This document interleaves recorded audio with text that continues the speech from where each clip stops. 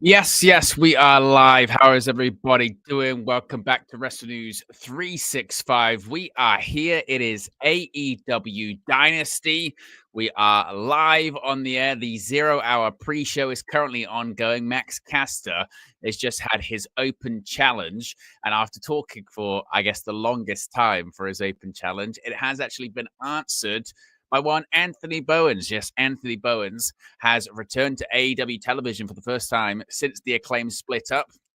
And I don't think that Max Caster's losing streak is going to get much better. Do you? I don't think that's likely going to be happening right now. So Anthony Bowens is in the ring. Be sure to smash a like on the like button. Be sure to subscribe, bottom right hand corner. The main show, the main card for AEW Dynasty, is about to start in about 13 minutes time. And look at Anthony Bowens. The crowd in Philadelphia, Pennsylvania is going pretty wild right now, it must be said. Oh, took the contract off him, just threw it away. And the former Acclaims are in a bit of a shoving match. And the referee looks like we're ready to go. We're not waiting for the bell, so seemingly we are. Referee rings the bell. We're underway. Here we go. Oh, look at that big right hand straight away. To be fair, Anthony Bowens looks like he's in phenomenal shape right now, doesn't he? Kicks to the gut, off the ropes. Oof. The version of a famous I think that looked like.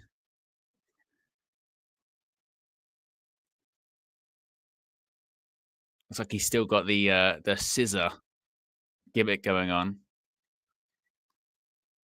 There's Anthony Bowens. Oof.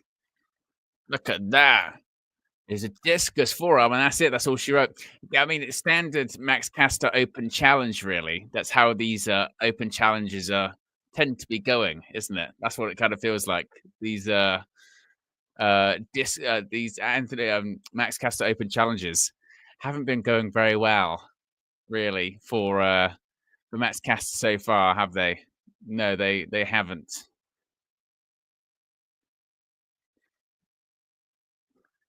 Look at that. Time to make history, according to Anthony Bowens. Big up Dan Mason's in the chat, says, yes, Owen, what energy drink is keeping you awake tonight?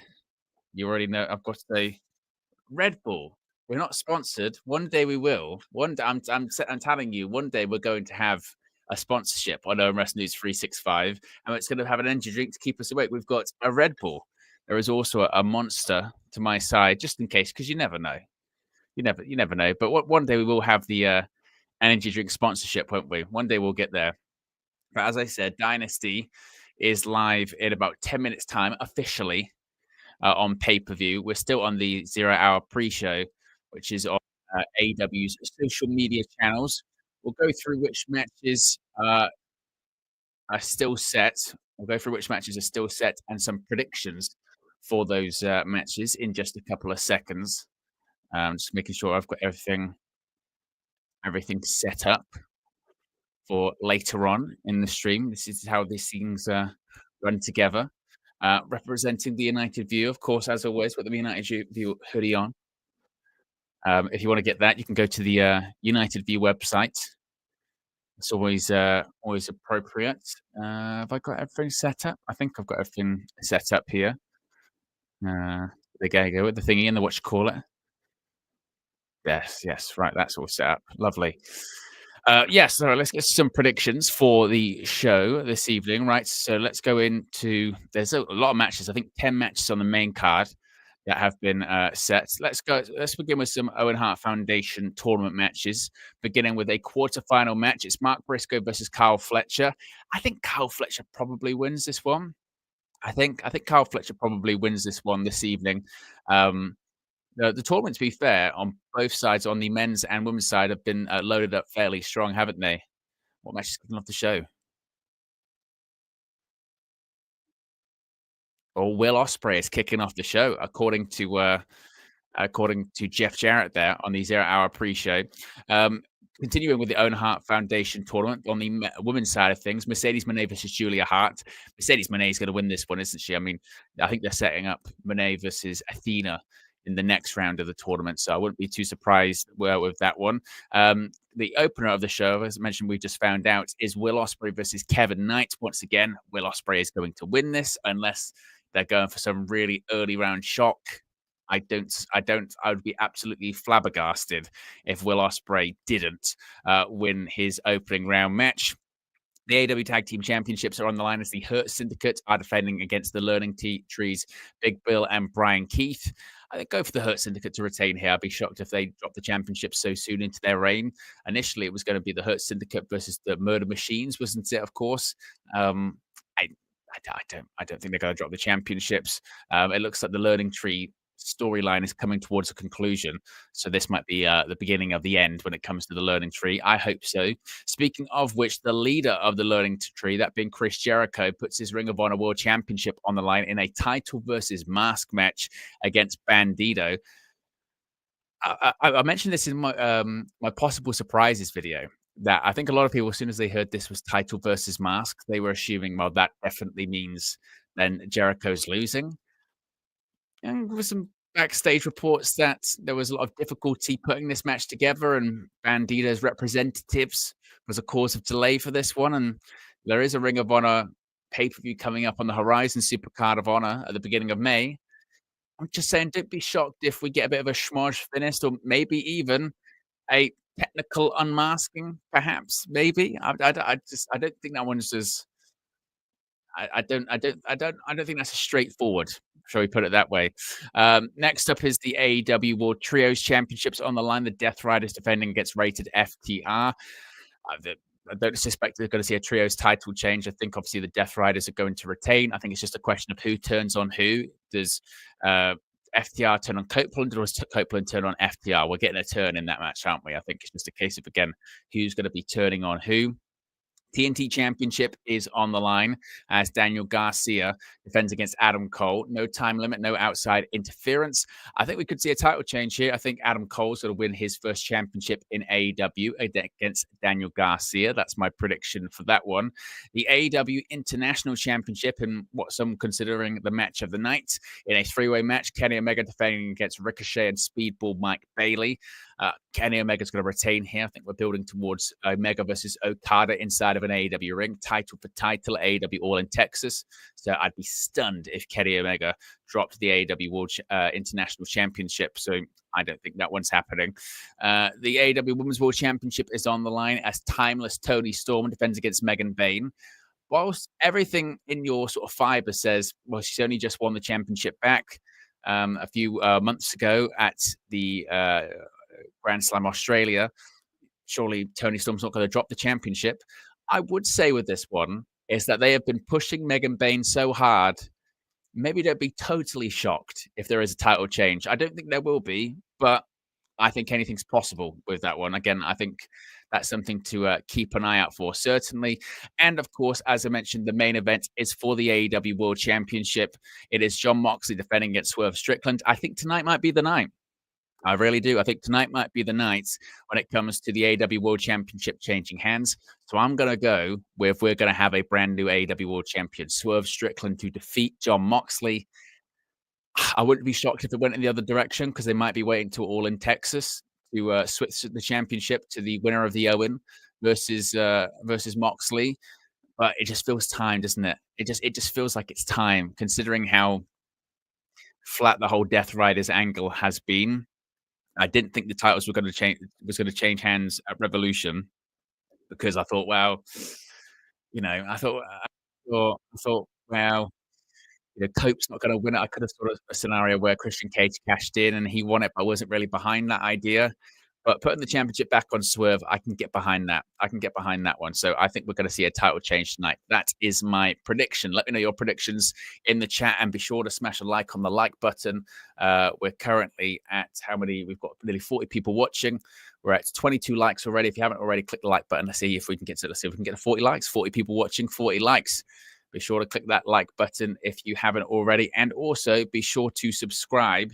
As you can see right there, we are at 20,459. It's been, I've got to say, I really must say, it has been the most wild week for this channel. I mean, we hit 20,000 subscribers this week. Well, technically now it's Monday over here in the UK, but we hit 20,000 this week. And the fact that now it's moving still, we are at nearly 20,500 is insane. So the Wrestling News universe is always growing. Like I said, April is going to be a big month for Wrestling News 365. Of course, we've got AEW Dynasty tonight. There is going to be a post show as per usual. So we're up until the early hours of the morning. You know how it is here at Wrestling News 365. We've got both nights of WrestleMania on the horizon too. WrestleMania Saturday, WrestleMania Sunday. I'm going to be doing watch-alongs and post-shows for that. In addition, of course, I'm going to be doing select episodes of Raw and SmackDown on the road to WrestleMania. My loose schedule, and don't hold me to this because sometimes life and timing gets in the way. My loose schedule is I think I'm going to be doing the Raw before WrestleMania, SmackDown before WrestleMania, and the Raw after WrestleMania. I think those 3 episodes are what I'm going to try and do. So it's going to be a long 7 days, definitely a long 7 days. But I think I'm prepared mentally and physically to do that. So yes, if you haven't already, be sure to subscribe. And who knows how far we can go? Who knows how much we can expand the WN365 universe? I mean, we're only just getting started. We're still very early into 2025. 20,000 subscribers was my goal for this year in total. So we're already into anything else as a bonus. So yes, if you haven't already, be sure to subscribe, click that like button. And also you can join the WN365 roster. Links in the video description below. You can click the join button, or there's a QR code. It appears on the sidebar and will continue to appear on the sidebar throughout the stream. So really appreciate everyone's support. Right, we are 2 minutes away from AEW Dynasty going live on the air from Philadelphia, Pennsylvania. Now, depending on where you are in the world, if you're in the UK, like myself, you can watch it on Triller TV. You can watch it on Amazon Prime. Can you order on Amazon Prime in the UK? I don't know if you can. I mean, for me in the UK, for us in the UK, if you are, it's on, as mentioned, Triller TV, which is I purchased it as part of the package to purchase AEW Revolution. To be fair to Triller TV, they do good pay-per-view bundles, so you can buy one pay-per-view and you get a discount for the other. It's not too bad, not too bad of a deal. Although, if I recall correctly, last time when I did the AEW Revolution watch along, Triller TV was having one of its, shall we say, moments. it was having a moment in the build up to that one, which was a little bit frustrating, wasn't it? Just a little bit. Jason says, Owen, how would you compare AEW to WWE? I just can't get into AEW. They are different. They're different presentations, certainly. One's definitely, when it comes to AEW, it's been a colder product for a while. Psychology is different between, but there's also nothing wrong with either. I would like to put that out. I think tribalism in pro wrestling is just, like it hasn't been for a while, is just, wildly out of control. Wildly out of control.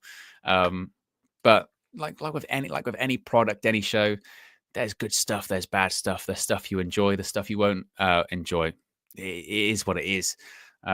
I just to this day will not understand the sort of obsession with, as I said, tribalism and what have you. And this has come from someone that works across football and also pro wrestling.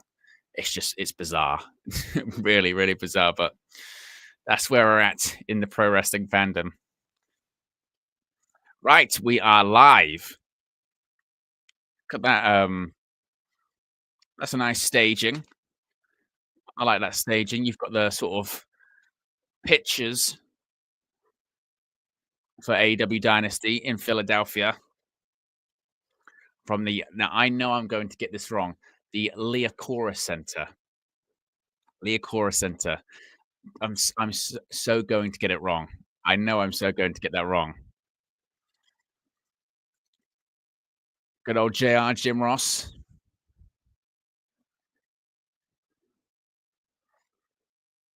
Here we go. Will Osprey kicking things off, which means we go to this. It's the opening round match in the Owen Hart Men's Foundation Tournament. I'll make sure I got this all set up.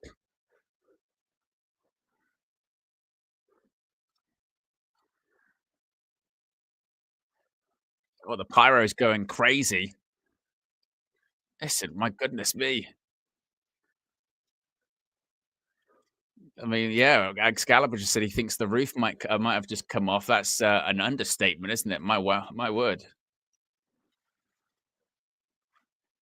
There you go. All set up with the what you call it and the thingy. Look at Osprey's face. If you haven't already, click the like button. We've got 70 people watching. Let's see if we can get to 70 likes. We're currently at 31. And also be sure to subscribe too. As the crowd chants for Osprey.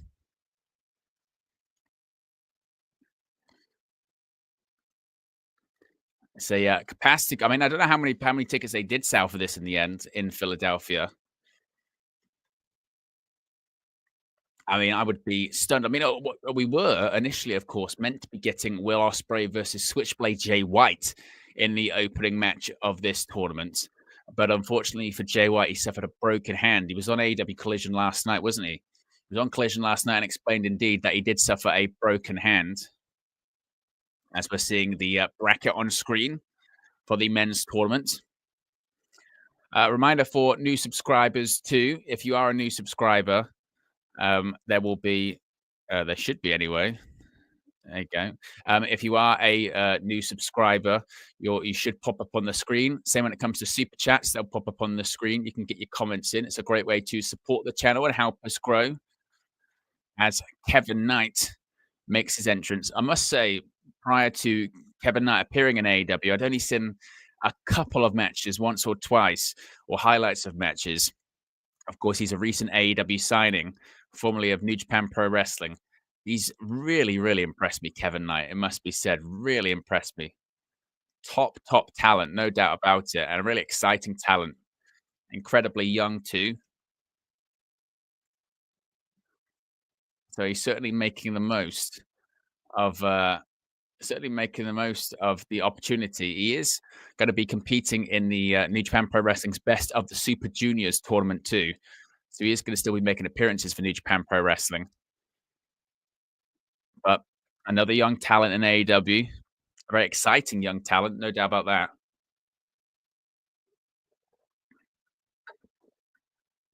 Of course, Osprey did team with Kevin Knight this past Wednesday on Dynamite.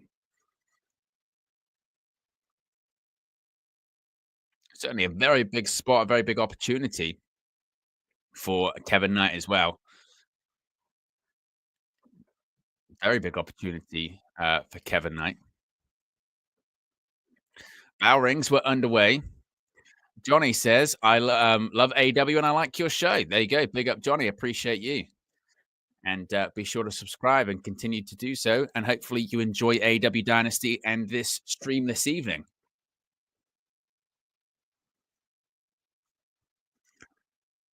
As the crowd chanting for Osprey.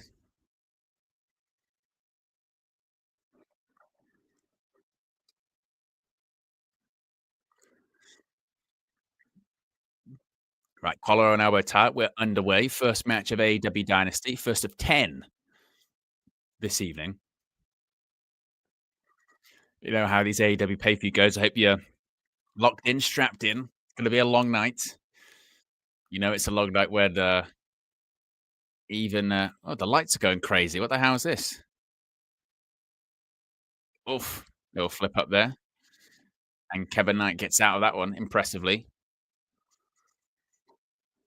Like I said, very, very, very impressive talent.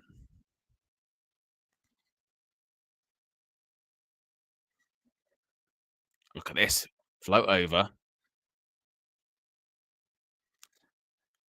Look at that big splashing clothesline in the corner from who they call the Jet. Snapmare. Oof. And a big just sliding shot right to Will Ospreay. Takes him down.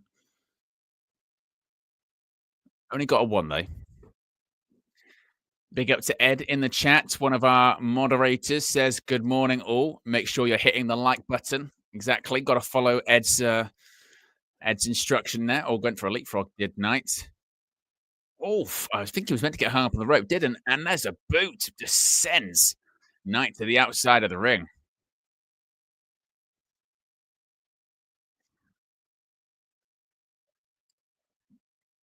And look at this. Oh, massive splash over the top rope by Osprey. Now Osprey just bows to the Owen Hart Cup there. We've got 67 people watching. We're at 38 likes. If you haven't already clicked the like button, be sure to subscribe. Jason says, what is the AEW version of WrestleMania? The AEW version of WrestleMania is coming up in a few months' time. It's AEW All In, taking place in Texas for the first time this year at Globe Life Field. The AEW's first ever North American stadium show, not including Grand Slam, of course, taking place in Arthur Ashe Stadium. I must say, I do really like the stage. Big chop. I mean, Knight, he had a big mark on his chest. Oof, when he had some chops from Jay White on AEW Collision. And look at that, the abdominal stretch.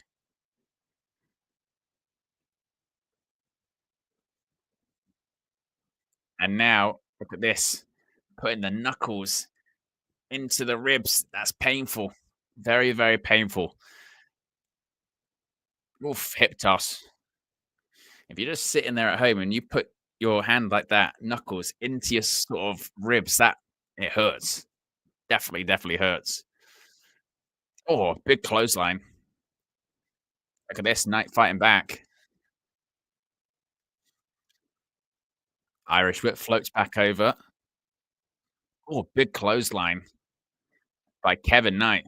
Again, like I've watched a couple of his matches, well, all of his matches so far in AEW because he really hasn't had that many. Kevin Knight, but he's very, very impressive. A nice inverted splash cover, and that's a count of 2 from Aubrey Edwards.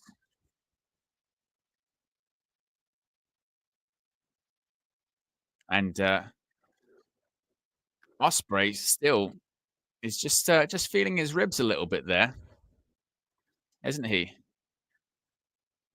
Just seeing Kevin Knight's athleticism, like I mentioned, super impressive. Oh, stun dog millionaire by Will Ospreay.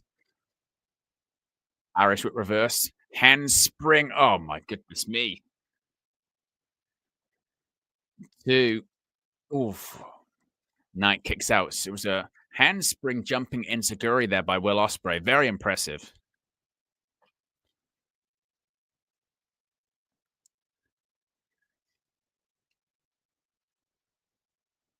As Ospreay now seemingly back in control of this one. Ospreay taking his time. Ed says, "You surprised Toni didn't want to go head to head with Saturday night's main event time slot?" It was, I think it's a smart move. You know, they've got to the point AEW where going head to head with WWE is just a bad idea. Not that that was their intention. WWE has been the one counter programming, but I think they're right just to get as far away as they possibly can.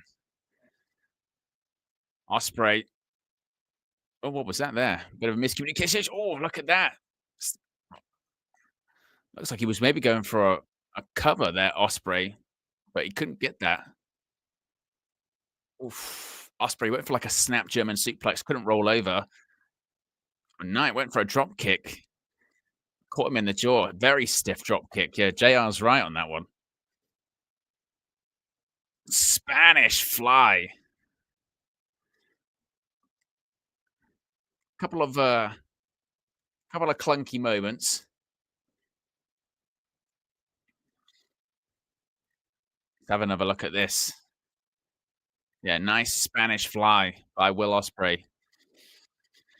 Merge says, "My first AEW event tonight. What does everyone think AEW is worth getting into?" Well, certainly, I think to AEW's credit, they always do very good pay-per-views. More often than not, their pay-per-views in terms of quality are well worth the money. Week-to-week television can be hit and a miss.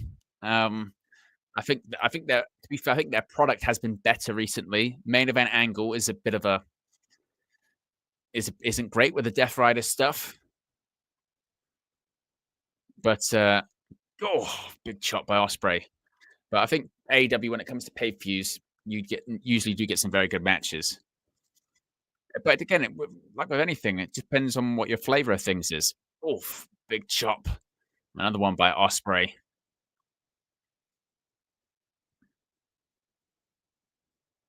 And look at this. Kevin Knight getting back to his feet, saying no. He's trying to fight back. Oof, another big chop. Oof. Got Osprey. And again. And he is laying in. Oh, these chops. You can already start to see Knight's chest getting red. Oof. Forearms now by Knight. Because that Osprey just eating these forearms. Oof. I tell you what, that one, Osprey goes down. Knight's got to capitalize on this.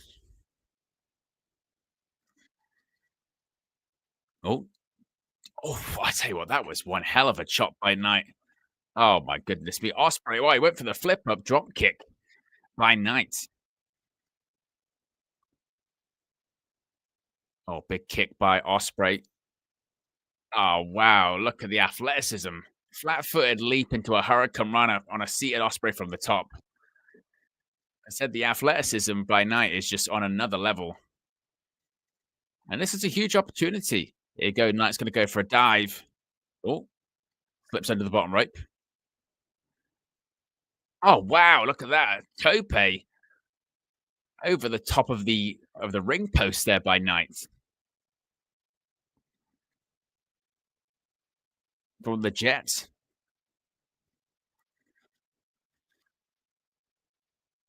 I'm just seeing a replay there. Quasm says, what time zone are you on? British summertime. Clocks recently have moved forward. It is currently 1:14 a.m. in the morning. The life of a European wrestling fan. Osprey. Oh, he was going for a sunset flip. Oh, no, he's going to go for Styles Clash. This is going to be nasty. Knight, he's trying to fight out. Oh, wow. DDT on the ramp. I tell you what, I liked that spot. It looked like initially Osprey was going for a sunset flip powerbomb onto the ramp. And then Osprey managed to turn it into it looks like a Styles Clash. And Knight actually did a really interesting counter where he holds his arms like this. Look, he prevents hooking on. He goes, you can't hook on if I'm going to go like this. Turns it somehow into a DDT. Pulls him up. Oh.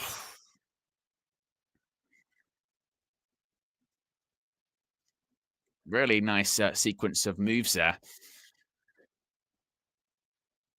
Joseph says, Sweet Owen, 60 plus new subscribers since the morning. The channel is growing. I'm an OG subscriber. I really appreciate that, Joseph. All the subscribers since day one, all the new subscribers, you're absolutely right. Like I said earlier on, the growth recently has been absolutely insane. Like I said, we hit as a count to 8. Osprey still not back in the ring. Oh, look at this.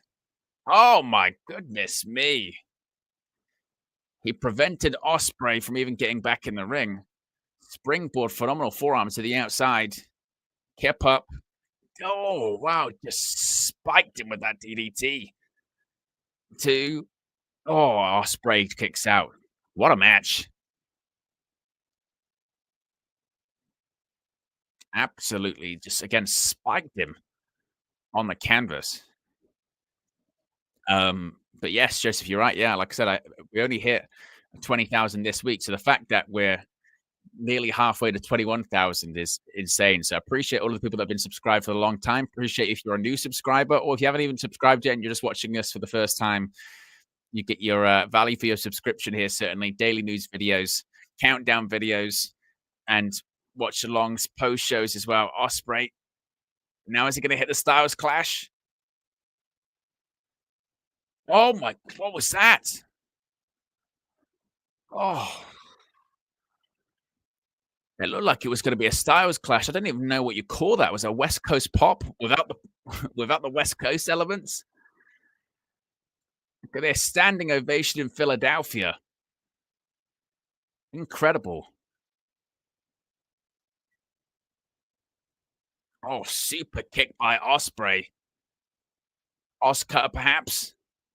Oh, drop kick.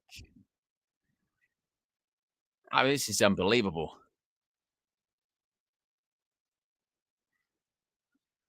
Maybe a big UFO splash.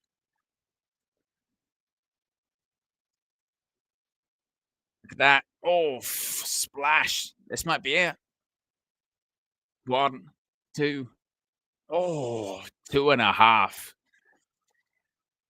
And I tell you what, I tell you what, Knight and Osprey in this opening match, they've got him.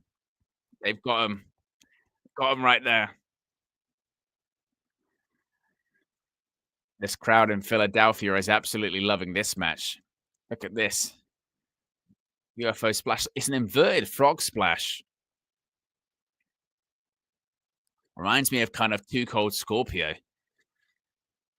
Oh, it turned it into an Oscar. There was a bit of hesitation. Oh, went for the Oscar again. Backslide. Oh.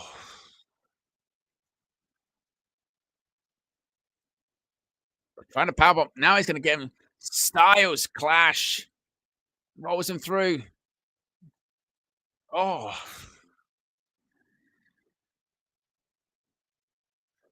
Osprey. Oscar. This might be it. Oh. Going for hidden blade. I like the fact that in some of these spots it has been a little bit clunky because it makes it feel more real, less choreographed. Oh, my hidden blade. That's going to be it. 1, 2, 3. What a great opening match at AEW Dynasty. Will Osprey gets the victory. Let me know your star ratings out of 5 in the chat, as per usual, guys. If you haven't already, hit the like button and let me know, how would you rate that match out of 5? Get your star ratings in. I'd give it a, what, 3.5? 3.5 minimum, maybe. I mean, Will Osprey, to be fair, is just kind of incapable of having a bad match. But excellent opening match for AEW Dynasty, as Will Osprey advances to the semi-finals, with Will Osprey getting the victory. Look up. Osprey applauds Kevin Knight. And we're 4 likes away from 50 likes. If you haven't already, click the like button.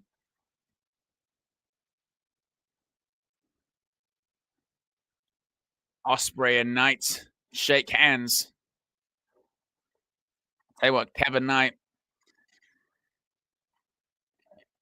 he's got a very bright future, it feels like, in AEW, if indeed he can put all the tools together. But in terms of an in-ring talent, unbelievably impressive.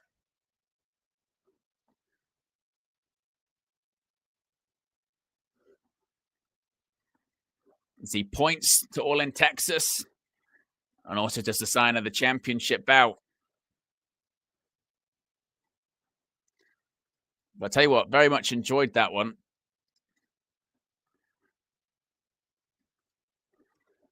Good amount of time. Wasn't too long. About 15-minute match. Top Will Osprey match.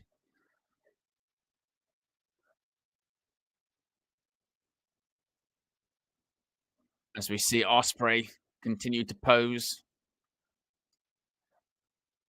Before I think they're going to be swapping in. Tony Schiavone is back in. Ed says it's 3.5. Jason Hanna gives it a 4. Merd says, I couldn't agree more, Owen. A lot of wrestling these days seem to be choreographed. Good match.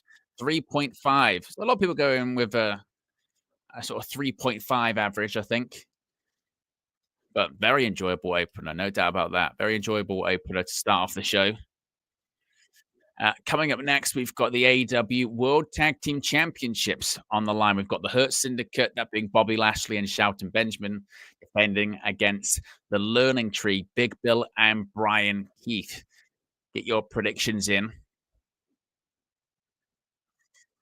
Ed says, "Who are we thinking is the wild card versus Hangman?"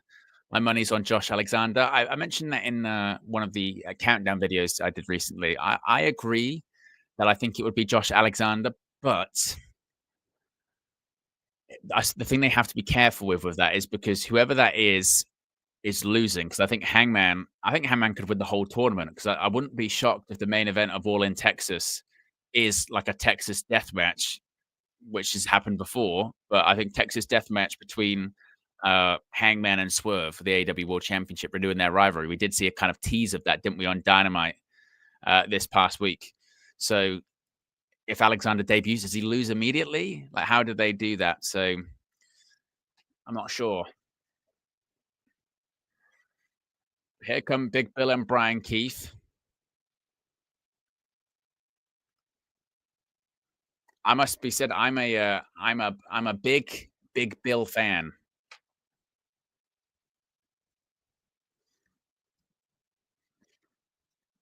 I think he's the only thing redeemable about the whole learning tree gimmick faction is Big Bill.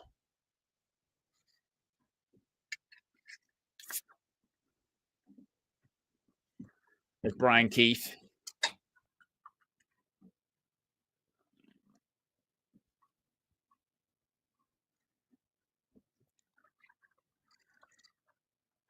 Listen to the reaction for the Hurt Syndicate.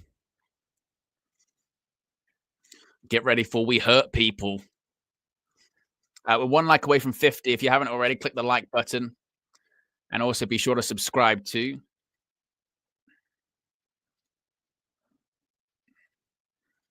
Listen to the crowd.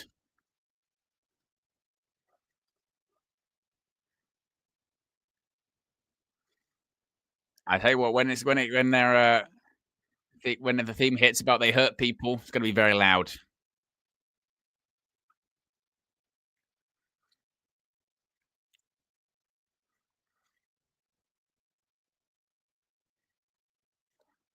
The question is, when will they be joined by Cedric Alexander in AEW? I think I did see Alexander spoke recently in an interview. He was saying about how he'd be open to joining AEW, joining the rest of his former Hurt Business stablemates. But there is tension there when it comes to how his partner Big Swole exited AEW. Comments made by Tony Khan, but he said he was open to it. As the AEW Tag Team Champions now in the ring. We've got 80 people watching. We've got already over 50 likes, which is fantastic. In terms of subscribers, actually, 9 away from 20,470.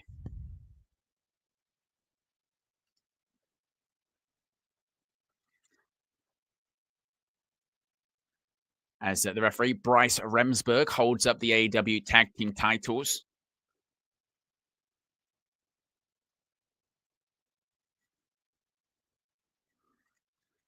MVP joining commentary. Looks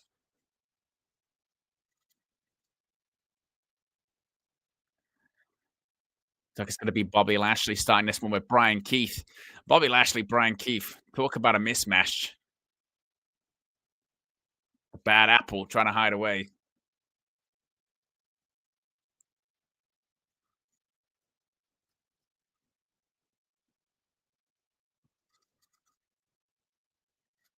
No, it's a clean break. Bryce Remsburg saying, right, gotta go. Gotta come together.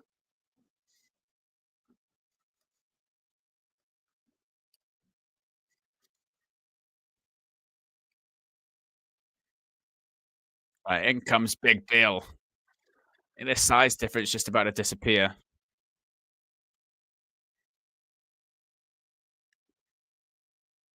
Look at this. Chance of meat from Philadelphia.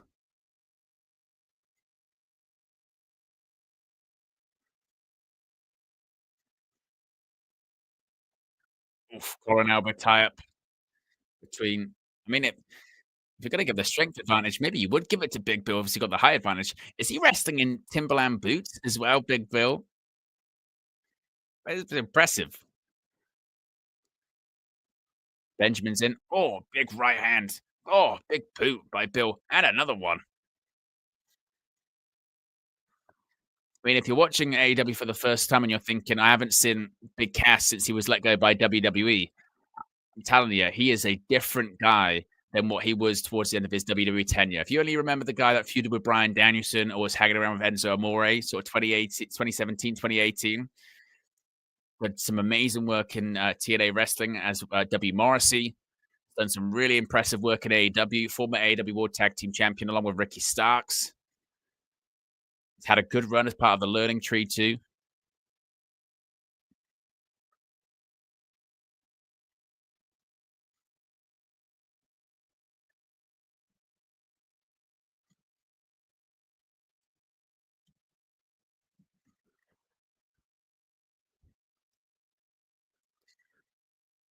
Oof.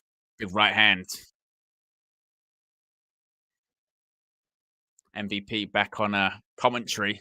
Oof.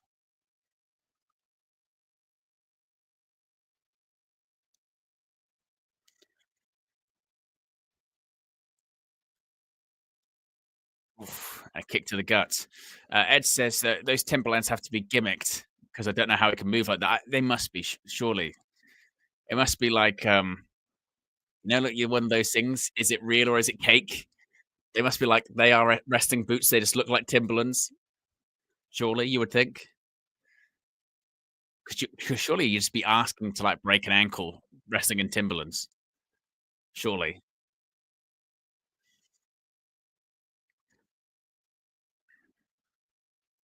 Oof. Murd says, how has his mic work come along? Do you know what? There was a bit of an awkward promo exchange on Dynamite a couple of weeks ago between Big Bill and MVP. It was actually quite Charlotte Flair, Tiffany Stratton esque, where it felt like MVP was going quite off script. And to be fair to Big Bill, he held his own in that because every time he started talking, MVP started interrupting him. It was actually quite frustrating to watch, but I thought he held his own in that incident, shall we say.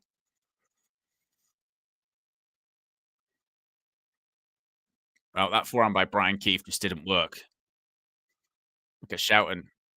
Off. It's clothesline the hell out of him.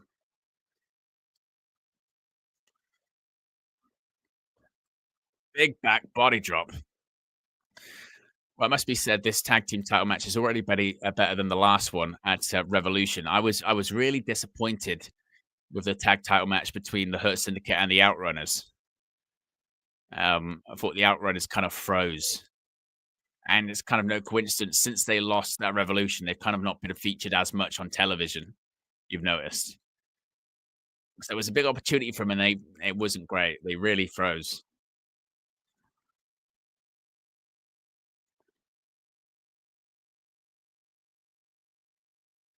Oof. Lashley just threw Brian Keefe to the outside. Oof. Just throwing Brian Keefe into the barricade and into the ring apron.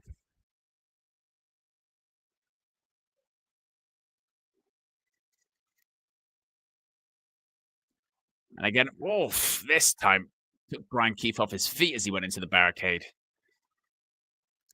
Ed says, I was literally about to say, I can't remember the last time I saw them on TV. Yeah, they've, in my opinion anyway, it feels like they were definitely pulled back a bit because the match at Revolution wasn't good.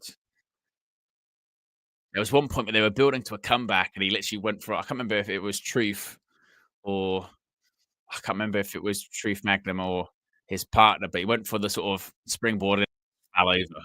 It wasn't great. We've got 82 people watching, 3 likes away from 60 likes. If you haven't already, click the like button. Be sure to subscribe as well. Second match of AEW Dynasty for the AEW Tag Team Championships. The first match was Will Osprey defeating Kevin Knight. Look at that. Oof. Get the impression there by Bobby Lashley. He wanted to hold the suplex a little bit longer. Brian Keefe started rotating over.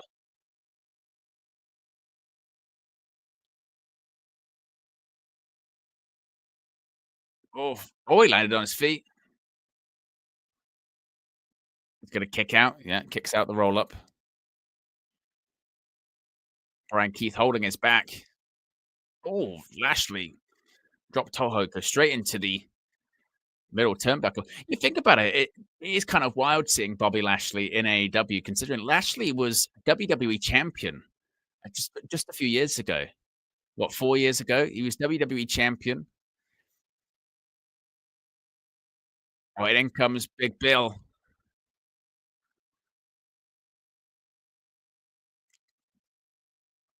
I certainly got the impression of Lashley, didn't you, that Vince was a big fan. Maybe Paul Levesque wasn't the biggest Lashley fan. Splash in the corner by Big Bill. Another one onto Benjamin. Splash onto Lashley. Look at him go. Oh, big boot. He just nearly kicked Lashley's head off.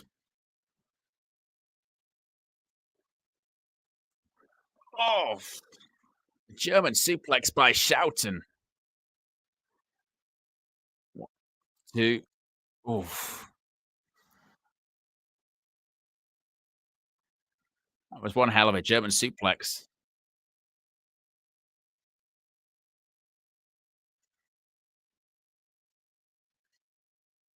Oh, ducks the clothesline.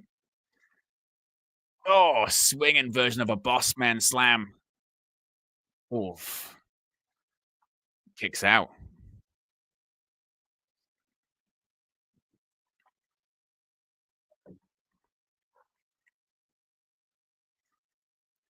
MVP not concerned. Said he wasn't concerned. Oh, nice counter. It's an arm drag. Oof. What a kick by Shelton Benjamin. Oh, another big boot. Big Bill puts those big boots in, doesn't he? Wow.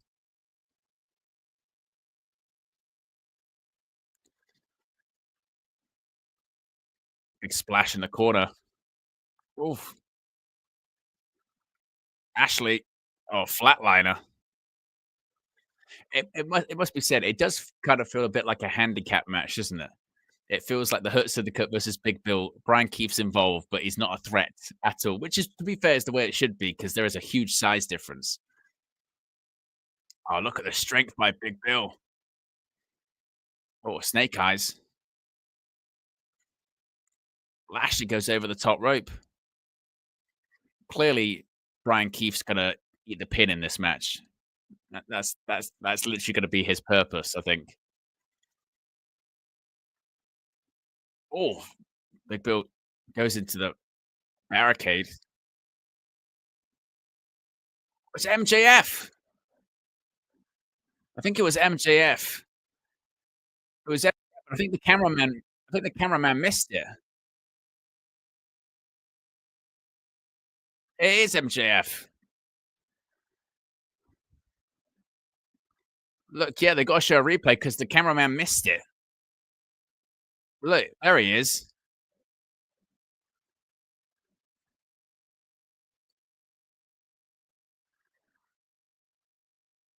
MJ the cameraman nearly missed it, but MJF, of course, there is a Hurt Syndicate MJF storyline ongoing at the moment.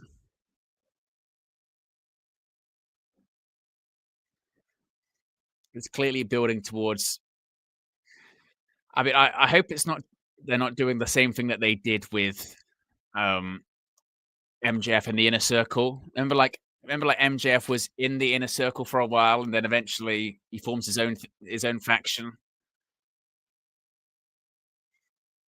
Oh, German suplex. But yeah, they had the big spot and they missed it. Spear by Lashley.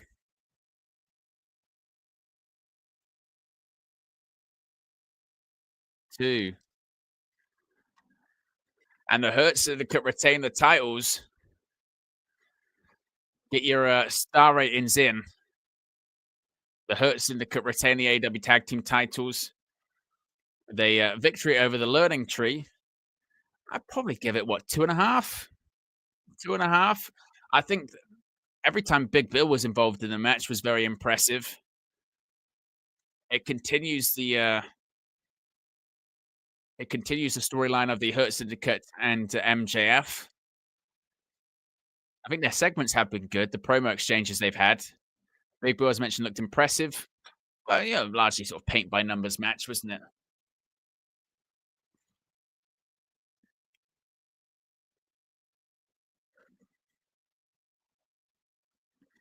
but the Hurt Syndicate continue to impress.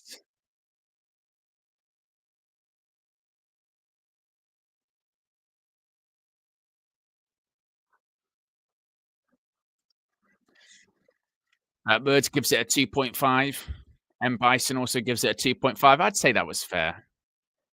Wasn't anything super to write home about it, but it was better than the tag title match in the at Revolution. Definitely. Well, coming up next, we've got Women's Owen Hart Foundation Tournament quarterfinal match. Mercedes Monet versus Julia Hart. Ed says 2.5 is fair. I think that's probably fair.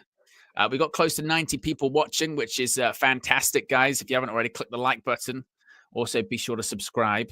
We're currently at 60 likes. Let's see if we can get to 80 likes. We've only got 90 people watching, which is great.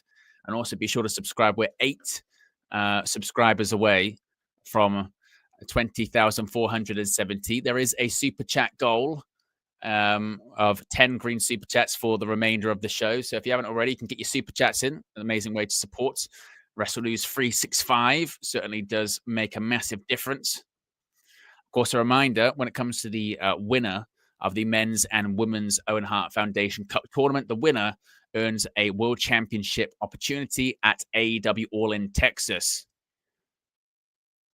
Current championships held by, of course, Jon Moxley and also Timeless Toni Storm. Here comes Julia Hart. No, it must be, to be fair, this is one hell of an entrance.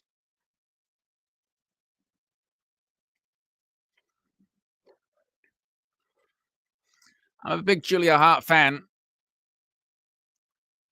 She's very young, still has a ton of potential, former TBS champion. Has had a couple of injuries. Hopefully she can stay healthy. Look at that. Fantastic entrance.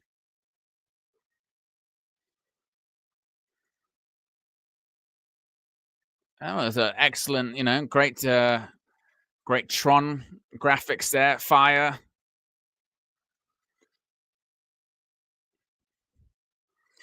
So this is where I think AEW can certainly improve. I think if it's something you see a lot with WWE, obviously they invest a lot of time and focus on entrances, production, the theater aspect of pro wrestling, which I know, look, it's not for everyone. And AEW is more about, well, we don't focus on that. We focus on the in-ring. But pro wrestling is spectacle. And the entrance is part of a match. It's a very important part of the match. And certainly that is one hell of an entrance.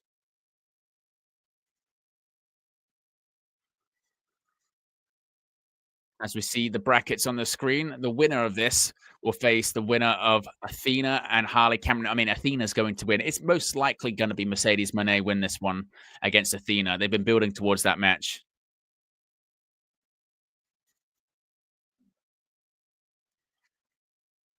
Here comes Mercedes Monet.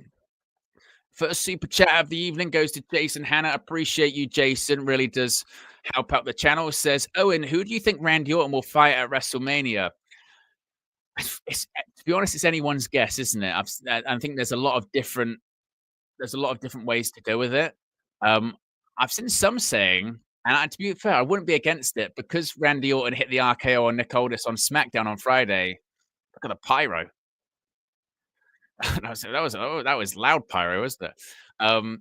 I wouldn't be against Randy Orton versus Nick Aldis, I'd love to see Nick Aldis get his WrestleMania moment. Of course, he's been wrestling for so long. As a Brit, I'm biased, but I remember watching Nick Aldis when he's on Gladiators back here in the UK. Then obviously in TNA as Magnus. Obviously he did. I really enjoyed him when he was in the NWA. Back when I really, really enjoyed watching NWA. The first sort of 6 months of NWA Power on YouTube, just before the pandemic. Because you might not think it now if you haven't seen it. But NWA Power, just before the pandemic, when they were in the studios in Atlanta, was honestly some of the best studio wrestling, modern studio wrestling you'll see. Obviously, not compared to studio wrestling in the 70s and 80s, but that was actually really, really good. And he was NWA World Heavyweight Champion during that time. So I'd be open to Aldis. I think we could see maybe Aleister Black come back early, maybe face Randy Orton at WrestleMania, maybe Rusev. there might be something completely different. So there are options. I think there are definitely options. Our rings, we are underway. But appreciate Jason, the first super chat of the evening. We've got 93 people watching. We're at 64 likes. See if we can get it to 70.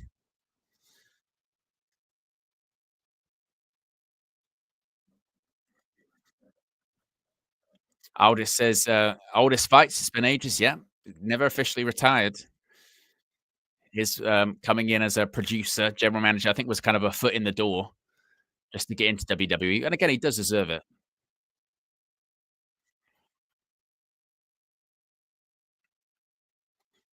Julia Hart flips over. Oh, ducks a clothesline. Tiltable head scissors sends Monet into the corner. Oof. Julia Hart was a drop toe hold. One thing when it comes to Mercedes is she has been, she's found her groove in terms of matches in AEW now. There's Harley Cameron. Harley with the Monet puppet.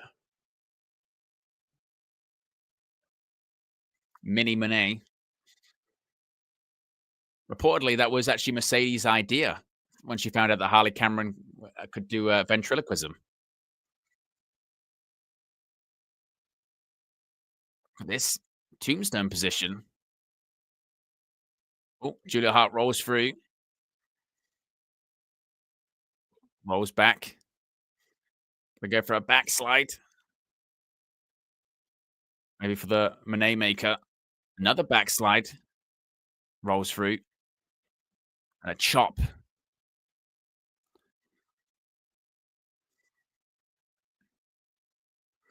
M. Bison says Julia's gear is kind of Kane-ish.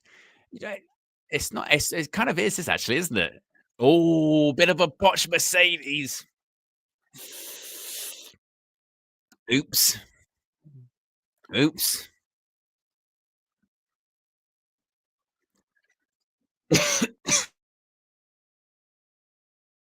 Yeah, that was she was trying not to laugh. She went for the Escalera arm drag, the Lucha Libre, didn't even make it off the top of the was it bottom rope slipped? Or was it second rope? Either way, it didn't really work out.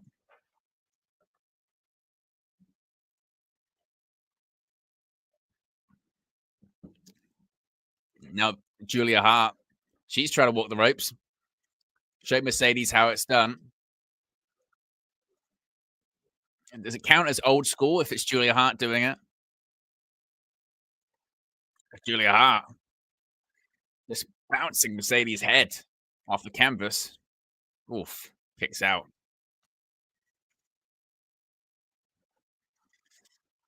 What did Chris Jericho say? It's his least favorite word, botch. It's my least favorite word. Botches don't happen. Oh, nice. Cartwheel. Right to the barricade.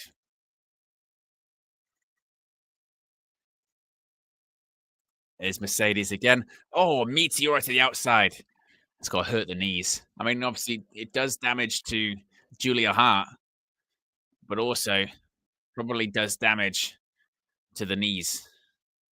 That's why you wear knee pads, folks.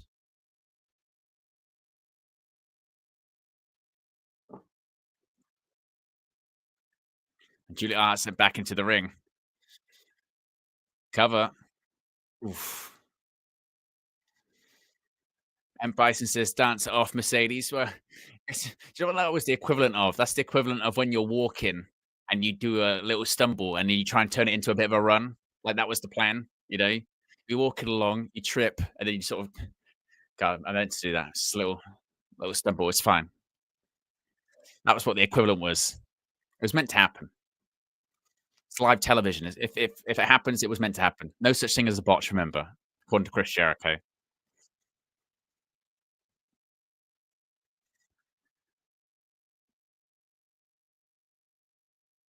I do like on the set there that the sort of side screens have the Dynasty framing around it, like it's a picture.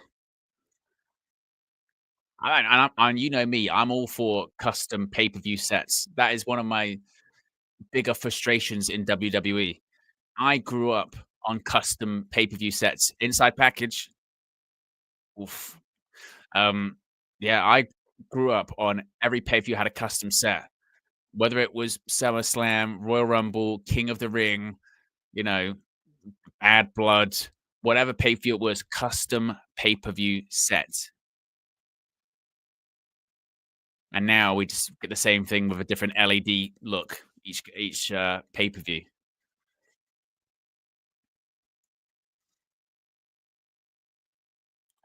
Suplex. Oh, we're getting the triple verticals.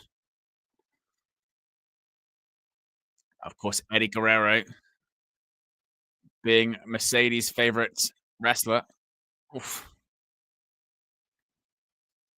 Oh, went from moonsault, Julia Hart, but knees got up. Oof. Julia kicks out. We're 4 likes away from 70 likes. If you haven't already, click the like button. We are nearly at 100 people watching, which is fantastic.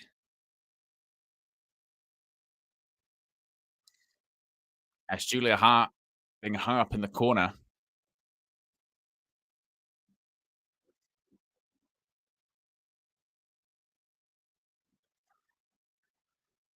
Look at this Mercedes.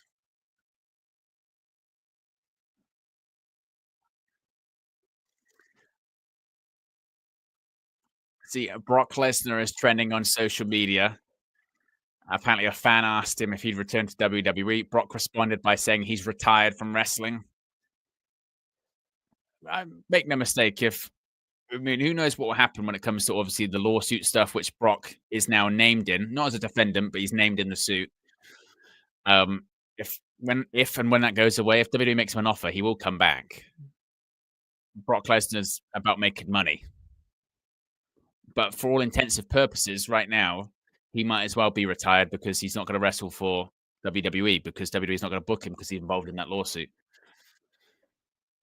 So for all intents and purposes, he is retired as long as the lawsuit's going on. DDT or Mercedes kicks out.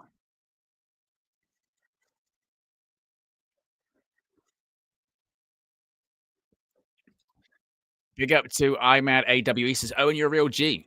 Appreciate it, bro. Appreciate you tuning in, joining us this evening. Got 100 people watching, which is fantastic. Channel's growing at a rapid rate, which is much appreciated.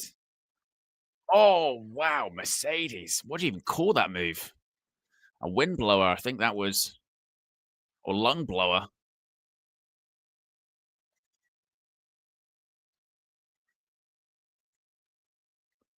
Take a look at this. Oof. One way to take the wind right out of you.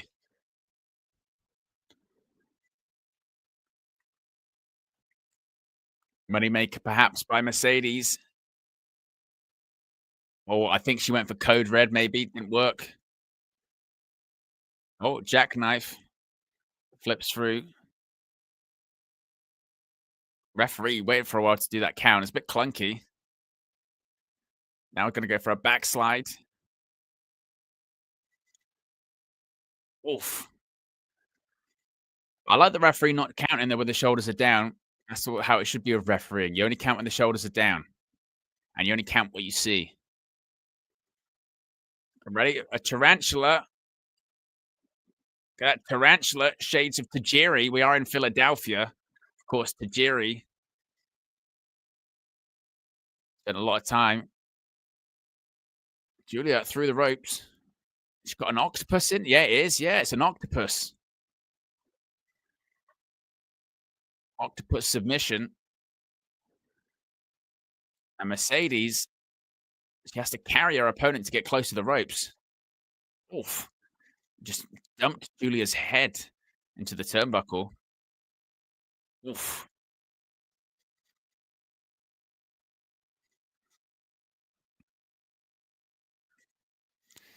Ed says, commentator curse you jinxed it. The match has been clunky. It's been clunky at points, but to be fair, I think whilst it's not been perfect, they have persevered well. It's not allowed. Sometimes you see botches and then it just throws the match off completely. They have kind of persisted through and not allowed it to throw the match off, which isn't easy to do. Moonsault, perhaps. Oh, wow, she's got kicked in the face. Oh, backstabber.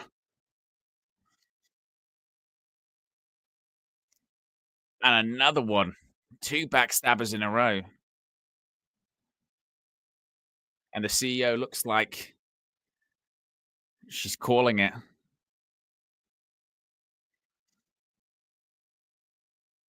Oh, Julia Hart trying to fight out. Oh, reverse elbow.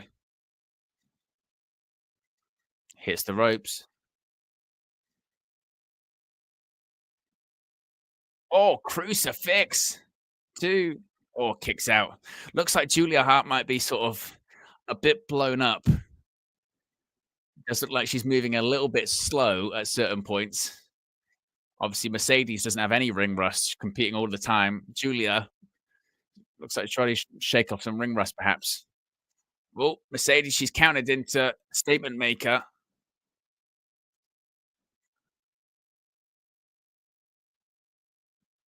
Can she crawl? Mercedes got to be careful that her shoulders went down for a second there.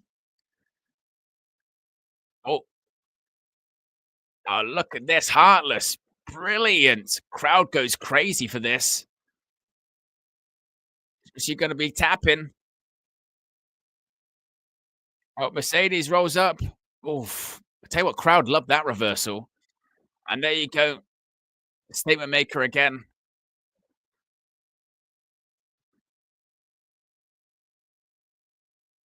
Julia, she does have her arm free. Julia, she's trying to crawl. Trying to crawl. 1, 2. Oof. And again, look at that. Just talking on it. Now she's got the arm between the legs. Crowd chanting for Julia. Look at this crowd in Philadelphia getting behind Julia Hart. Crawling towards the ropes. Is she going to get there? I tell you what, this is what I'm telling you with Mercedes recently. Mercedes, her matches have been really, really good, particularly the pay-per-view ones. Say what you want about maybe some of her promos and some elements of her character. Oh, Oklahoma roll. Oh, kicks out. Now floats over again. Oh, look at this. And 3. I think Julia Hart shoulder might have been up towards the end of that.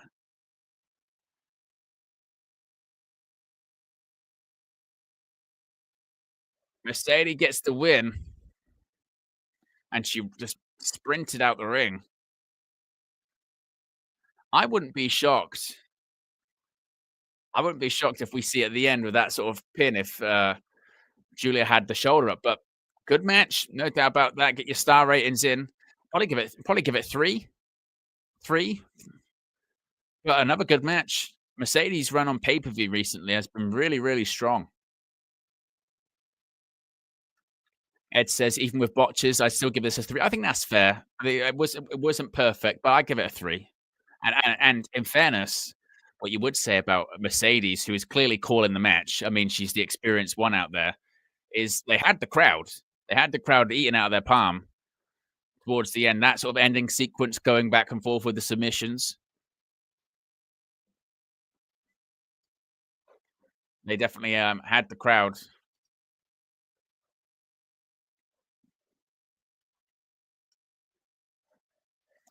Well, coming up next, are we going to get a turn? That is the question, isn't it? Are we going to get a turn? Because this is something they've been teasing for however many weeks, which is that Cash Wheeler, Dax Harwood, and Cope, there are issues. You know, Dax Harwood, he shoved Cope, and there have been problems between Harwood and Wheeler. They've got to have talks after this match. I don't think we're going to see new champions, but it looks like we're going to get some kind of turn here. Is it going to be a red herring? Is it going to be Cope? It's the one that turns on FTR and possibly Cope as a heel aligns with Christian Cage and we get Christian and Cope versus FTR all in Texas. I think that's possible. And then maybe they win the tag titles from the Hurt Syndicate. Maybe that's something that could happen. So we're getting a turn in this one. We're definitely getting some kind of double cross, some kind of turn. It's just a case of who turns on who. That's the question. We've got over 100 people watching, which is fantastic, guys. We're at 73 likes. See if we can get to 80 likes. Or see if we can get to 100. That would be fantastic. So if you haven't already, click the like button and also be sure to subscribe. We're 7 subscribers away from 20,470. A reminder as well, there will be a post show after this. Once the pay-per-view goes off the air, we'll have a post show. It'll also have screen grabs of the event, as well as some reaction, some opinion.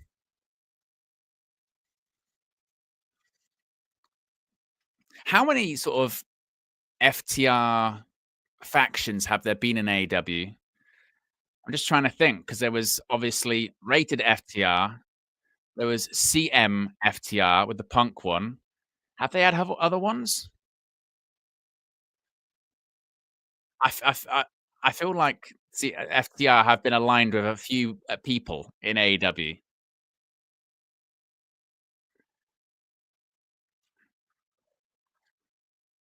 But of course, there is tension between FTR at the moment.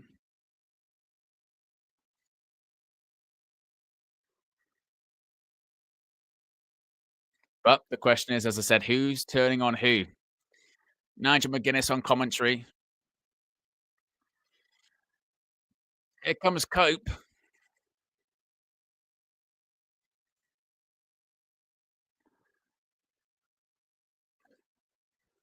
I like how he's called Cope, but they still call him Adam Copeland. It's like they kind of realize the Cope name is not great. But they've all got the. To be fair, Cope looks in great shape. He's sporting the abs.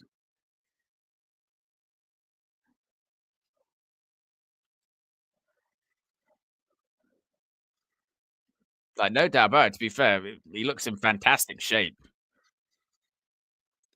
For a guy who's 50 years old, very impressive. No doubt about that.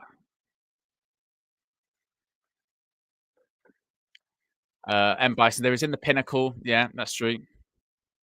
Esther says it's coming. He'll probably link up with Christian Cage at some point. I feel like he has to. It's the whole point of him coming to AEW was to work against Christian and with him. And I can't see Christian Cage turning babyface. Like, well, I don't think he should.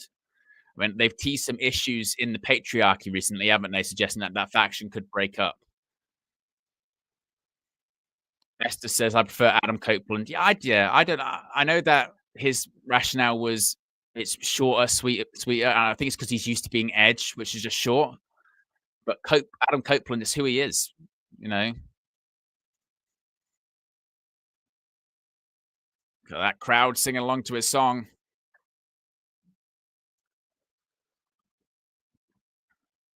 And when Chris Jericho tried to suggest that the crowd singing along to Judas was almost invented by him, like that never happened before.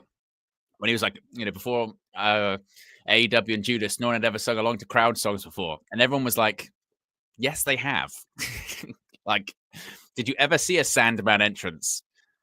Did you ever see like the Freebirds coming out? They've been singing. People have been singing songs for the longest time.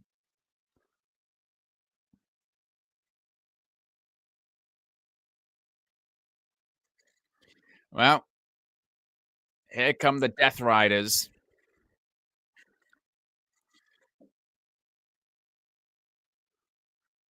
By the way, the Death Riders entrance theme, obviously the entrance theme for the trios. Oh, look at that! That was a pretty cool. They just lifted the door, and it kind of revealed Pat Claudio and Wheeler Yuta.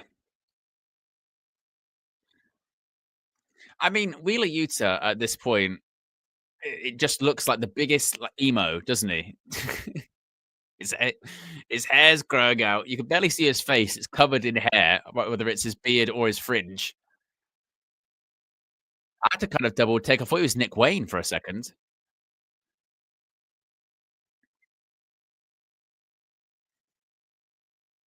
I don't mind this version of the Death Riders theme. It's the Moxley one, which is a bit. I'm like,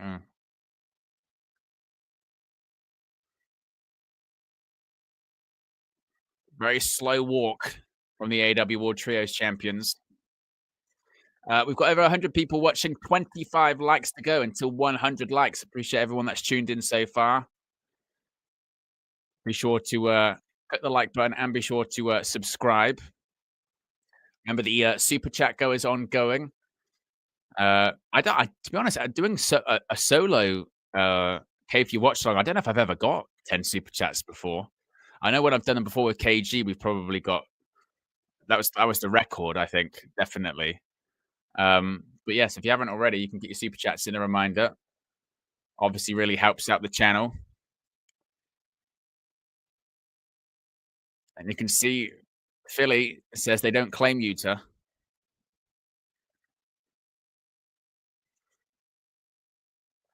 So far, good show, very enjoyable show. And like I said, AEW's pay-per-view offerings usually are very good. Although the Revolution was a fantastic show until the main event. The main event sucked ass. It was a very flat main event, wasn't it? Bell rings were underway.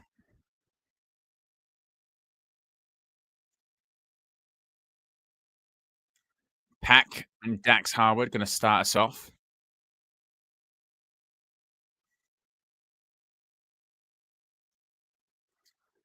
Collar and elbow tie up. Listen to the crowd chanting "F you, Yuta." Pac gets between the ropes. Paul Turner looking for a clean break. Remember, Paul Turner was the referee that got the $10,000 fine payment from Dax Harwood after Harwood put his hands on an AEW official.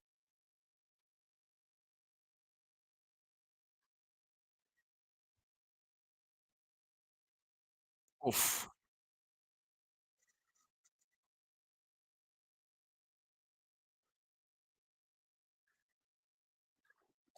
Oof. Kicks out. Lincoln says, show's been a bit mid so far, apart from the fire opening match. Crowd have been fire, though. Crowd have been fantastic. I mean, to be fair, AEW pay-per-view crowds usually aren't that much of an issue. The only issue that these crowds do have for AEW is because their pay-per-views feature so many matches, you can get into this like middle to late period where they're just tired.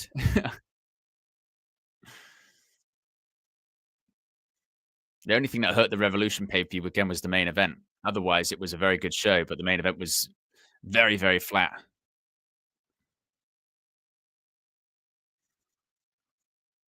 In comes Cope. Look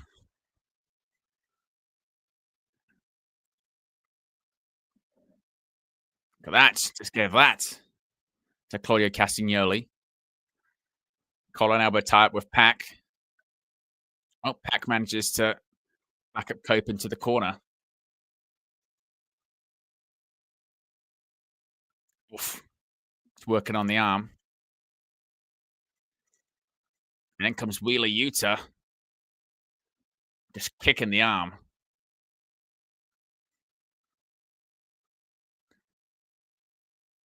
As Yuta working on the arm. Look at that, just grabbing the beard of Wheeler Yuta. As the crowd are all over Wheeler Yuta. Shouting F you, Yuta. Big forearm. Tags in Cash Wheeler. Oh, leapfrog. Cash Wheeler came over a shoulder block cover. Kicks out a 1. Speaking of 1 like away from 80 likes. If you haven't already, click the like button. Oof. Oh, big chop.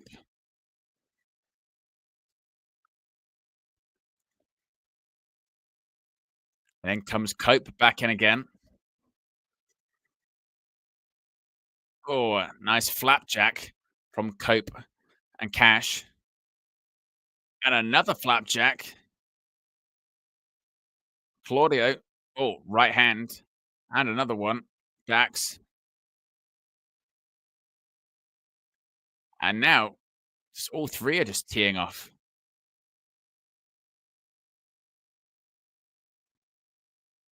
They're going to go for a double suplex. It was like they weren't sure what they were going to go for. Yeah, Claudio up on Cash's shoulder on the second rope. Oh, wow. Power slam. Clothesline sends Yuta over the top rope. So rated FTR. They're in total control. The Ravishing One says AEW pay-per-views are usually great. The problem is the television program. Yeah, pay-per-views, again, aren't usually a problem for AEW. I mean, what I do think Dynamite has been better in terms of quality in 2025. I still say with Collision, it's got better, but the problem is it has been kind of conditioned to like Collision doesn't really matter as much. And there are just some episodes of Dynamite that are, totally missable. But to be fair, that's like that with any television program, isn't it?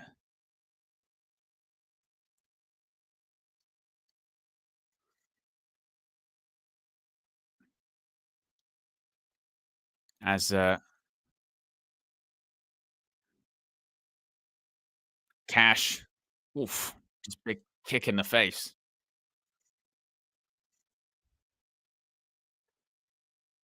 And now Pac's in total control. Oh, big kick. Another big kick by Pac.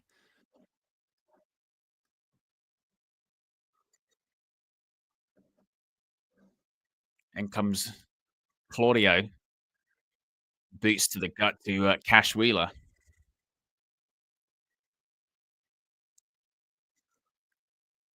Look at Claudio's face. And tags in Wheeler Yuta. To be fair, Wheeler does have quite a bit of heat, doesn't he, with this Philadelphia crowd? Certainly does. There's a snap mat. Yuta. Oh, neat. Barely gets a one count on Cash Wheeler.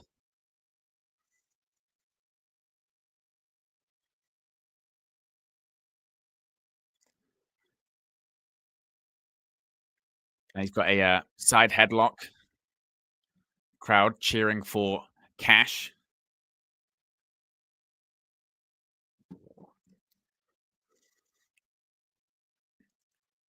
Oh, jumps over. Oh, beautiful.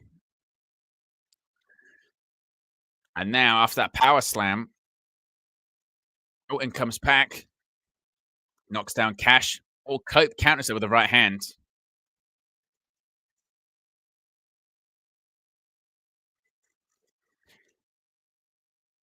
Pac doesn't look like he even knows where he is at this point. Yuta, is he going to make the tag? Oh, and it's Dax. Looks like he stole the tag.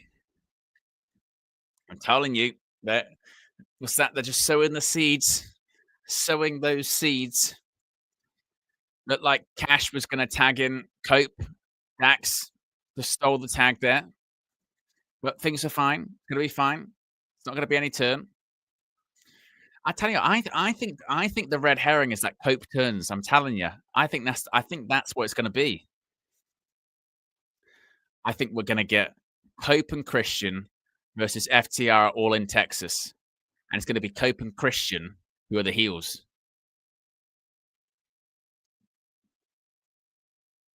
Oh no! Went for the elevated uppercut, backslide. Oh, Claudio kicks out. And we're going for a sharpshooter. Now Cope, look at that. Crossface in. But he's not the legal man, so it doesn't matter. But look at this. Stereo sharpshooters. Look at they're just slapping each other. We got look at that shot. Everyone in the match is involved in a submission. And now it's got a slap fight. Claudio. Oh, elevated uppercut. Nice. Oh, uppercut to Cope. Look at Claudio. I always still anything that's sort of jarring of the neck makes me nervous when it comes to Adam Copeland. When we saw Kevin Owens this week, he was sort of explaining today, is the giant swing.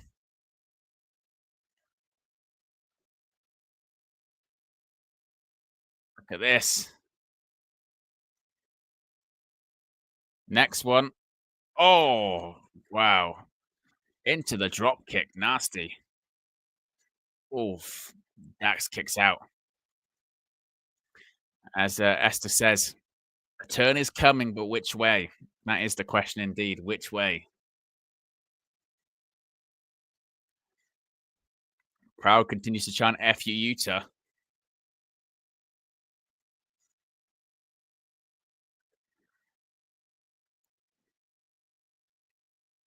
Claudio gets the tag in.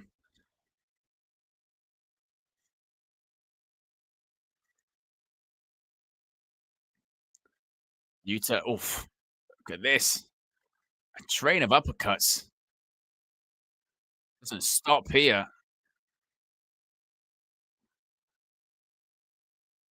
Oh, he's going to go for a tombstone, perhaps. Does hit it. Tombstone, power driver. Fastball special. And another one.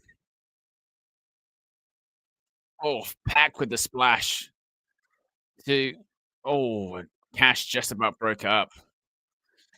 One thing I think is the key to these trios matches is if you utilize, and this is what the Shield were really good at with their trios matches, is that because you've got 6 people in the match, you don't have to take rest breaks. You can go into these really long sequences where one person comes in, another goes out, another person comes in, the other person comes out. So if you sort of utilize the amount of people involved in the match and have everyone know their spots, it can be very high octane and very entertaining. So the Shield were really good at that. A big back body drop by Cope to Yuta.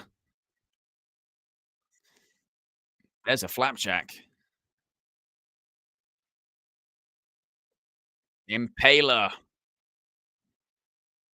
Cover to... Oof. Pac just kicked out. Not sure if he was waiting for someone to break that up, but that was very, very close. Pac put on the top rope by Cope. Oh, Cope, what are you doing? These things make me nervous when you do this, Cope. Makes me nervous. Superplex, power and glory special. Gone to... Oh, I'm broken up by Claudio. Whenever Cope does anything high pressure, clothesline by Cope. The only reason I say that is because I remember DDP's career got ended by doing a superplex against Hardcore Holly. Well, look at this. Slingshot powerbomb. Oh. Pac. Oh, just kicked out. Now looking for the brutalizer. It's locked in. There you go. Dax Harwood's in trouble. And look, Claudio, he's got a front face lock.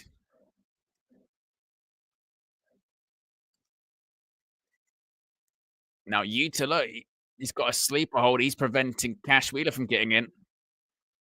Great camera shot there. Could show literally just how everyone couldn't get in. Oof. Oh, look at that. Just broke up the submission by just diving on them. Did Cash Wheeler. Don says heel turn is coming. You would think so, wouldn't you?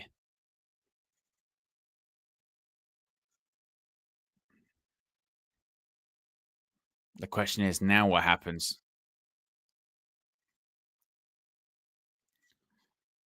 Tag, in comes Wheeler Yuta again.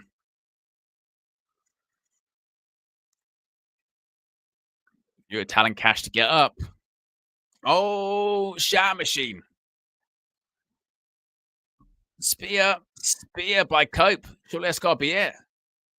1, 2. Oh, Castagnoli. Claudio broke it up. He broke it with his head.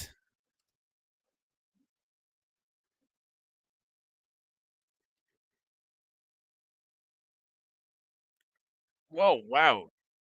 Suplex sends Cash and Pac out of the ring. Oh, Cope. Oh, spear on the outside of the ring. He went hip first into the barricade, but spears Claudio on the outside. So guys are wiped out on both sides of the ring. It's Dax and Yuta. Is this maybe finish? Uh-oh.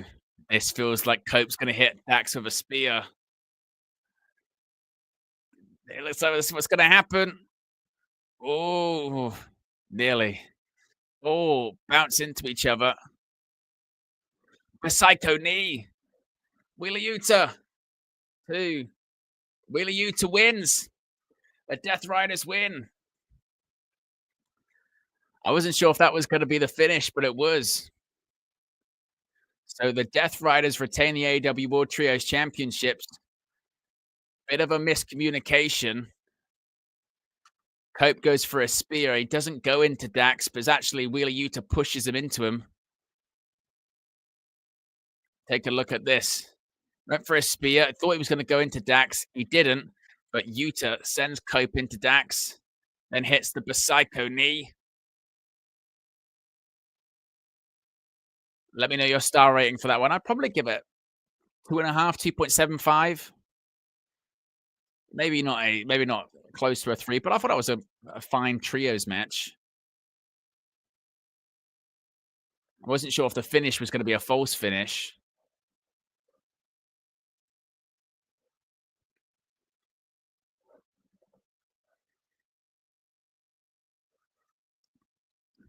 But the Death Riders retain.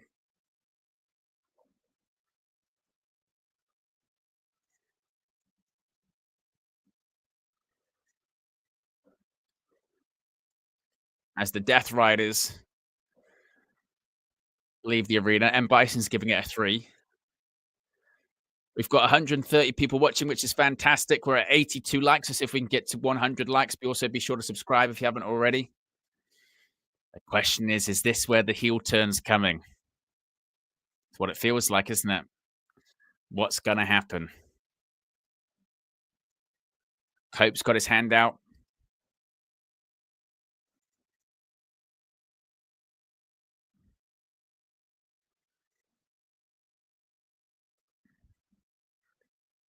Cope's got that look in his eye.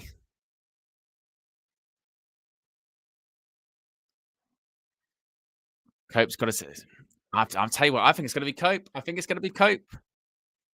Oh, no. No. Oh, pile driver by Dax. It was Dax. It was Dax. And Dax walks away. Oh, he's getting a steel chair. I mean, I wasn't sure who was going to be, but we are getting the heel turn. There was no red herring. There was no red herring. Look, he's going to go for concerto. Cash is saying no. Now he's giving the chair to Cash. He's saying, do it. He's saying, do it. Cash is saying no, and he just shoved Dax down.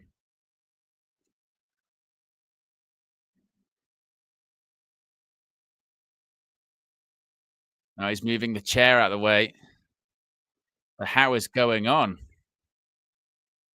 Oh! Shot machine. Oh, no. Pile driver on the chair. Oh, no. Oh, my. Spike pile driver onto the chair.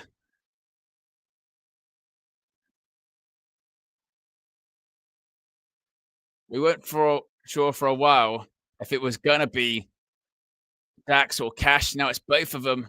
Oh no! Oh, concerto by Cash Wheeler. There's a pile driver, spike pile driver on the chair, and a concerto.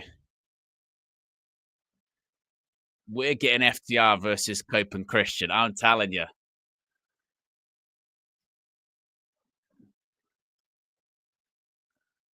Look at this. Oh no, not again. Oh, again.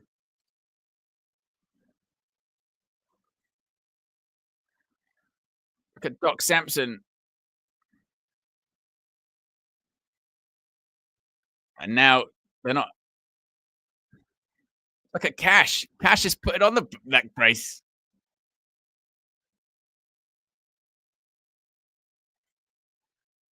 And now he's getting on. They're mocking him by getting on the stretcher.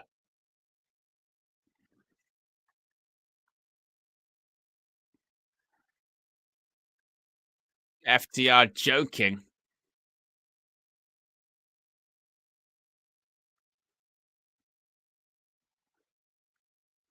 I tell you what, it's a good bit of business. That was a good heel turn. Got some good heat.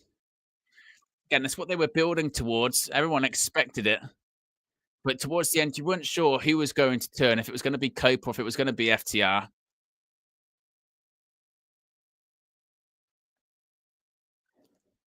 And Bison's right there. That's the only thing. The only thing is that you don't want Christian to turn babyface, but it's going to happen, isn't it? But a pile driver, spike pile driver on the steel chair, multiple concertos, little bit of a, shenanigans teaser that it was, that Cash wasn't on board. This was the pile driver, bang, and Cash, what are you doing? What are you doing? The pantomime turned it into a shatter machine, boom, and then look at this spike pile driver, shades of the Brainbusters, Tully and Arn on the steel chair. Triple fusion neck surgery off the chair. And then look at these multiple concertos. And look, and Cash saying to Dax, going, no, it's not you, it's going to be me. Boom. A very well executed heel turn. As we see Cope get stretched out.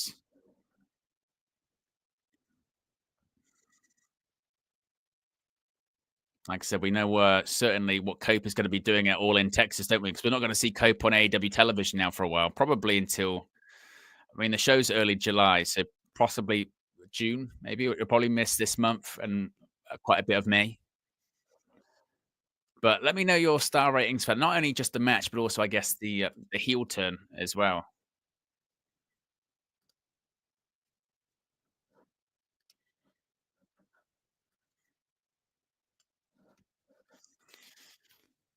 But look at commentary. The show must go on indeed. Coming up next, it's the AEW Women's World Championship. It's Timeless Toni Storm against Megan Bayne. But yeah, get your thoughts in.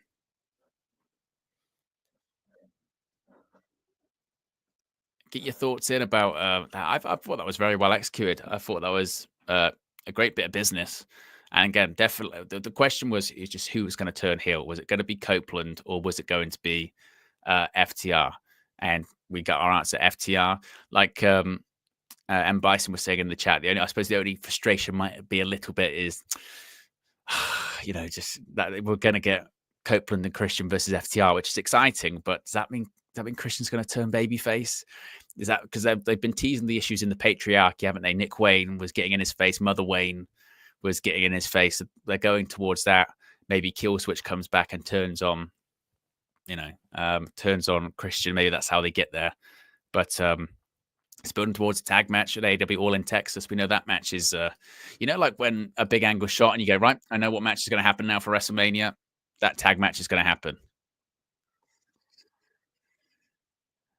But AEW Women's World Championship now up for grabs. I tell you what, one thing's for certain. They've done a fantastic job of building up Megan Bayne for this match. I mean, it's been one of the most one-sided, lopsided builds to a title match. Megan Bayne's just dominated Timeless Toni Storm in every single match.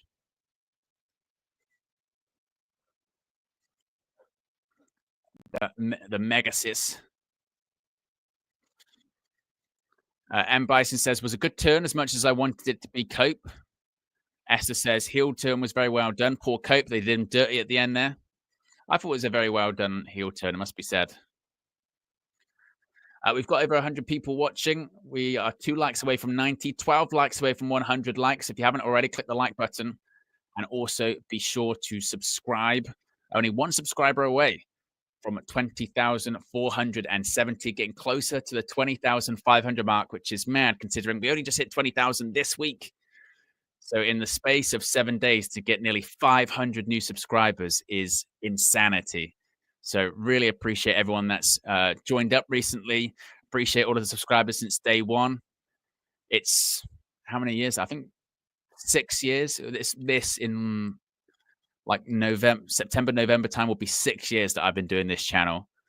So it's always been my passion project. It's always been my baby.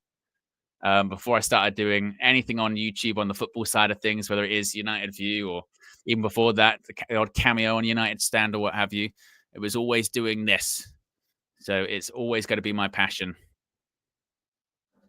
Oh, feature presentation. So to see it grow like this is just so exciting. Oh, we're getting Toni Storm doing Rocky.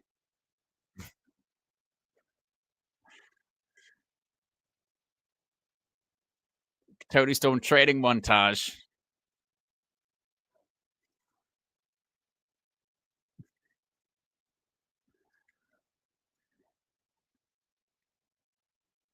Look at this.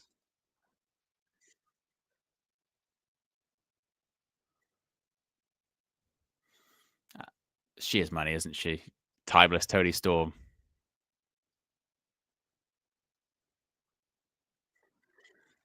There is Timeless.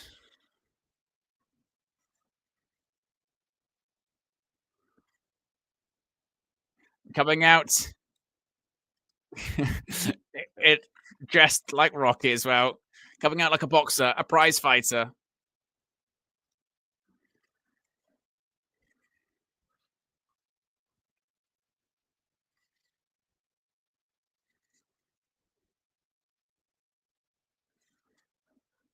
There is Timeless Toni Storm doing her best Rocky impression. Tony Balboa. M. Bison says Megan looks like a monster in the division. Absolutely. As Don says, everyone click the like button. And Rahul said Jericho carry on United Stand. Hey, you can go find the videos.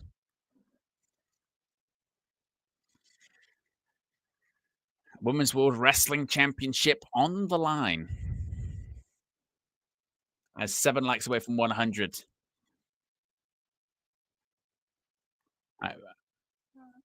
Now, what would be funny is if after all of that entrance, Megan Bayne just beats her in like 30 seconds.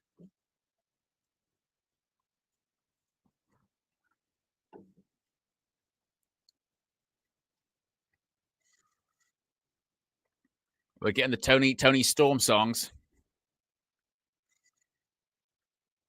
Everyone's got it now, didn't they? Roman Reigns, Cody Rhodes, Toni Storm. Side headlock. Oof.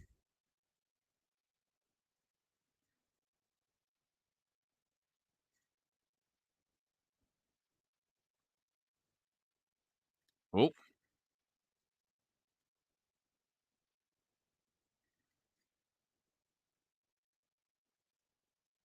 This splash the boot,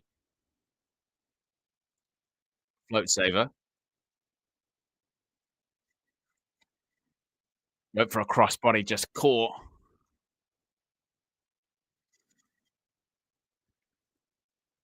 Gonna go for, oh no. Mega Bayne pushed into the corner. Storm, there you go. Crossbody. Now gonna go, I thought she was gonna go for the jabs. She's got the fist up like she was gonna be doing jabs. Oh, look at that nice exploder suplex by the Megasis. I must say, I do like that name, the Megasis.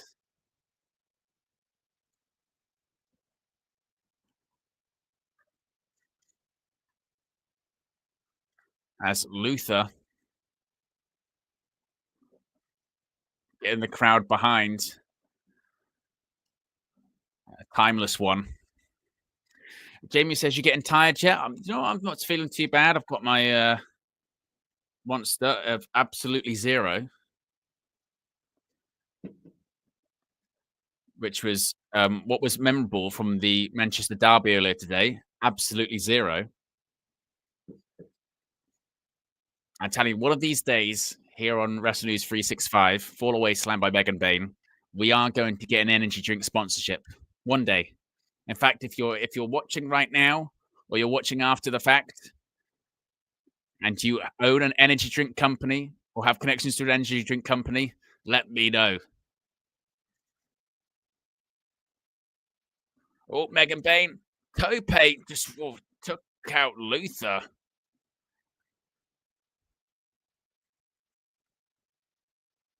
Oh, Cody Storm just used Luther as a platform for the Tornado DDT.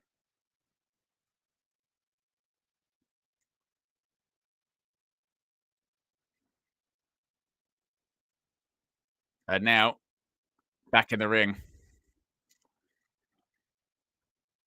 Storm up to the top rope. Crossbody. I thought Bayne was going to roll through. Two. Kicks out. Jamie says, how boring was that United game? Oh, God, it was awful, wasn't it? Esther says that derby was a mid-off, very bad. Jason, that Manchester derby put me to sleep. Honestly, I was more tired watching the football than I am now. It was that bad.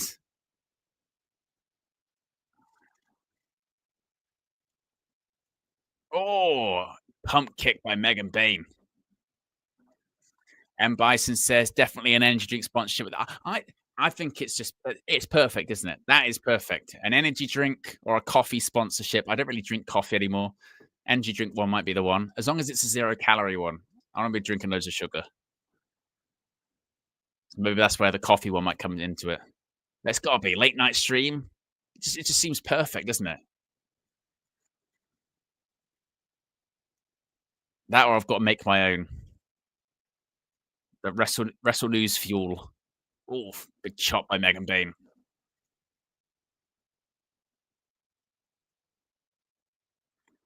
Irish whip. Sends Toni Storm into the corner. Oh, splash. Oh, look at that. Beautiful butterfly suplex. In total control.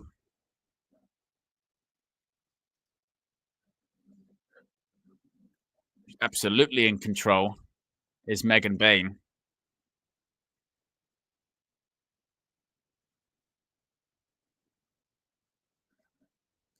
Look at that. Great shot of the crowd at the Liacouras Center in Philadelphia. But like I said, attendance for AEW pay-per-views isn't a problem. They always sell tickets for their pay-per-view offerings. It's week-to-week TV.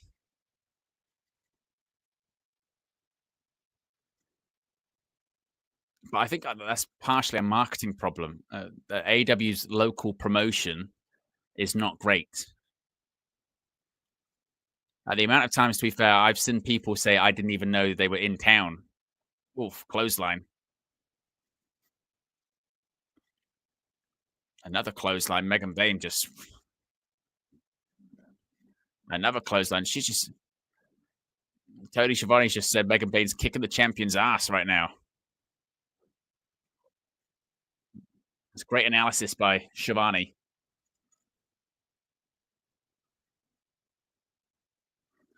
We've got 2 likes away from 100 likes. If you haven't already, click the like button.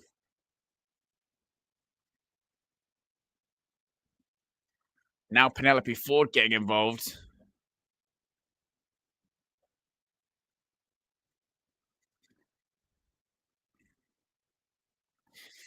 And Bison says, pretty sure they already sold like 13,000 for All In. I don't know how many they've sold for All In. I do know that one of the big selling points for the All In tickets recently has been that they're just not as expensive as WrestleMania tickets. I mean, WWE will sell out both nights of WrestleMania.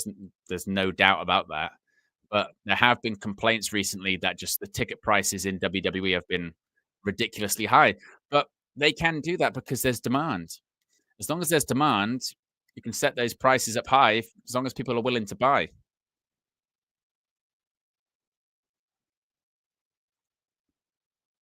Megan Bayne just in total control at this point.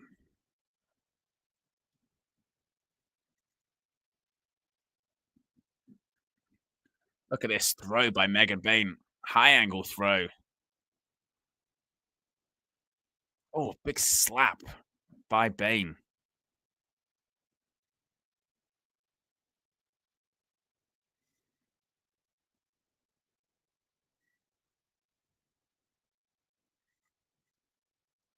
And now Bayne just Penelope Ford going to get involved again. Look at her.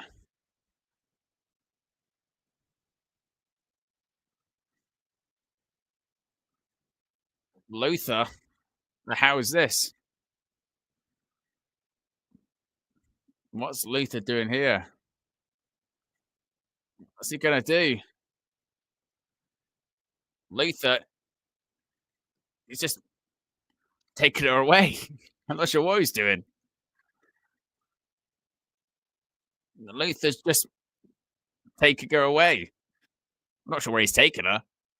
Backstage. Oh, ducks under. Look at that big right hand. There's press. And now Toni Storm just teeing off with the right hands.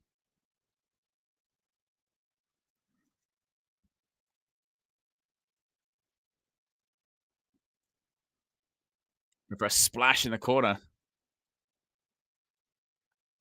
Oh, tornado DDT. What's Toni Storm going for here?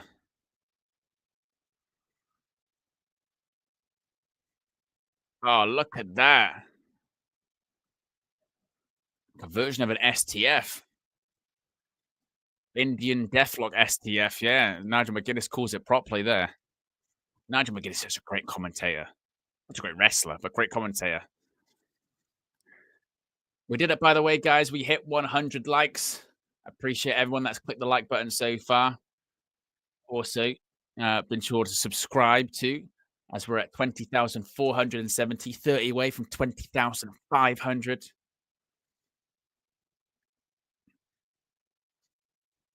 Reminder, can get your super chats in as well. Big up to Jason Hanna, who got the first super chat in earlier on. As Bayne. What's Bayne going for here? Oh, wow. Look at that. From the outside into the ring. Megan Bayne, brilliant strength.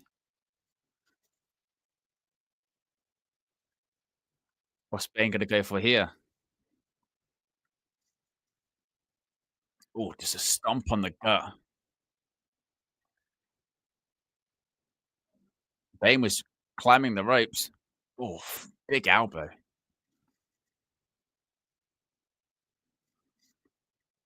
Now Toni Storm traveling to the top rope. Oh my god.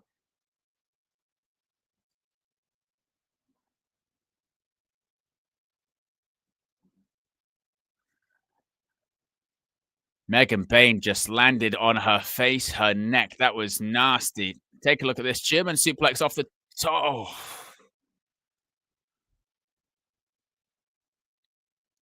Look at this. Oh.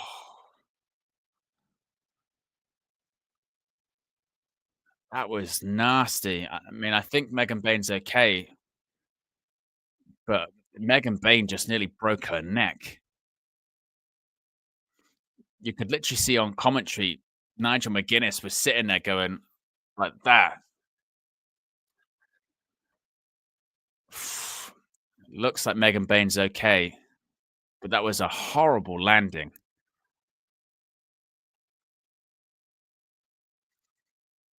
Oh, Tony Storm with the right hand. Oof. Trading forearm shots from both.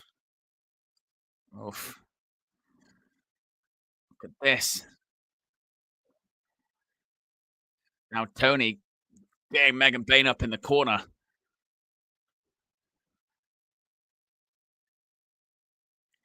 Oh, big boot by Megan Bayne. I went for a clothesline. Tony Storm just sidestepped it. And another German. Oh, back on that neck again.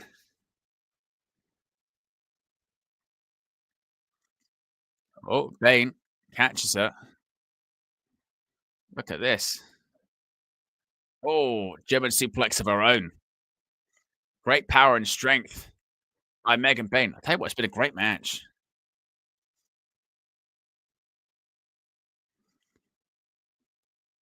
Oh, wow. Falcon Arrow. Oh, Tony Storm just kicks out. Great match. Unbelievable.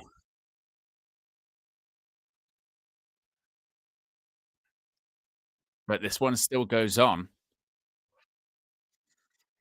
Oh, crucifix. 1, 2. Oh, kicks out. I went for the pump kick again. Standing switch.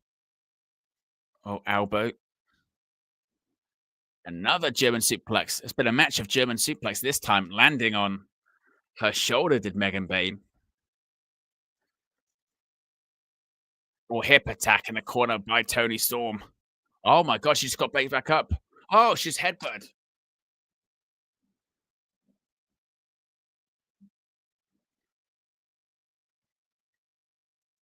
Now what's Toni going to go for? Hip attack. Oof. Tell you what, Megan Bayne's head just whiplash in the corner. Here we go again. Oof.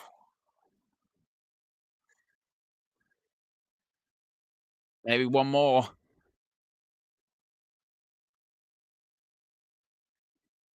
Oh.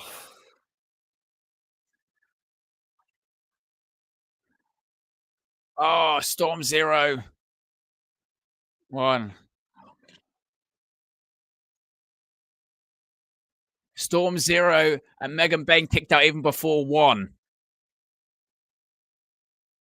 If anything, it just pissed her off. And look now. Italian, the booking of Megan Bayne in the build up to this has been incredible. Oh, back body drop. Give her the title. Clothesline. Big clothesline.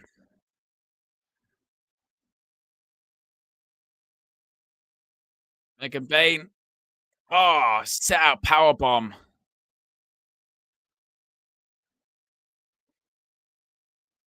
She's nearly there.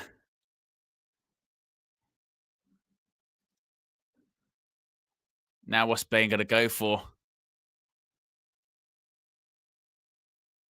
Up on the shoulders. Face descent. Oh, comes on. Inside cradle. 2, 3, and she gets the win. Toni Storm with the win and a finish that absolutely protects Megan Bayne, no doubt about that. But Toni Storm retains the AEW Women's World Championship. And I tell you what, that match was brilliant. Absolutely fantastic match. Toni Storm continues to kill it. Look at the style of matches she's having. She has like a death match to win the to retain the championship, Hollywood ending. This match, a classic David versus Goliath match. One of the most complete performers on the AEW roster is Timeless Toni Storm. That match was brilliant. Get your star ratings in. I think it's match of the night so far. I'll probably give it 4, maybe a 4. I thought it was a fantastic match. Told a great story. Protected Megan Bayne as well. Again, hit the inside cradle. I'd give it a 4. I thought that was excellent. I mean, Tony Storm's only just won the championship, so the plan was, I think, was ever to switch the belt. Megan Bayne, brilliant performance as well. Booked her like an absolute monster. Protect her in the process rather. That was a very, very well executed. That's how you build up someone, have them lose, but you protect them in the loss. I thought that was very, very, very well done.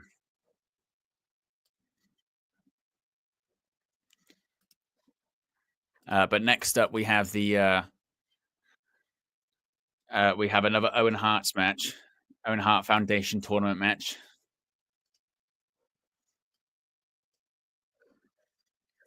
Let's change the graphic here, but let's get some of your opinions about that too. Let us know in the chat. I think Kyle Fletcher wins this one.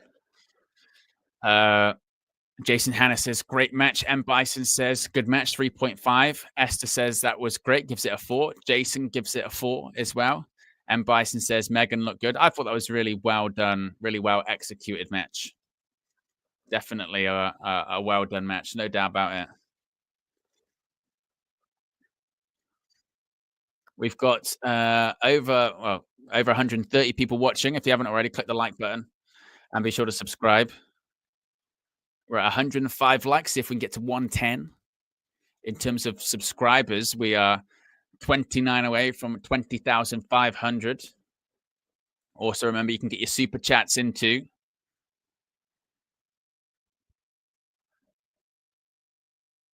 As Kyle Fletcher makes his entrance, the Proto Star.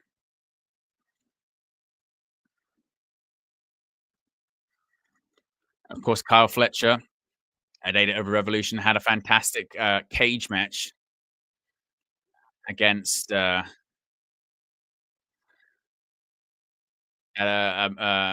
cage match against Will Osprey. Big up to Esther. Appreciate the £10 super chat. Big up to you, Esther. Really appreciate that. Says, do you have a favorite AEW entrance? Mine is the Bullet Club Guns Up, Burning Daylight, where they spit the water and say guns up. Favorite entrance in AEW? That is a very, very good one. What was my favorite entrance? I mean, I've always liked the Kenny Omega entrance because I like his entrance song. And I'm a big Kenny Omega fan. I used to obviously really like the Sting entrance. So I like that. I like with this Mark Briscoe entrance, actually. I don't know if it'll be the case in this as Tron, but his Tron usually has images of his brother, Jay Briscoe. So he still was walking to the ring with his brother. That was something that was on that dinner and a match thing. That was on the TBS YouTube, I think it was. What other entrances do I like? Oh, look at this. Kyle Fletcher with a dive. M. Bison says Hangman entrance for me. Oh, big kick in the corner. Look at this hot start. Really red hot start. Oh, inside cradle. We just saw this. Oof. Oof. I mean, I used to like the Jericho Judas one until it got very overdone. Look at that. Bit of redneck karate. Oh, Okada entrance. That's true. I do like the Okada entrance. And Bison's right. The Okada entrance with the lasers. I really like that. That's probably that might be up there my favorite one. But thank you, Esther. Really appreciate the super chat there. Really does mean a lot and really, really does help out the channel. And that's 2 out of 10 when it comes to the super chat goal this evening for AEW Dynasty. Appreciate the WNU, the Wrestle News universe, ever expanding.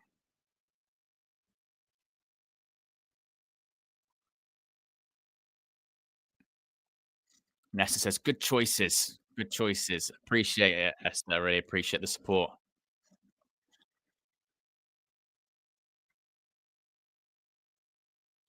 Look at this. Mark Briscoe's saying to boo the referee Rick Knox because he took the chair off him. Oof.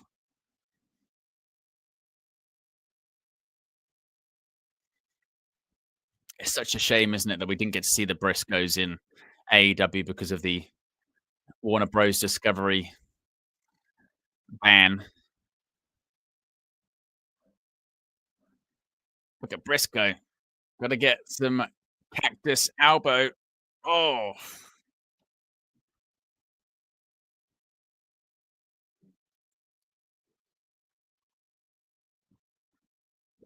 what's Mark Briscoe thinking of here? Uh oh. He's got the chair back out again. Church says the Swerve Strickland entrance. As long as it's not, was it the last Revolution pay per view where the guy was there with the drums? Look how many chairs he's throwing into the ring.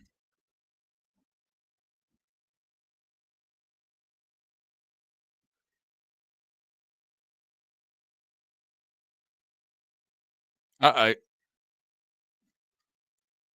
Oh my god. And Briscoe just got the chair into the ring. Rick Knox. There's Konosuke Takeshita.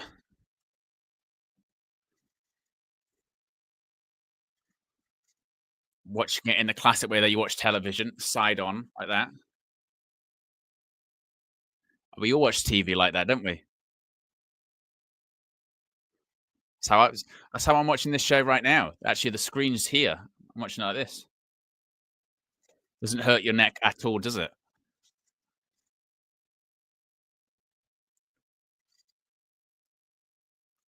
Got Fletcher with these forearms in the corner.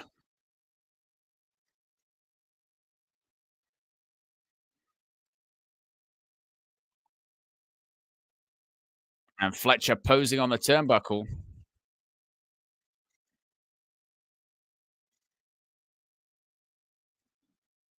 Gets Briscoe back to his feet. Oh, look at that. Snap body slam.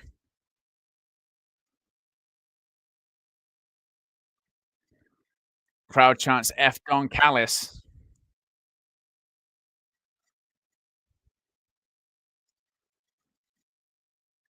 I tell you what is a humorous thing that's been happening recently on AEW TV. I don't know if you've seen it. These people that have been coming to AEW TV dressed as Don Callis is kind of hilarious. Oh, that scoop slam. Oh,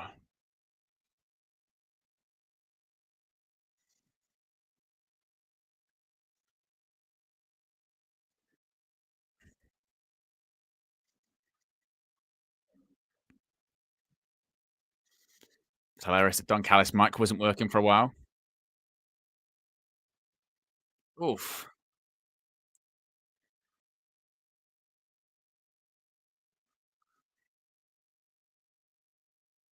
Referee Rick Knox has put on some gloves there. So have we got some blood in this? Oh, wow. Look at that. Big boot sends Mark Briscoe into the commentary table.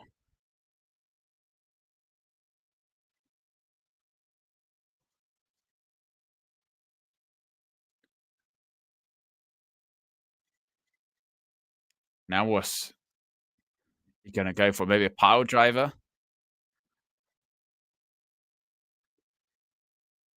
Oh, wow. Power bomb onto the apron. Good grief. And another one. Oh.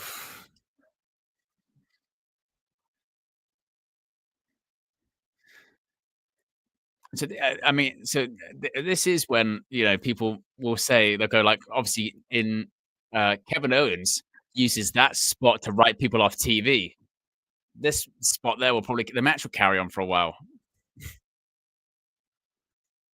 Rick Knox is saying to Kyle Fletcher, no, you've got to stop. Oh, no. Oh, my God. I mean, the match should be over then. The match should be over. Roll him back in the ring and pin him. I mean, literally, powerbomb on the apron, powerbomb on the barricade. That should be it. Good grief. Look at this. Oh, the way that Mark Briscoe just bounced. Look at the head and the neck. Oh, just nasty.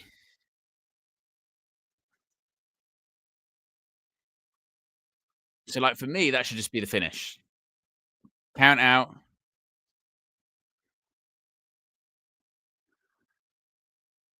He's back to his feet somehow. Now he gets into the ring. This is where I go. Just go straight to finish. Go straight to finish. Make the power bombs on the apron and the barricade mean something. Because if you don't,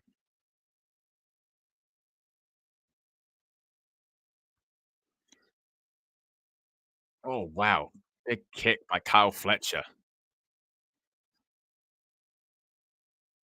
gets him up on the top rope.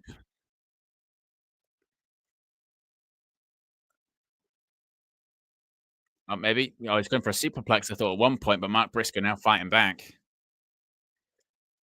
And now he's just biting one of the teeth in his head.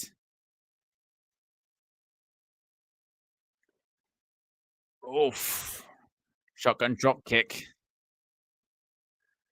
So that's what I mean. That's the only thing that kind of just frustrates me a little bit. I'm like, I just got power bombed on the apron twice and then on the barricade, and now they're like, oh, it's equal. You gotta talk about psychology.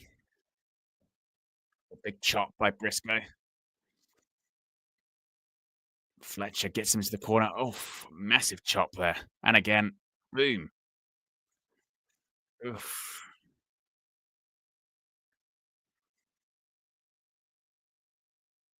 Oh, knee to the gut.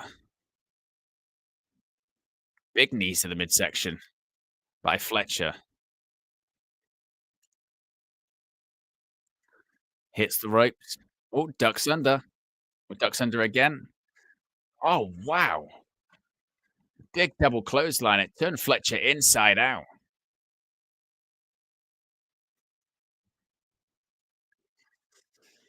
We're at 110 likes. Appreciate everyone that's clicked the like button so far. If you haven't already, click the like button. Also, be sure to subscribe.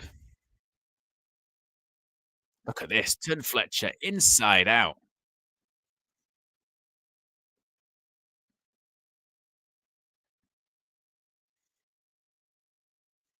Look at Fletcher.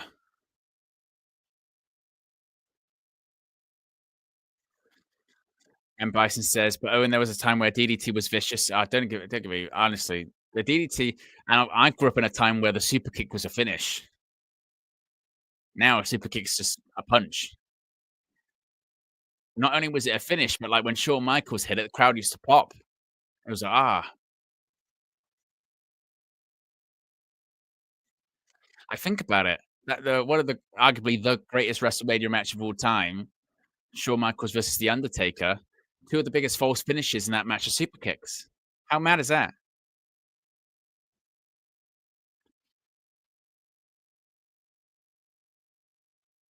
Oh, Fisherman's Buster by Briscoe.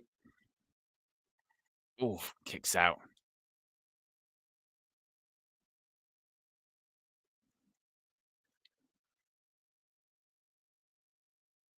Briscoe back to his feet first.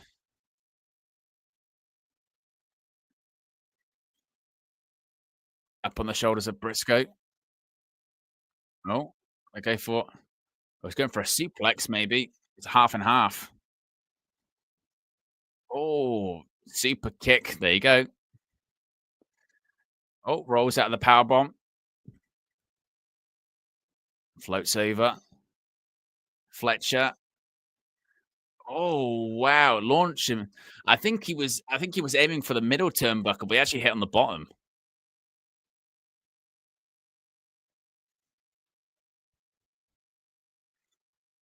No, I think he was aiming for the middle turnbuckle with that long dart, but just landed on the bottom.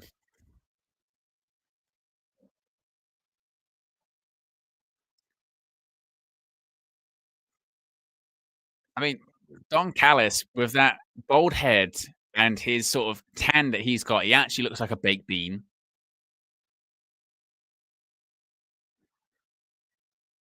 Oh, oh, step of Bentaguri. Oh, super kick. Just spent saliva flying out the mouth of Brisco. Oh my god.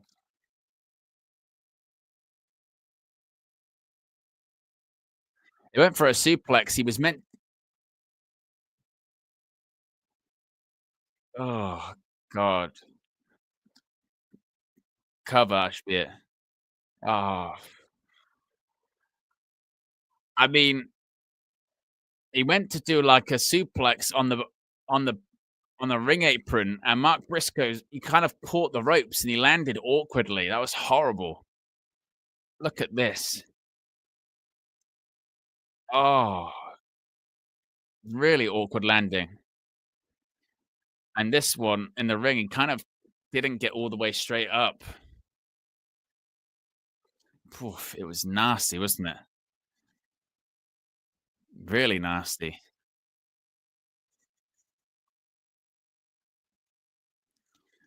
I'll go for a superplex. Oh, Briscoe lands on his feet. Oh, wow. A slap.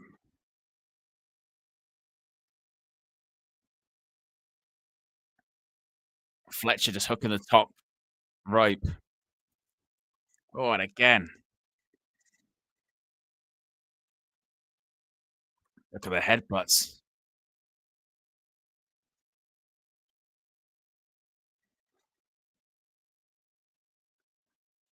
What are they thinking here? Oh, like a razor's edge from the top rope. Two. Oh, big Briscoe clothesline.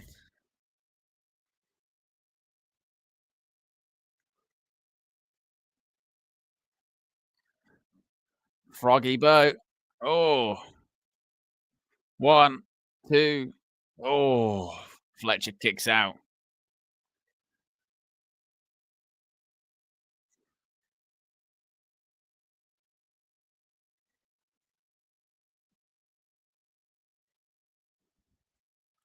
He's saying he's going to go for the J driller.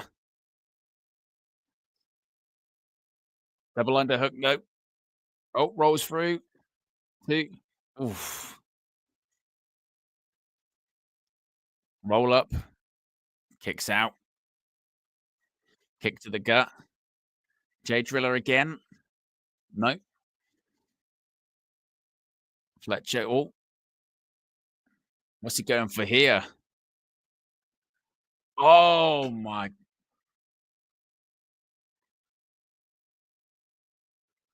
Broke driver, just nasty. Look at Fletcher's hands.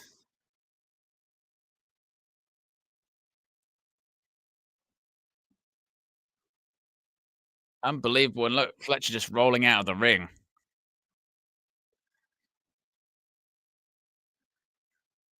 Now what's Briscoe thinking of here?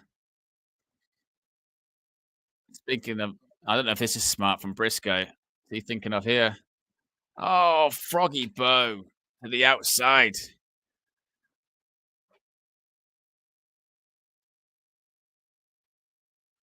Now he's going to go for Froggy Bow again.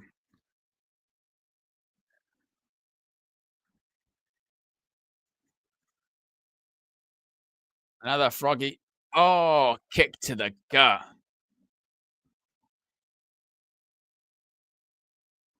Fletcher. Oh, big kick in the corner. And oh, God, what a kick.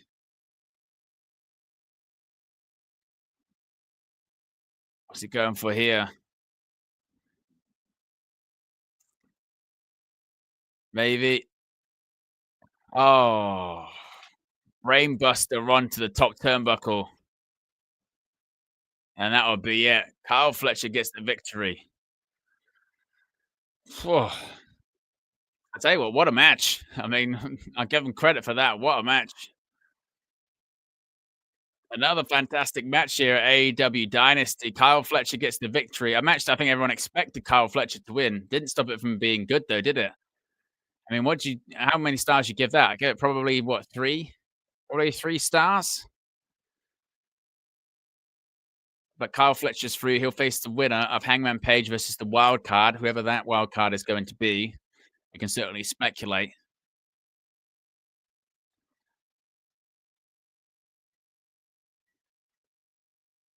And Bison says, great match, gives it a 4. Certainly every Owen Hart Foundation men's and women's tournament match so far tonight has been unbelievable, hasn't it? No doubt about that.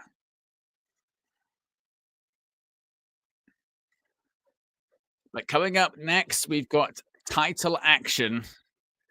We've got title versus mask. It is Chris Jericho versus Bandido. Now, we could talk about going from some fantastic matches. I'm not sure this is going to be a fantastic match because I don't know if Jericho is actually capable anymore. Some of Jericho's recent performances in the ring have, if I say flattered to deceive, that's probably an understatement. But maybe I'm wrong here, right? Maybe I'm wrong with this. But there is just something in me that thinks I don't think it's guaranteed that Bandido wins tonight. I really don't. I don't think it's guaranteed, especially with the chatter this week. The suggestion was because obviously if you Jericho put the challenge out for this match a few weeks ago, and it didn't get confirmed for ages, which was weird. Everyone thought, well, why wasn't it officially confirmed? It was only confirmed, I think, like Thursday of this week, something like that.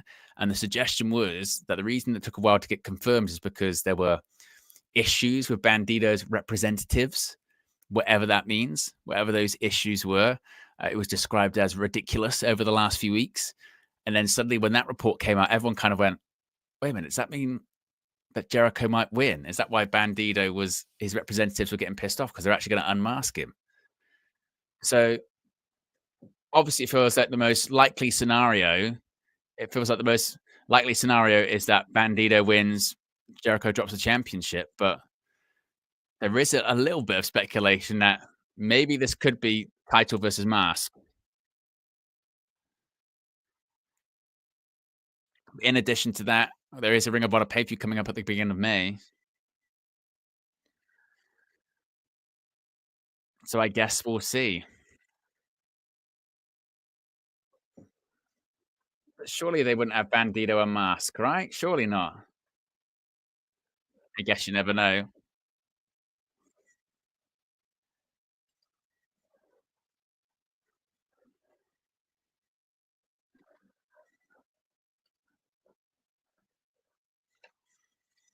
So like I said, there is jeopardy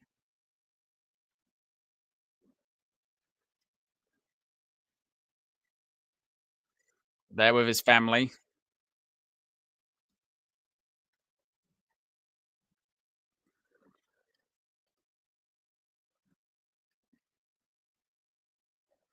Of course, last time at Revolution at the 0 Hour pre-show, it was Jericho attacking Gravity, Bandido's brother. And Bison says, Bandido looks too cool. Don't see them unmasking. I'd be stunned, but look, WCW unmarked Rey Mysterio. Anything's possible. El Nueve is here.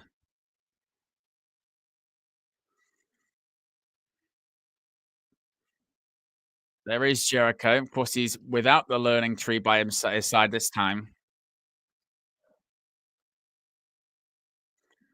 The Nueve.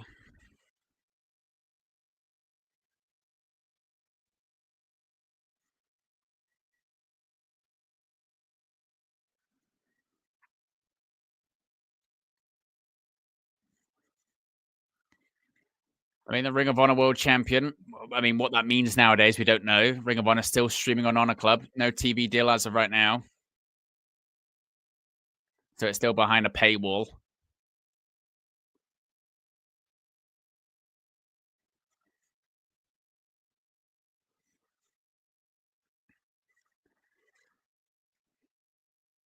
The question is, will he still be the Ring of Honor World Champion this evening?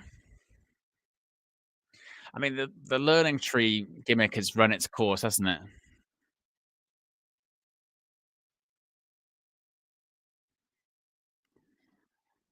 I think the best thing that Jericho needs to do for AEW is to go away from TV for a few months at the least. I mean, that's the thing. That's the thing with Jericho and WWE. Part of his allure was that he would go away for a while, go away, come back, different character, go away, come back, different character. Almost the problem is with Jericho in AEW is that he's ever present, and of course, in terms of in ring, he's nowhere near what he used to be. Oh, code breaker straight away. One, two. Oh, I thought he won for a second there. Straight away, he hit the code breaker. I genuinely thought they were going to go straight for that mask. That would have been bad.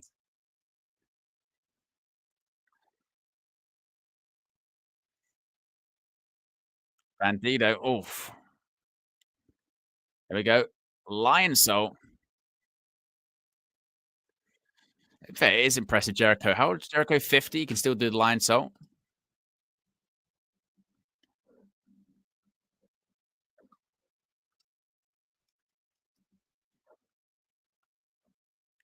Yeah, 54 years old. He can still do Lion Salt. That is impressive.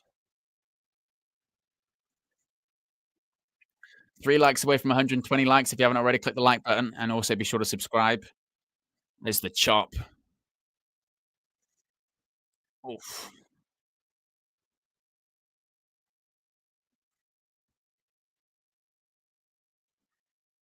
That. Oh, what a kick by Jericho. Jericho just kicked his head off.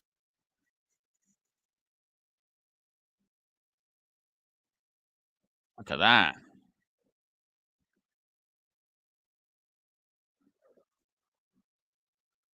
Nice tope suicida.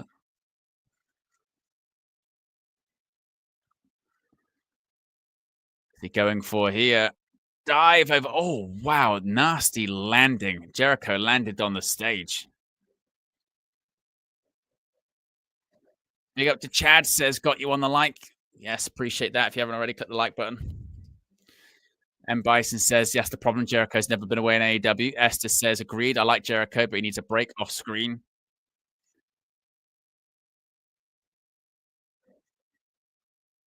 Bandido saying to his mother, tranquilo. My Spanish is unbelievable, as you can tell. Very, very good.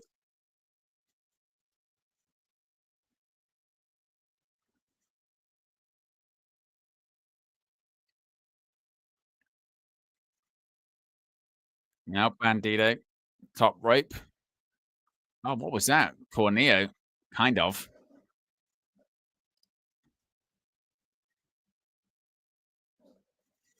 Only a count of two. Bryce.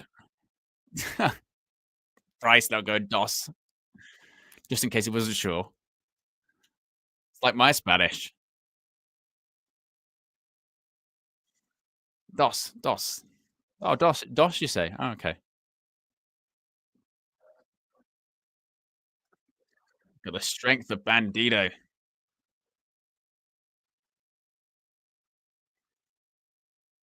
That, to be fair, that is very impressive. 17, 18, 19. Look at this.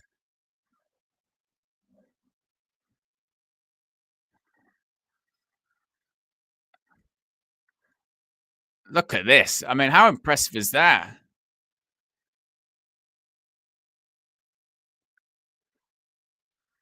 And I mean, look at, and to be fair, impressive by Jericho as well.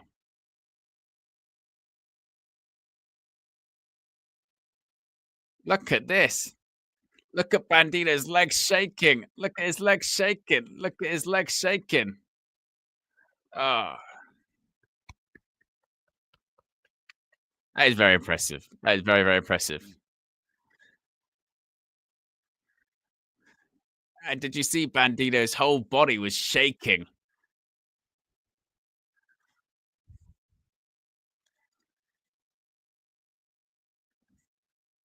Crowd chant for Bandido.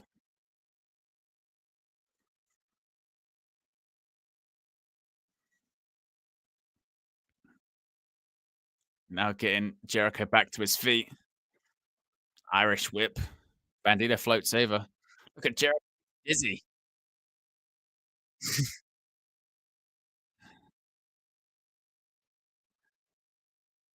Oh, he's still disorientated because of the delayed vertical suplex, Jericho. It's like he doesn't know what's going on. Uh-oh. Oh my. Did you hear the sound of that? Jericho just powerbombed him from the apron to the outside of the ring. The splat. Listen to this.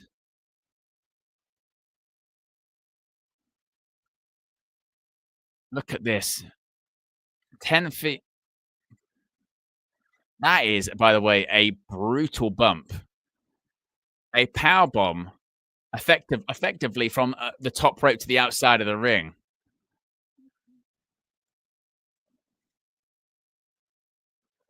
Jericho's got the camera.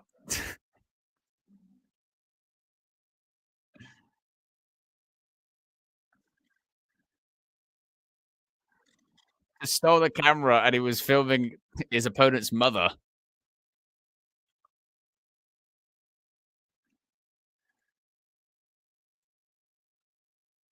The question is, can Bandido get back in the ring? Count of 8. 9. Is this going to be it?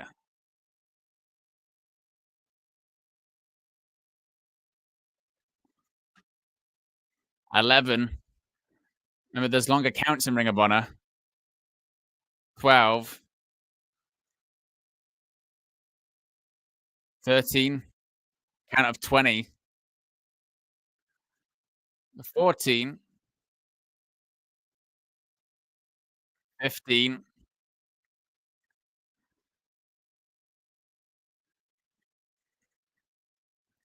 Crowd chanting, please retire.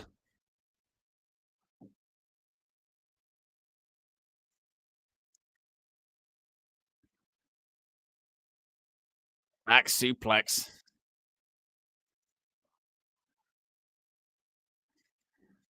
The classic Jericho cover. One like away from 120 likes. If you haven't already, click the like button.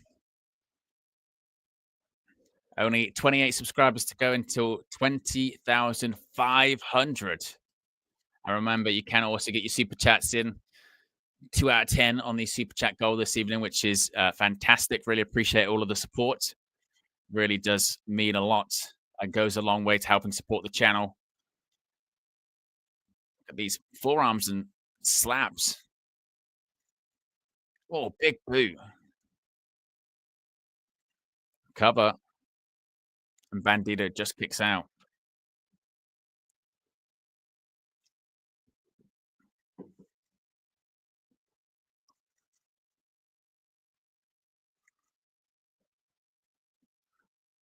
Look at the crowd.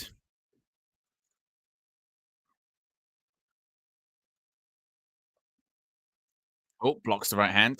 And again. Oh.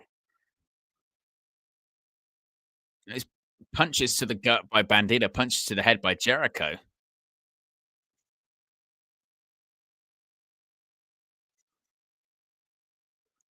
Oof.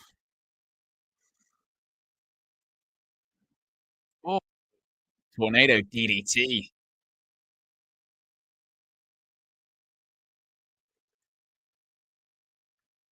Look at Bandido shaking the top rope. Kick to the gut. Knee. Oh, wow. What a jumping spin kick. Man, he just nearly kicked Jericho's head off. That was very flush to the jaw. McGinnis is right. Oh, drop kick. A kind of drop kick by Jericho. He barely got off the ground.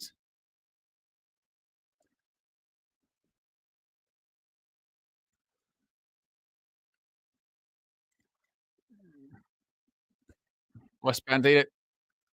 Oh, powerbomb. I mean, Bandido took Took a while to get there. Jericho just barely kicked out. Wow.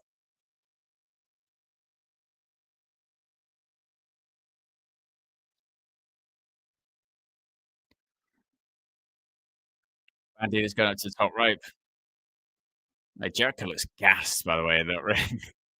Jericho's just started to move very sluggishly in the last, like, 5 minutes, hasn't he? Jericho's got, like, maybe 5, 10 minutes of wind in him, and that's it. Frankensteiner by Jericho.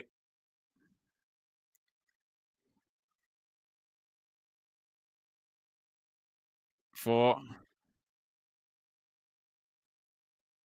8, 9.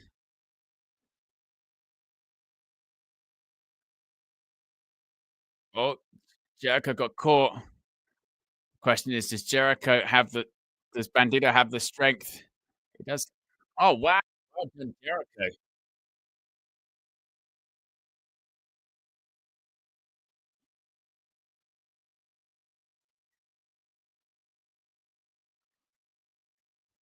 Look at the strength by Bandido.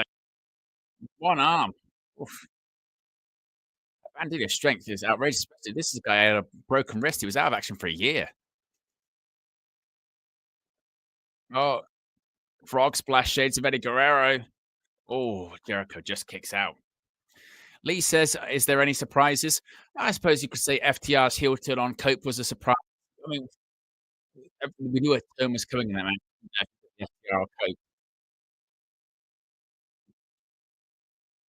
All of the matches, certainly the results have gone the way that many people would have expected them to go this evening. As I always say, predictable doesn't mean boring. A step up Enziguri.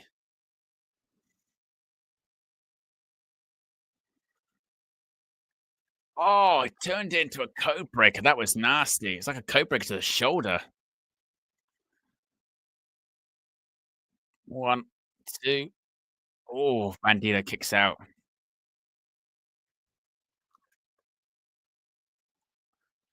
That was nasty, wasn't it?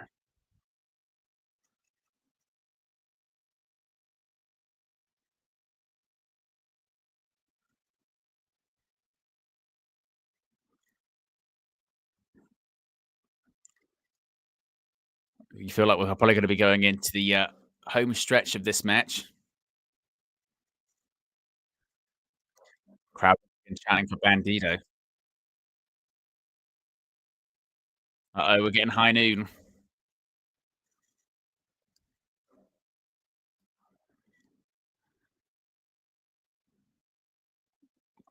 Getting 5 paces. And Jericho, how many times do they want to do that spot? Every time they've done it. Oh, feet on the ropes.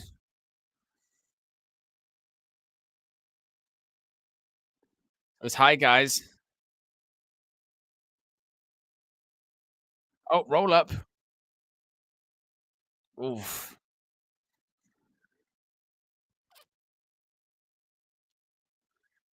Look at the strength there. Very impressive. Oh, wow. Version of a go to sleep. Uh-oh.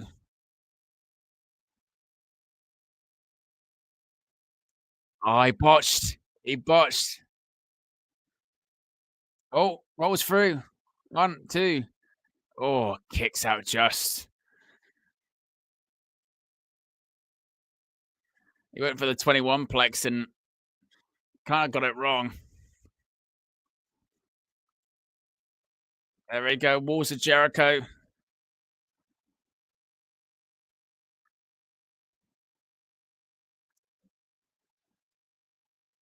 Look at this.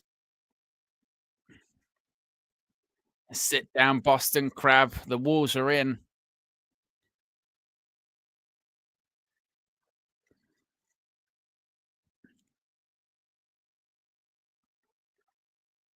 Bandido crawling towards the rope. Jericho still sitting down. Look at the torque on that back. And gets to the ropes. Lee in the chat says, how was your day? It's all good. It's all good. I'm with the WNU, the Wrestling User Universe. Jericho arguing with the referee. Oh, what a super kick. Wow.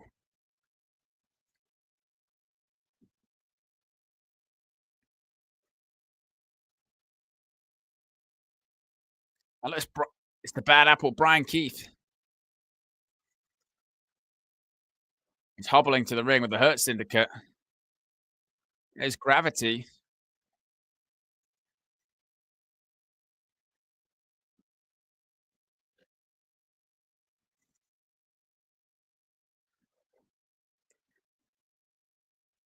But Jericho, he's got the baseball bat. He's got Floyd.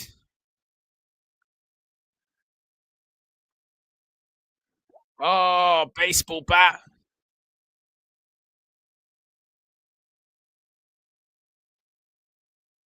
Looking to hide the evidence.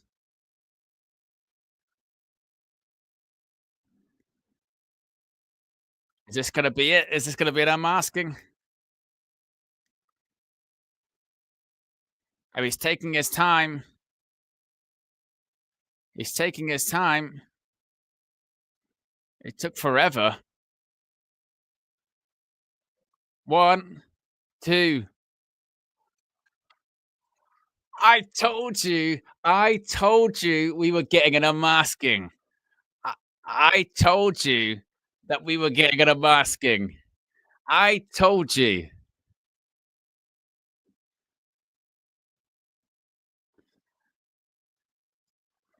I told you we were getting an unmasking. As soon as that report came out about there was representatives and all that kind of stuff.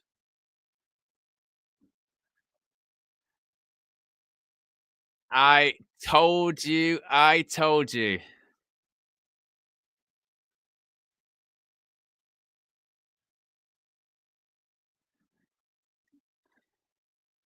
And Aubrey was, they're gonna say. Nobody, you can't have the family. You can't have the family just come in and be like they used a baseball bat.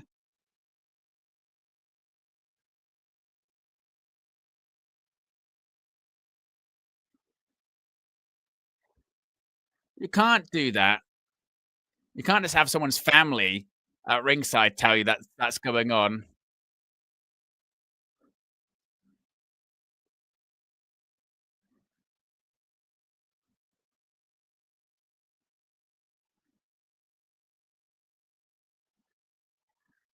I think you can't just have a family. You can't just have a family member go, "Oh, he used a baseball bat." I mean, they're gonna restart it, but it's kind of bullshit.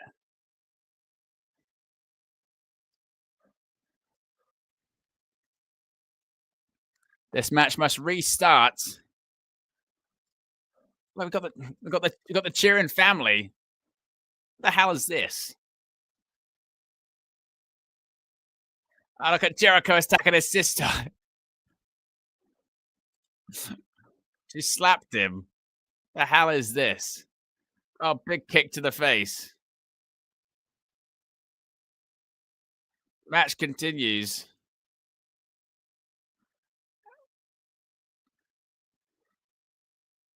And Bandido, 21 plex.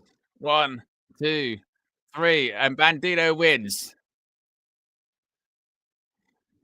I mean, I'm happy that he won because I don't think he shouldn't lose his mask. But why couldn't he just win? It was very, very overbooked. Very overbooked. In my opinion, unnecessarily so. I mean, I suppose you could say it in the sense that you could say in the sense of, oh yeah, but it got you. You were telling people that they were going to switch. You know, he's going to lose the mask and all that. But where's Jericho's family? Jericho's family now can come out and be like, no, he got slapped by the sister. Restart the match. I mean, what kind of precedent is that in wrestling? Don't worry, if you've got a family member at ringside, they can just restart the match. They can just point out if someone cheats. I don't work like that. Let us know what you think about it. I'd give it an all right mark as well. I'd give it a 2. I thought that finish sucked. That finish was very, very silly. happy for Bandido, he won, but and he should have kept his mask. Like, that's the right decision, but the finish to get there was so unnecessary. Really, really unnecessary.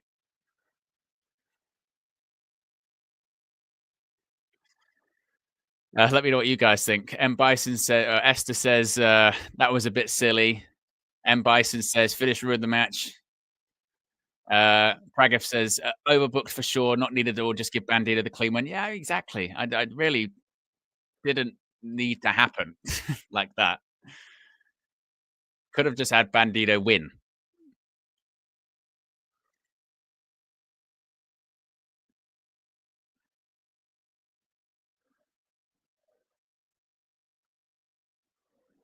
Bandito, he's talking on the Spanish commentary.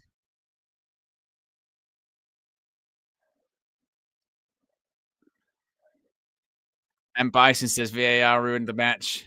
Yeah, it was a very, very odd finish, that one.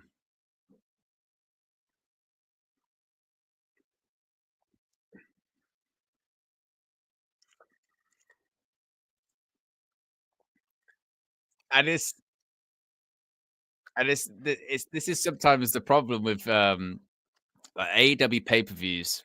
Yeah, AEW pay-per-views always you get a fantastic show, you get some amazing matches, but there is always one finish or one match where you just go like, that made no sense. Last time Revolution, it was the main event, wasn't it, between Cope and Moxley, where you go, what was that finish? Cage cashing in, and then he lost and he got choked out. That felt very unnecessary. And same with this one, we go, what was that finish? A very, very odd one. But we've got a new Ring of Honor champ.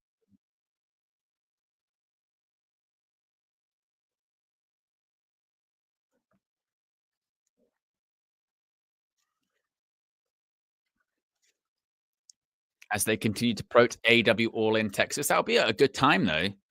Um, that'll be a good time for myself. If that's 2 p.m. local time, that'll be like what, 7? Oh, what's Texas time now?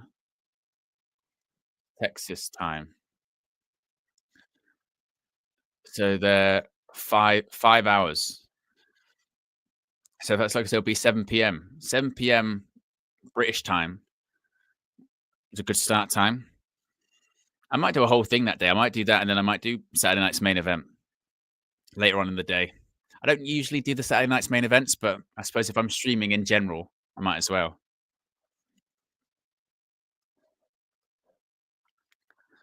Coming up next, it's the TNT Championship.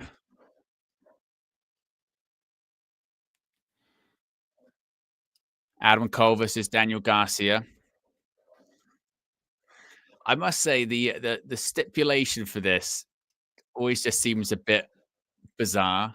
So obviously the stipulation for this is no time limit, no outside interference. If you if you can just stipulate, oh, there's no outside interference, why wouldn't that be a stipulation for every single match? Surely that should be a stipulation. Oh, in this match, outside interference is allowed in a singles match, even though it's not actually meant to. It's okay. With the future stipulation between Jericho and Bandido at Supercard of Honor is no family members can get involved. Family members suspended above the ring in a shark cage or something like that. I don't know. Because surely no outside interference should be a prerequisite, I think. We're 4 likes away from 130 likes. If you haven't already, click the like button. Be also sure to subscribe. And a reminder, you can get your super chats in. The super chat goal is there. A great way to support Wrestle News 365. 2 out of 10 on the super chats this evening. It's much appreciated. Really does mean a lot for a small channel like this, but it's always growing. The WN universe is always growing. TNT Championship on the line. No time limit, no outside interference.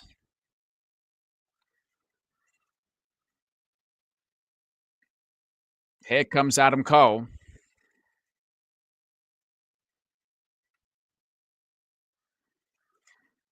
It's been so stop-start for him in his AEW career, hasn't it? Because of injuries and what have you. Obviously, was out for a long time with the concussion,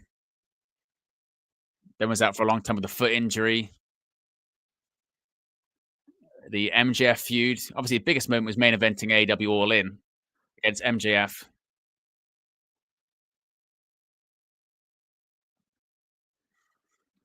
You would think they switched the championship tonight, wouldn't you? You would think. You would think that's what they do, but you never know.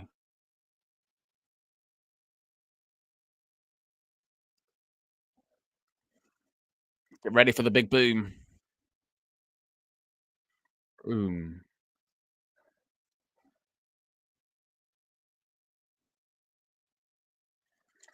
Good to see him resting regularly, though, again, after the injuries that he has had.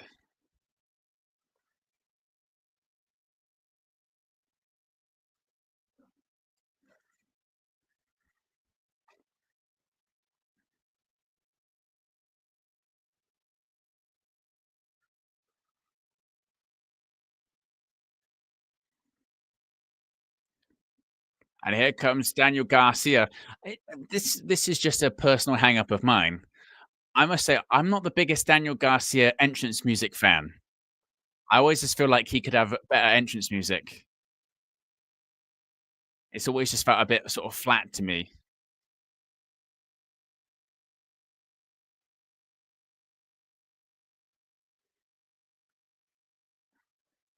What have we made of Daniel Garcia's what we made of Daniel Garcia's TNT title reign so far? I think it's his pursuit, his chase of the championship has been better than the reign itself, I think.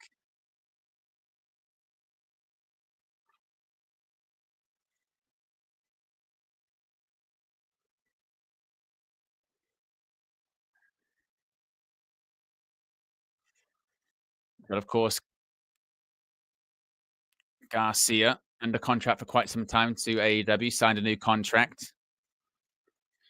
Signed a new contract, then became the TNT champion. Bit of a reward.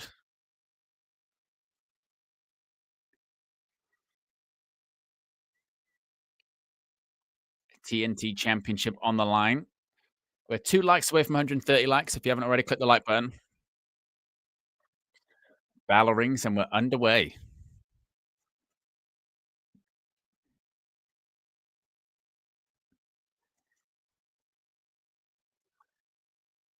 First match ended in a no contest because of interference. Second match was a time limit draw. And this one, we've got no time limit and no interference. Surely you would hope at this time in the morning, with still 2 matches to go, this match doesn't go like 45 minutes. That would be a bit frustrating, wouldn't it? There's one thing that AEW doesn't need is any more time added on to their pay-per-views. So maybe this will go 20 plus minutes. It might go like 21, maybe, but hopefully not super, super long. Like if this match went an hour, that would maybe be a little bit frustrating considering we still got the international title to go and the World Championship main event would be a bit of a problem, wouldn't it?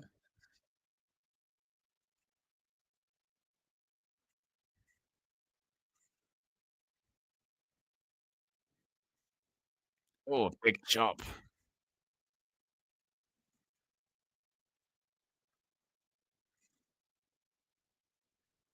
Look at these right hands by Daniel Garcia.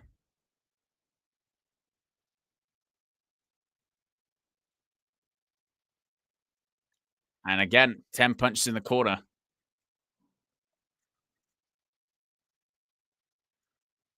And it's good again.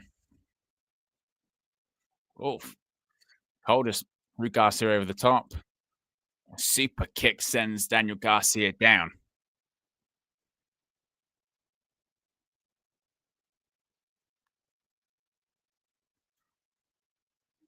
What's Cole going for here? Oh, okay, maybe he's going for a Panama Sunrise.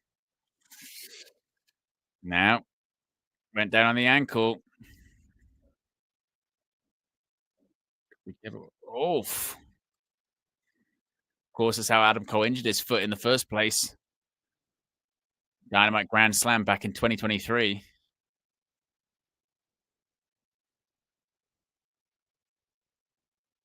And now, look, kicking at the knee and kicking at the ankle. Referee Stephon Smith. Got to check Adam Cole.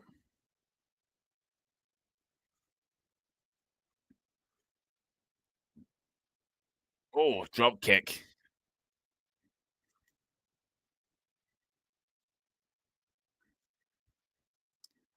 Look at this. Went for the Panama Sunrise. That's going to be the story of this match, isn't it?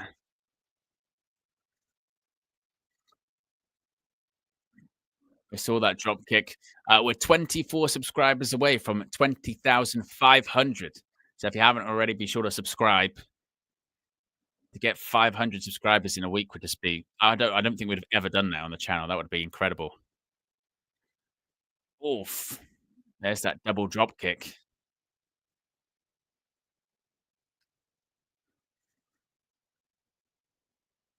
And now, just stepping on it's the sort of the knee and the ankle, isn't it? Garcia's going for.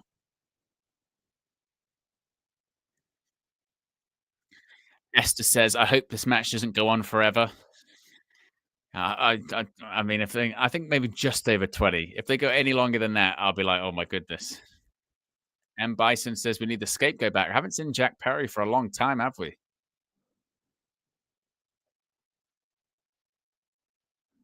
Oh, look at that. Just hurting the knees and a pair of boots. Cole kicks out.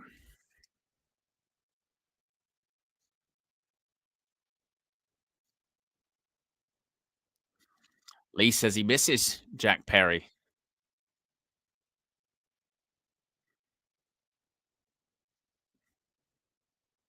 I mean, who would have thought? Oh, look at that dragon screw. Oof. Garcia's working over the leg. One of the biggest butterfly effects would be Jack Perry's match at AEW All in London on the 0 hour pre-show. That is one of the biggest butterfly moments in not just AEW history, but pro wrestling history.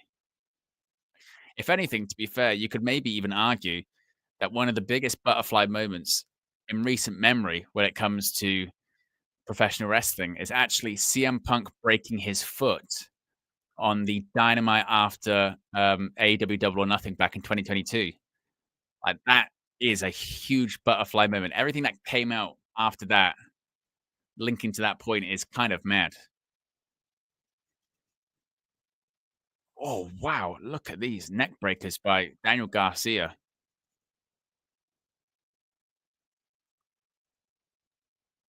No. Oh, Garcia again. Those twisting neck breaker, nasty. Look at the smile.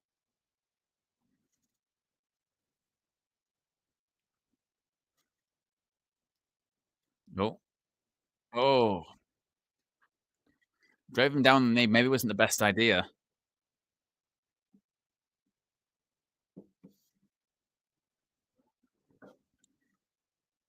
Not the smartest move by Adam Cole.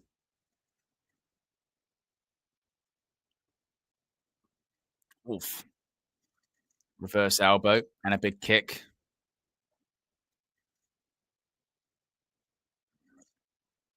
Oh, he went for a Panama Sunrise, rolled through. Gonna go for Dragon Tamer. Oh, rolls through. Oof. Went for an inside package. Oh, big clothesline. Just dumped Adam Cole right on his neck. Nigel McGuinness enjoyed that lariat. Of course he would.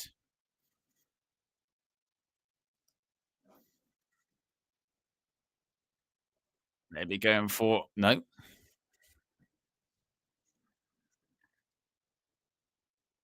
Now just clubbing blows on the back of Adam Cole. Get a Gotch style power driver, perhaps. Oh wow, twisting power driver, nasty. Oh, kicks out.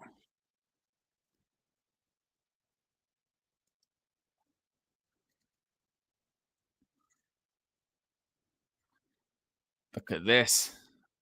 Oh, shades of Jerry Lynn.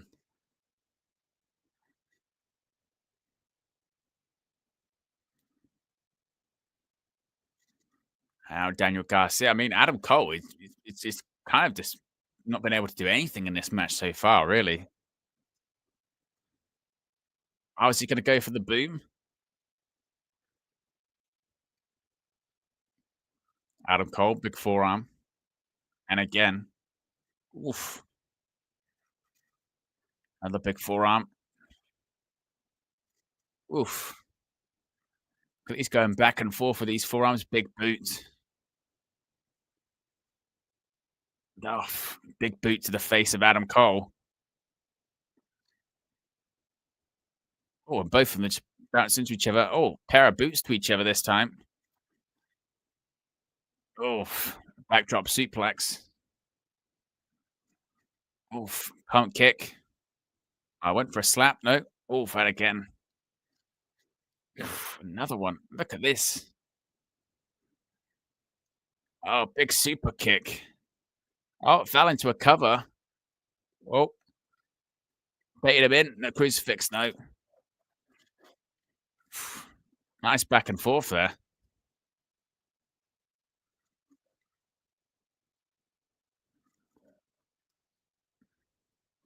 Crowd does feel maybe a little bit tired, don't they? As the crowd continues to chant some light Adam Cole chants. Sort of light Cole chants. You know how it goes. Oof.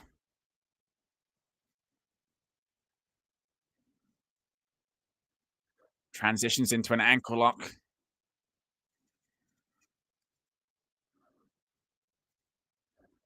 Do you get the impression maybe the crowd's maybe a little bit fatigued, a little bit tired at this point? Probably fair to say, isn't it?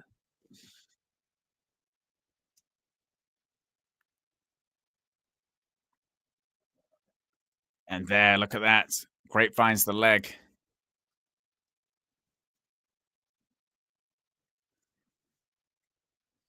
Cole trying to just crawl to bottom rope.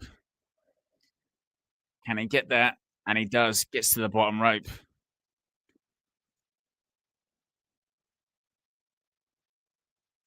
Referee telling Garcia to break the hold. He does in the end.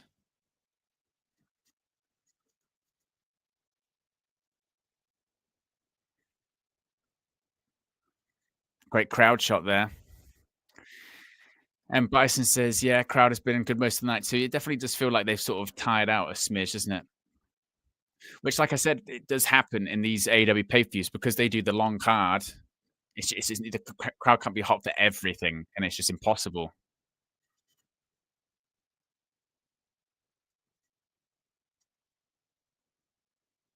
Now he's mocking Adam Cole.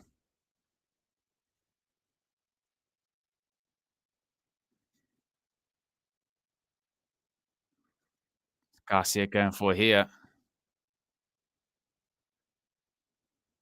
Oh, he's asking for forgiveness, but perhaps Excalibur is right there. Garcia, he dropped down. Oof. Uh-oh, they're thinking.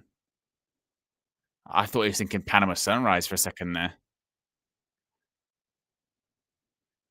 Thinking about doing. Oh. I mean, what was what was the point of Adam Cole doing that on the steps? I don't think he didn't really land it. Let's have a look. Yeah, there wasn't a lot of danger for doing that on the steel steps, was there? Just kind of just bounced. You know, there wasn't a huge amount of danger. Panama Sunrise. Oh, Panama Sunrise. This time he does hit it.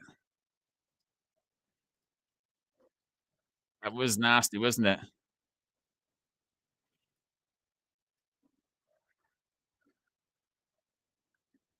But now he's going to lower the boom, perhaps.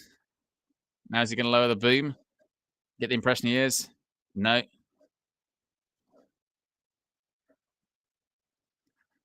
Now he just drops down.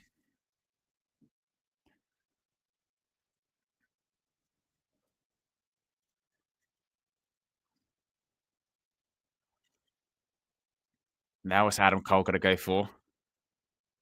Oh, inside cradle. Oh, that was very close.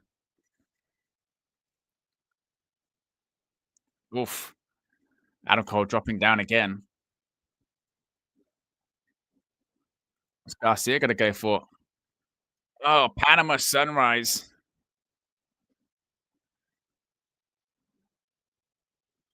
Oh, he's going to lower the boom.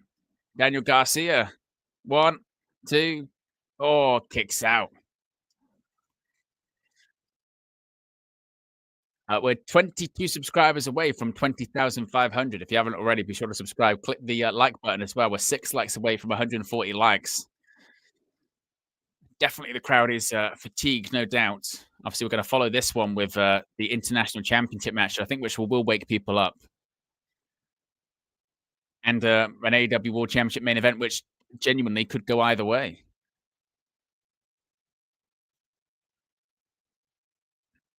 Garcia looked like he was going for a power driver, but now what's he looking towards?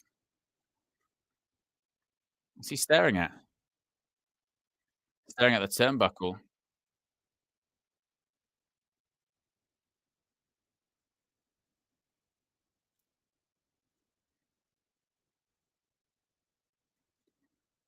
He's going to go. He's going to try maybe do that power driver like he did on MJF. Maybe that way he's going to go for the power driver on MJF.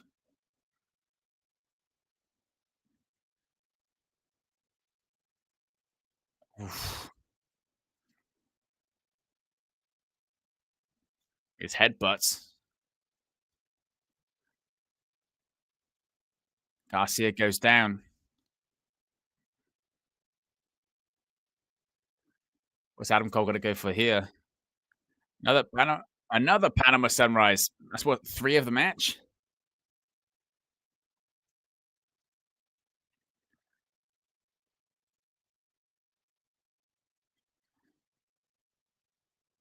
We're going to go for it again.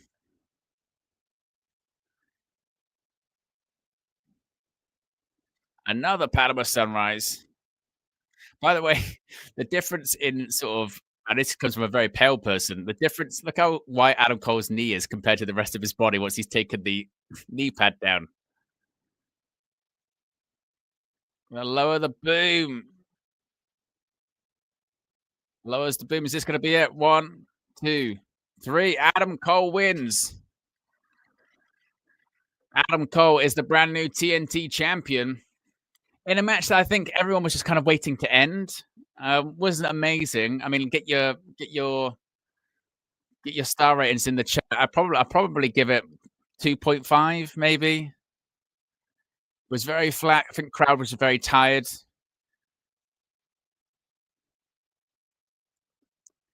Adam Cole wins the TNT championship.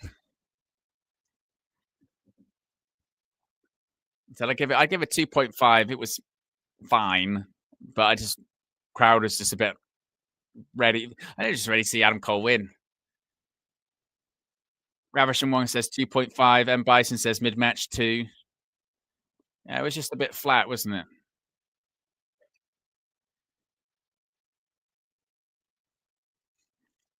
But Adam Cole wins the championship in AEW for the first time.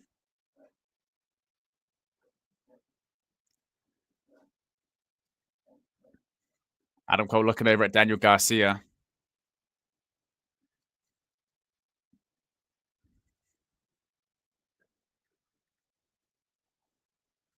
Offers out a hand.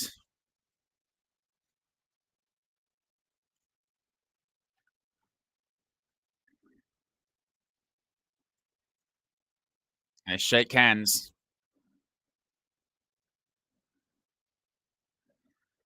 Shake hands, and Daniel Garcia did raise the arm.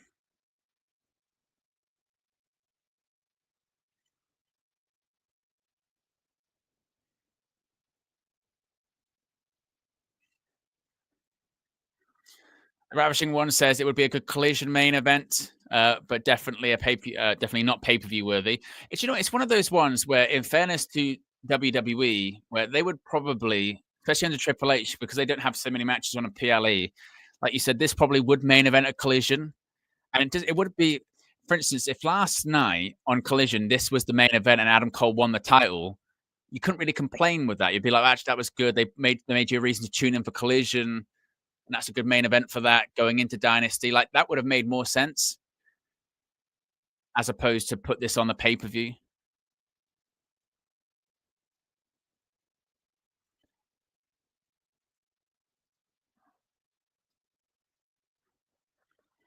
And Adam Cole posing on the stage.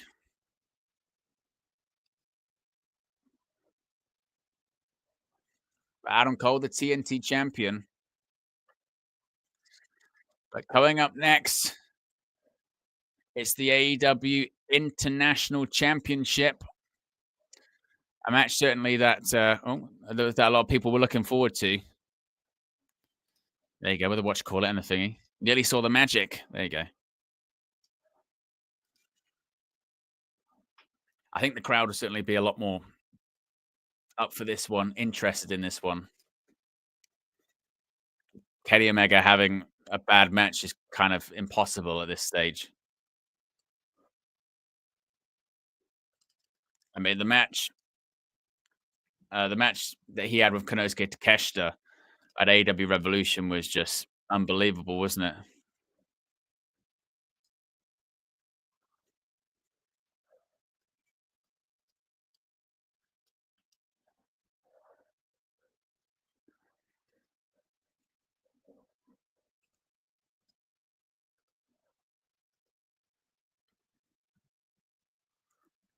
Of course, it's against Speedball Mike Bailey and Ricochet.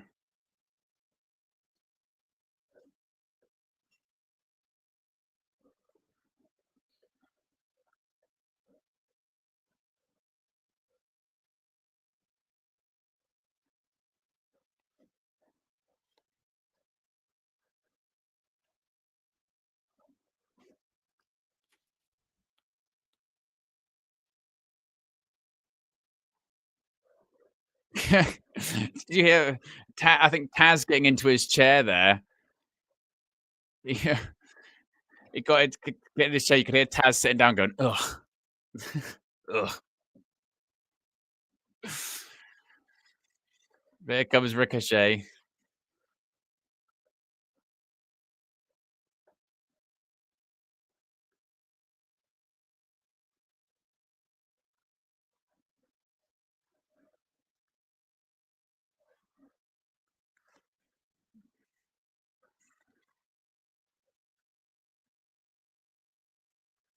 Look, there's Ricochet.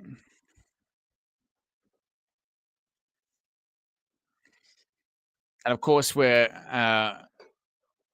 I think building to Omega versus Okada, aren't we, for the International Championship and Continental Championship at All In Texas.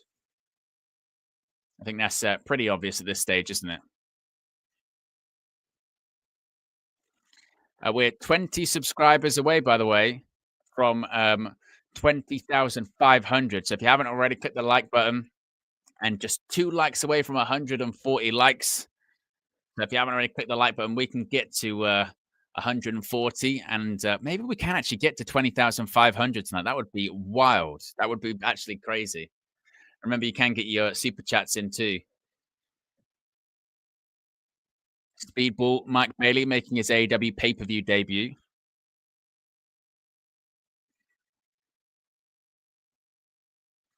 Of course, Speedball's been under contract to AEW for a while, but only recently made his debut as part of this tournament.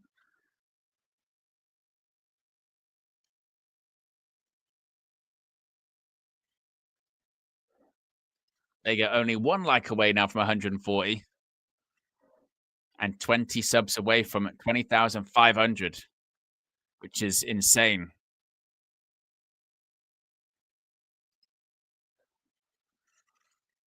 If you haven't seen Speedball Mike Bailey, you're in for a treat. Obviously, amazing matches in TNA. Match he had with Will Osprey at Bound for Glory last year was just incredible.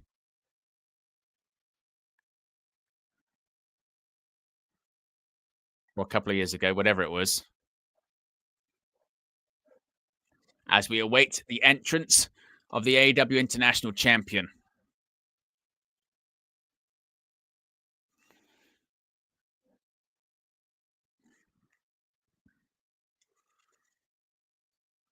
Here comes the cleaner, the best belt machine.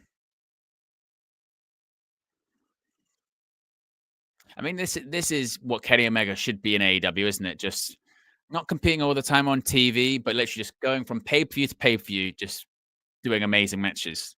That is Kenny Omega. Don't need to be competing on Dynamite or Collision every single week. No need for that.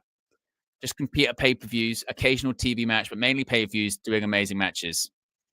That's how you sell pay-per-views.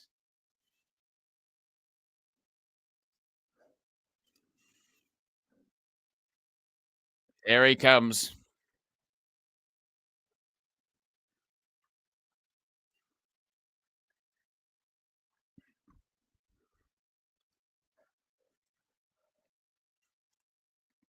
I tell you what, I can't wait for, like I said, Omega versus Okada all in Texas is going to be ridiculous.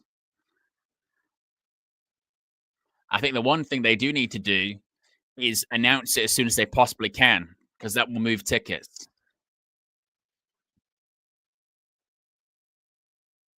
I mean, I would hope. I mean, before then, we've got Forbidden Door in June. I'd go as far as announce it for All in Texas even before Forbidden Door. Announce it as soon as possible. Sell tickets.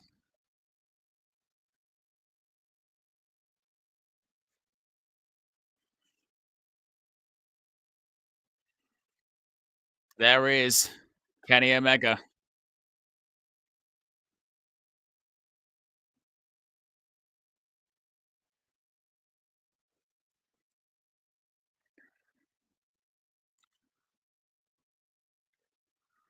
I like the big time Kenny Omega pay-per-view entrance as well. Difference to his TV one.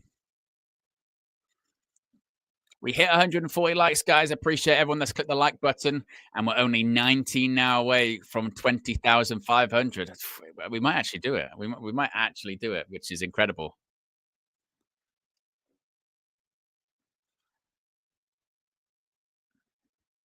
Reminder, you can join the WN365 roster as well. You can see what you get right there. You get your badges, your emojis, and your exclusive members-only content, gaming streams, match rewatch streams, all coming soon. In the build-up to All In, I'll do some All In rewatches as well, some classic All In matches. One of my favorite matches from the AEW All In shows that they've done was Punk versus Joe. Opening match after all the chaos that was happening backstage. That Punk versus Joe match is great. It is actually a really good match. Power Rings, we are underway.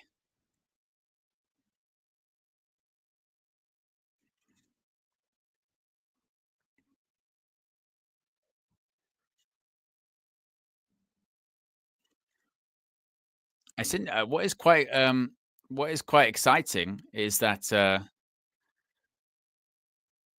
again, this should be a fantastic match. And we're going to most likely get Okada versus Omega. Interesting that TNA, they're going to have their own international championship soon.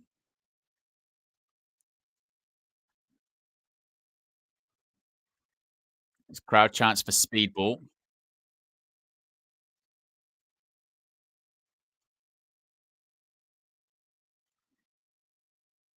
Collar and elbow tie-up between Speedball and Omega. Big up Courtney in the chat. Says, Owen's still going strong. I'm watching your stream from work on my second break. Big up. Hope work is going well. Hope we can get you through your work day as best as possible. Appreciate you being a member of the WNU, Wrestle News Universe. Oof. Speedball went for a kick on Ricochet. Nearly got his head kicked off. Oh, Okada roll. Oh, Omega goes out the ring. Oh, wow. Went stomach first. Of course, Omega with the stomach issues.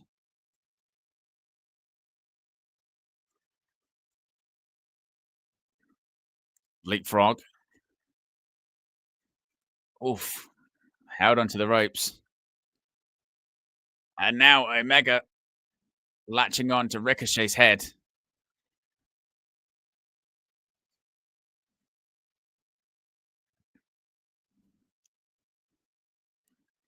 And now Omega's gonna send Speedball's head into the top turnbuckle.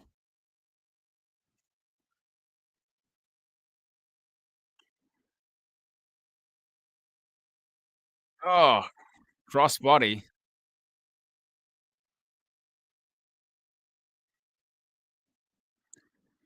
That's gonna be interesting because, of course, again, we saw in the last match, the TNT title match, that the crowd were a bit tired. But if there's anyone that can get them going again, it would be Kenny Omega. What is interesting, though, is what we did see at Revolution is Omega match against Takeshita, followed by Osprey versus Fletcher, were so good matches that when it came to the main event with Mox and Cope, it was just so flat. I wonder if we'll see something similar this evening, whereby this match might be so good that the crowd are just flat by the time we even get to the world title main event. Oh, Oklahoma roll. Oh, turned it into an armbar. Look at that. Cross arm breaker. As Taz said, the Juji Gatami.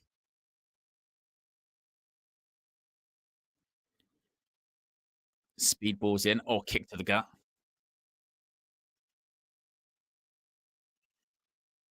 Oh, handspring flip. Look at the kicks. Oh, big boot by Omega sends Ricochet down. And here come the kicks again. Rapid fire kicks by Speedball.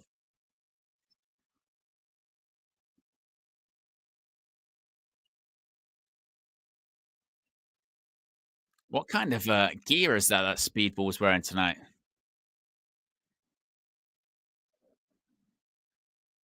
Ricochet. I went for the springboard. Missed. I went for a clothesline and missed. Oh, Bailey with a Hurricane Rana through the bottom rope.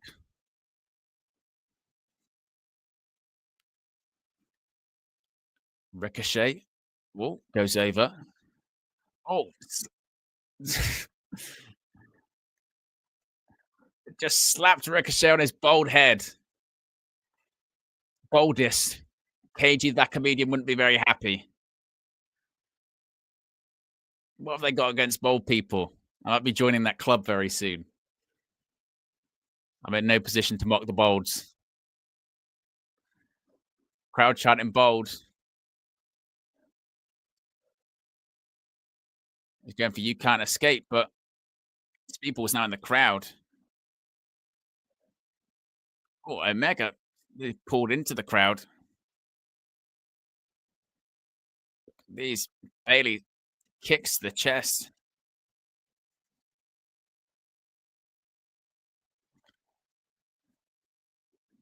What's Speedball thinking here?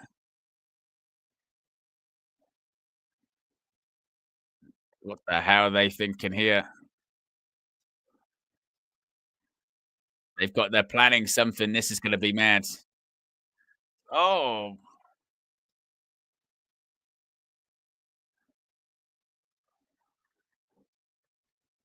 it was like a fireman's carry onto Omega's back and his stomach over the barricade.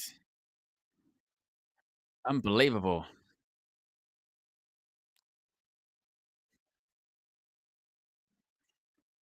Oof. Take a look at that. Wow.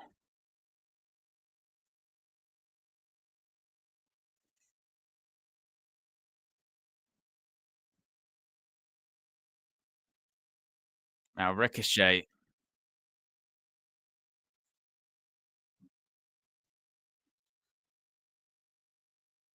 Oh, stomps between the shoulder blades and another.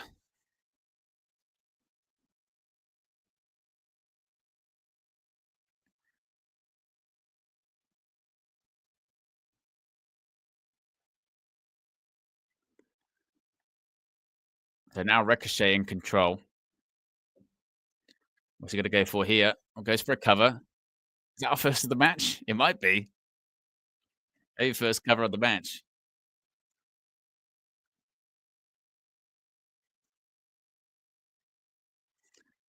Crowd chants bold forever. The irony, the irony if Ricochet's most popular attribute is the fact he's got no hair. Shot by Ricochet sends Mike Bailey down. Oh, backbreaker. And again. Whoa, into a side slam. Oh, it didn't even go for a cover. Oh, and Spring sends Omega down.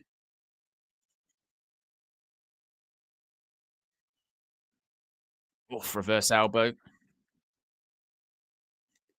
Beautiful. Northern Lights in the bridge, always going for locomotion. Oh, Omega down.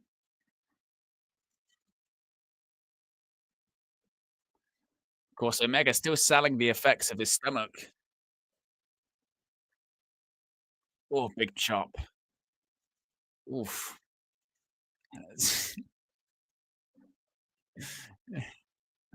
Chops to the head, chops to the bald head. Oof.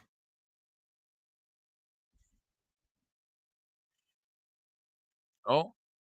Oh, wow. Look at that. It was a neckbreaker DDT combination.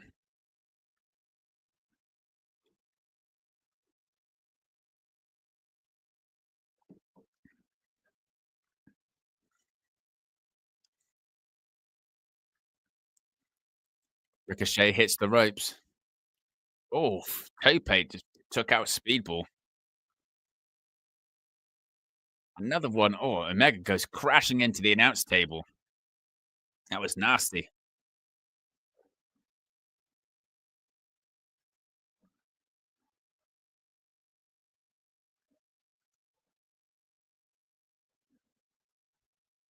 But he's talking on commentary about who he can beat. Oh, wow. What a kick. He just not only kicked the head off Ricochet, he kicked the.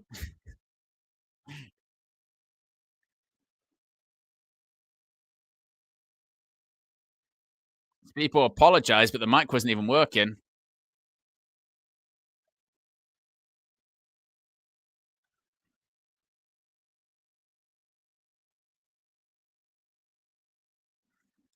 Speedball missile drop kick. Look at that. Ricochet just bouncing around the ring.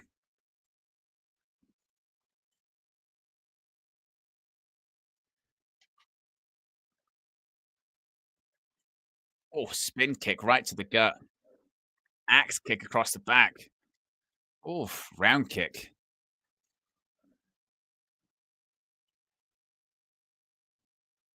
Oh, he went for a running shooting star press. In comes Kenny Omega. You can't escape. Moonsault or miss. Springboard. Oof.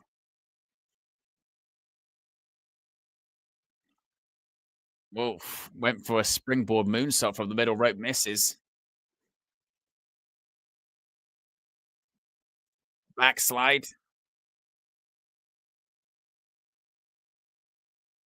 Double pin. Oh, kicks out. I was pretty impressive by Ricochet. Oof.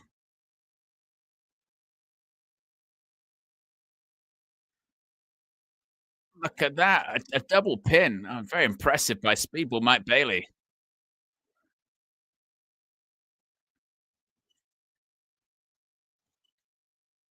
Speedball trying to get him back up. Now, double backslide. Some of these different combinations of trying to pin them both. Very impressive.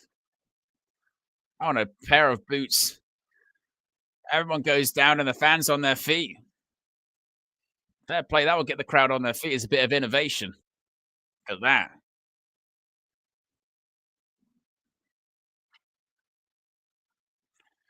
Philadelphia appreciating creativity and good wrestling, to be fair.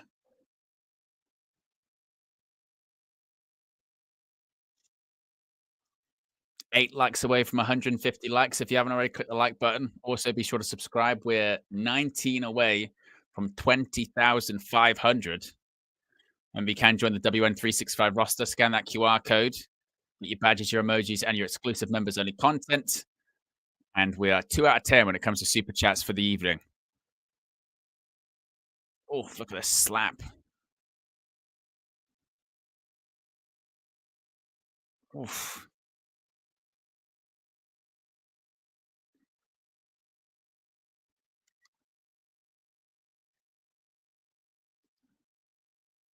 Look at the strikes by Speedball, but Omega now throws Ricochet out of the ring.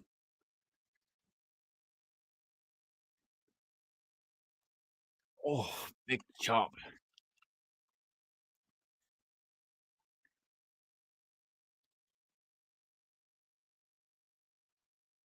Ricochet sent out of the ring by Speedball. Speedball's got a well, look at that straight right hand by Omega to Speedball. Once again. Oof. Oh, wow. What a chop by Omega. That was loud. Very loud, wasn't it? Look at Speedball. He's getting back to his feet. Oof. Kick to the chest. And again.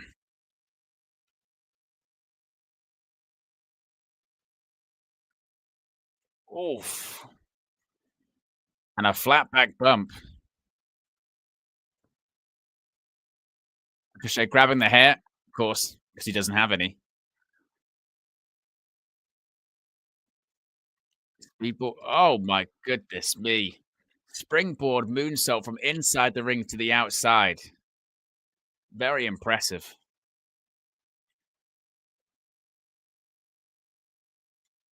In bare feet as well. It's nuts.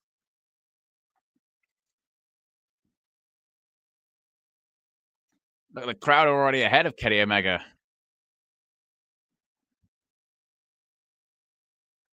was before he even started it.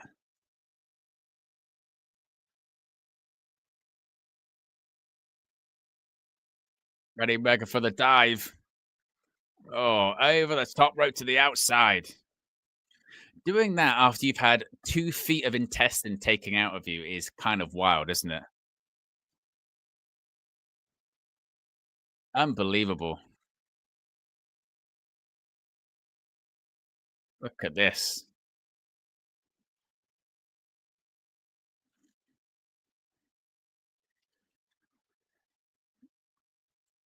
Chance of fight forever. Not the game. The game was the shit. There's streams of that on this channel, by the way. Fight forever. I too. Probably the mode I enjoyed the most from Fight Forever was Stadium Stampede. I just wish they'd. Oh my goodness, Ricochet, outrageous. Does that and lands on his feet. The athleticism on another level of Ricochet, isn't it?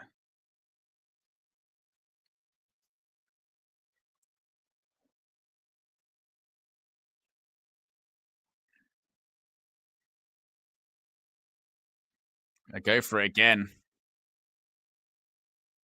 Speedball's up. Oh, oh. Bailey with, by the way, a crazy mullet. Just somehow did a Asai moonsault. It was like Ricochet easy. Leap. Oh, unbelievable.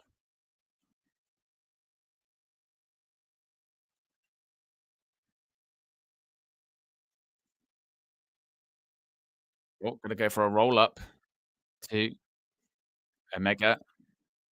Oh, ducks under. Omega gonna go for a Liger bomb, perhaps. No.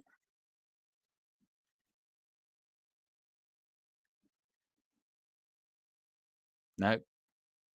In comes Ricochet. How is this?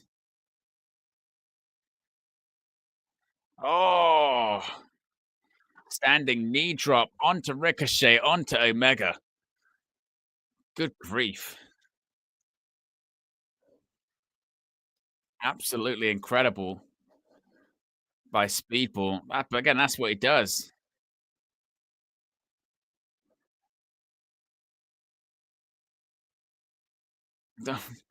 And Ricochet just pulled the referee, Rick Knox. Just did what he had to do.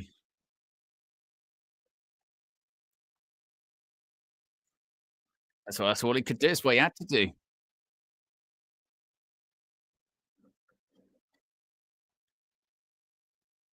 Incredible. Look at that. What a kick.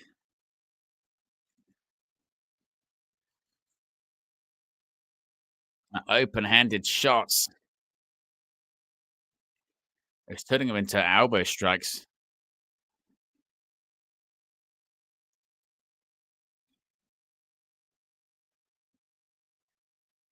What's he going for here? These stiff right hands.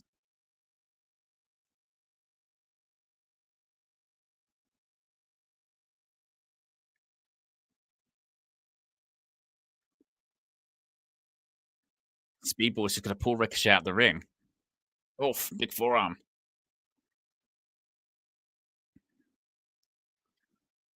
And now, oof. What's he going for here? Maybe. Oh,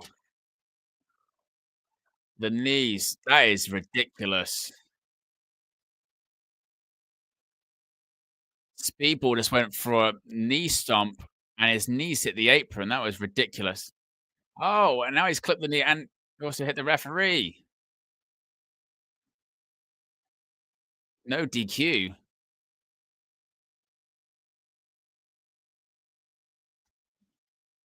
Luckily, Rick Knox was okay.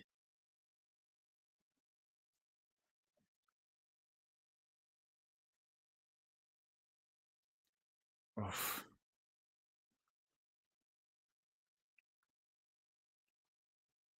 Look at Speedballs. Look at this. Oh, those knees. That is brutal. I mean, that's a knee replacement in Speedball Mike Bailey's future, isn't it? Good grief. That was nasty. Nasty indeed.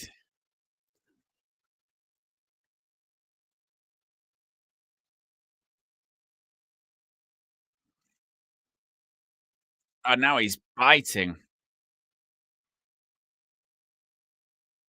Oof. Speedball's back on his feet. I don't know how.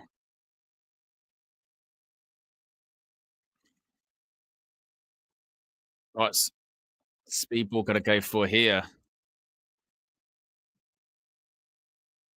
Oh, reverse poison runner. Outrageous. Omega still on the top rope somehow.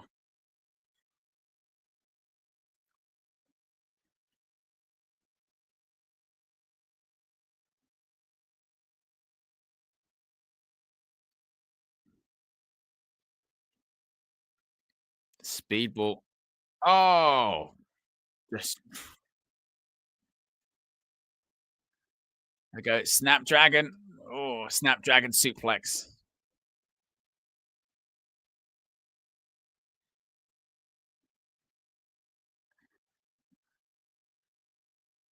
And now is he going to go for another Snapdragon, this time to Ricochet? Oh, another Snapdragon.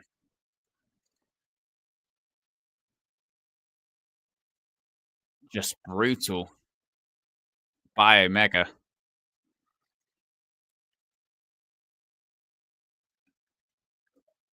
Maybe it. Oof.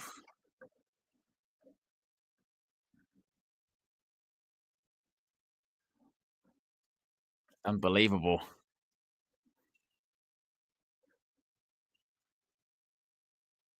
Crowd chanting one more time. 7 likes away from 150 likes. If you haven't already clicked the like button, it's going to try and go for a triple. Surely not. There'd be no way. Oh, Snapdragon on both Speedball and Ricochet at the same time. Good grief. Unbelievable. Crowd chants for Kenny.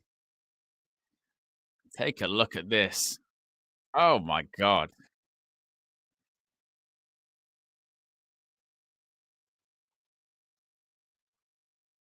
We're going to get a pair. V triggers, perhaps. I think we are. Oh, V trigger. Oh my God! It just sent Speedball out of the ring. The cleaner is cleaning right now. Get ready. One winged. Oh,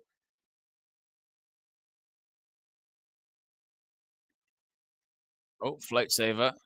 Oh, reverse elbow. Catch him again. One winged angel. Oh, catch him. Oh, into a German. Oh, Ricochet just managed to get out.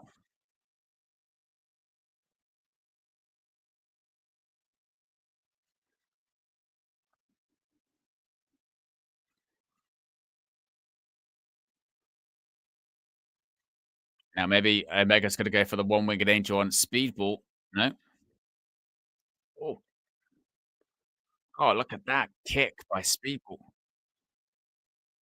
And from how they got into the match in the first place. Oh, kicked out. That's how Ricochet got in the match in the first place.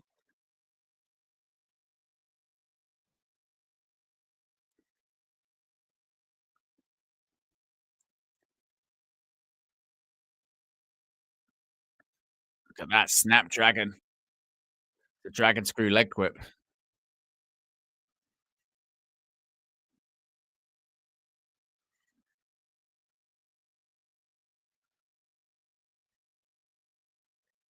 And now, look at these just kicks to the head. Chance of boulder over and over again.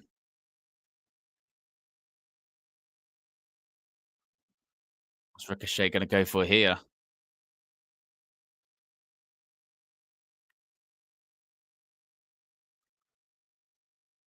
Oh, Ricochet sent out to the outside of the ring.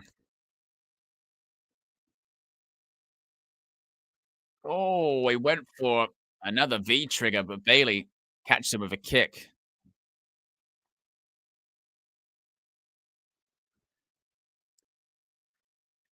Speedball. Oh, wow. What a kick.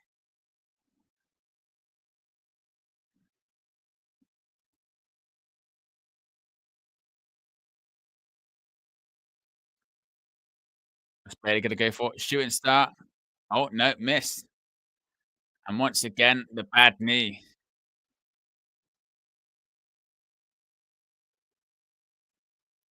Oh, no. Look at this knee bar.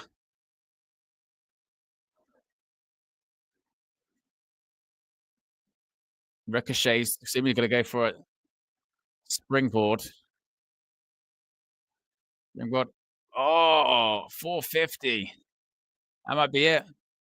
Oh, and Omega kicks out. 7 likes away from 150 likes, by the way, guys. And still 18 to go until 20,500. Oh, oh, kicks out Speedball. Nearly had Ricochet pinned. Oh, wow. Working over the knee still. Oh, vertigo. Oof. You see, Omega was just on the outside of the ring looking exhausted.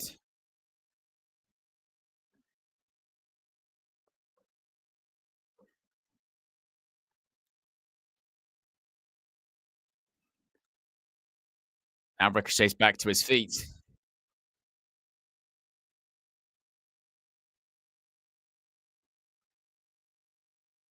Spirit gun, no.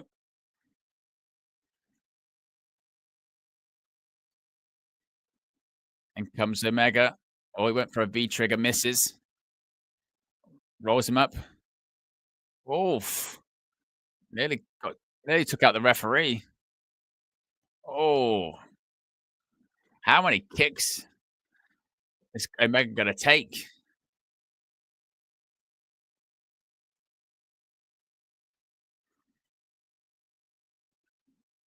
Oh, Ricochet gonna go to the top rope. Oh, beautiful shooting star. One, two. Oh, kicks out.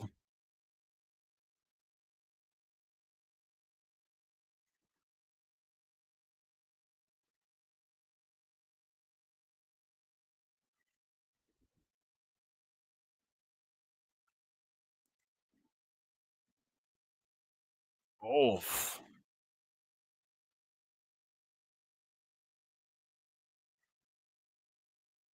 Ricochet going to the top.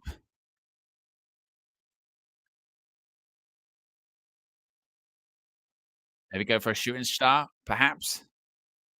Oh, knees get up and rolls it into a cradle. Oh, I mean, Speedball is still selling the knee.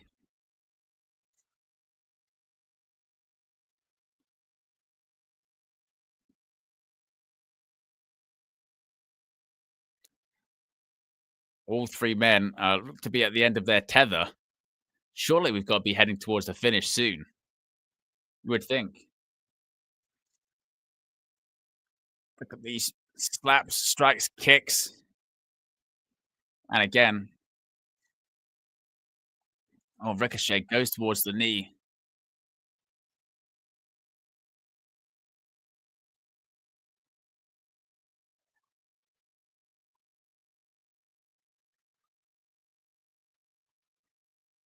Ricochet saying he's smart.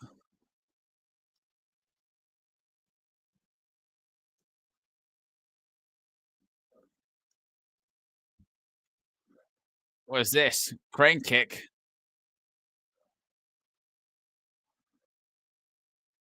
He said it's not going to work.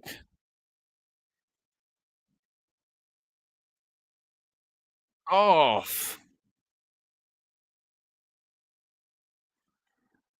nearly wiped them out. He's going to go to the top. Well, middle rope.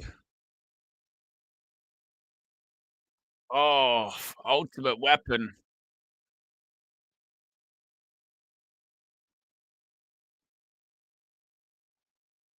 One, two. Oh, V trigger.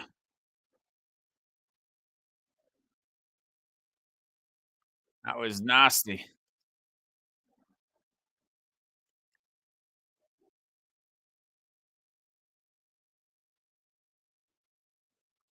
Up on the shoulders. Oh, poison runner.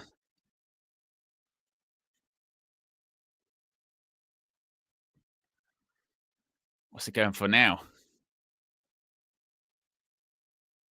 It's going to be the avalanche Vertigo he's looking for. Pulling on the mullet.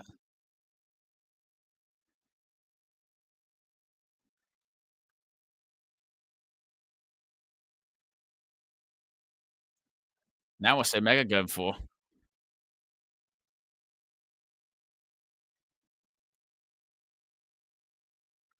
What is the plan here? Up on the one wing. Surely not. Oh my. 1, 2, 3. Omega gets the victory after an avalanche one-winged angel, and Speedball was trapped on the top rope. Good grief.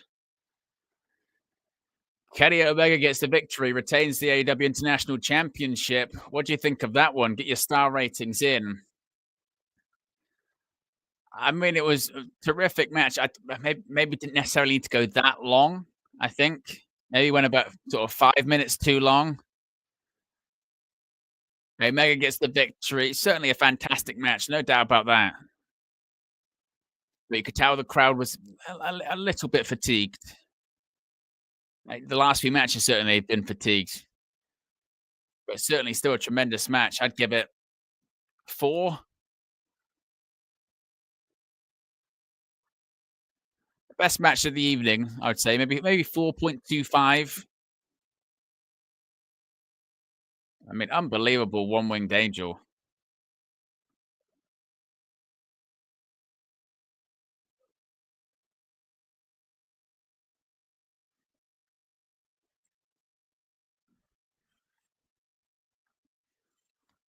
Certainly the longest match of the night so far.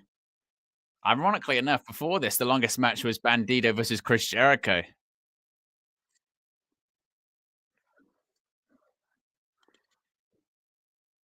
Omega, he needs to get some water. He's just exhausted. This was one of my predictions. If you watched the Major Surprises video, I did say I thought we were going to get a confrontation. I said I thought we were going to get one. I said I thought this was going to happen.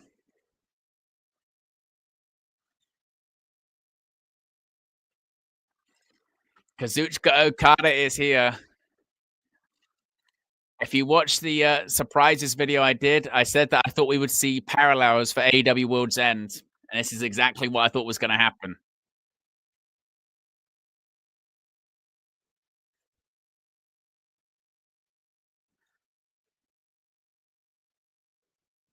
There they are again, facing off.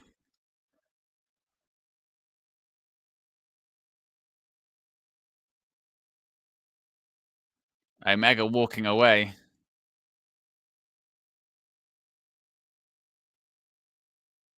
Omega the first to flinch. He got out of the ring pretty quickly, didn't he? Didn't stay very long. I thought they would. I thought they would milk that for a little bit longer. To be honest with you, they didn't really. They faced off for maybe like 5 seconds, and then Omega got out of there pretty quick, didn't he? It was quick.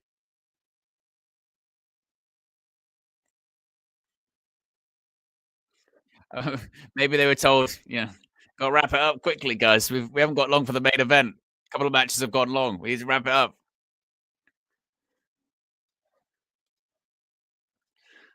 That definitely, that definitely felt like, didn't it? That definitely felt like in an ideal world we'd go a bit longer here, but you took so fucking long with the match, so we don't have a lot of time for the stare down at the end, unfortunately.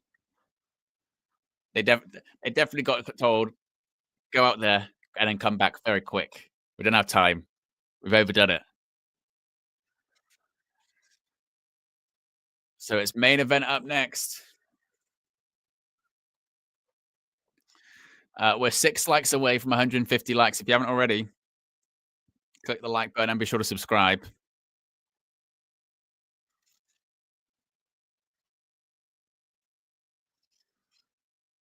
And 18 subscribers away from 20,500. I tell you what, I enjoyed the mixed tag on Dynamite on Wednesday, even if they did miss Willow putting Moxley through the table.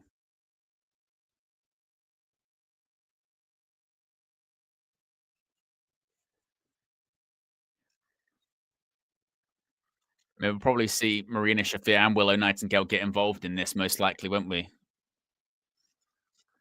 2 likes away from 150. And also be sure to subscribe. Super chats, we're still 2 out of 10. Great way to support the channel. Remember, you can join the WN365 roster too. As M. Bison says there, they must have gone a bit long. I think that's probably the case. I think so.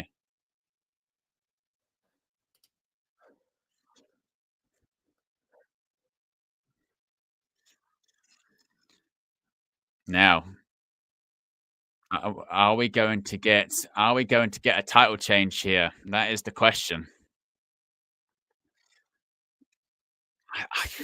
My prediction is I think Swerve will win, but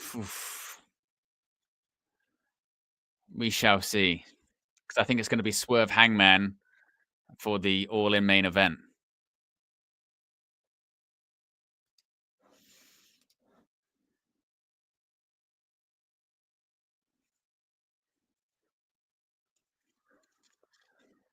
Let's see if for the second year in a row at Dynasty, Swerve can win the AEW World Championship.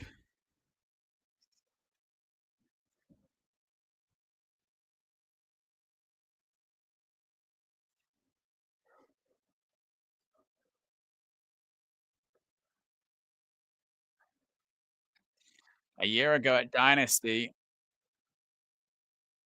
Swerve Strickland won his first world championship in AEW.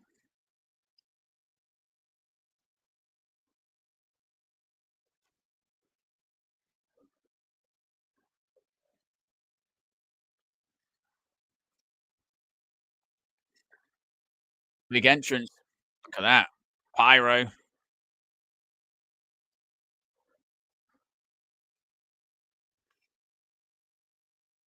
Getting the pyro, getting the fire.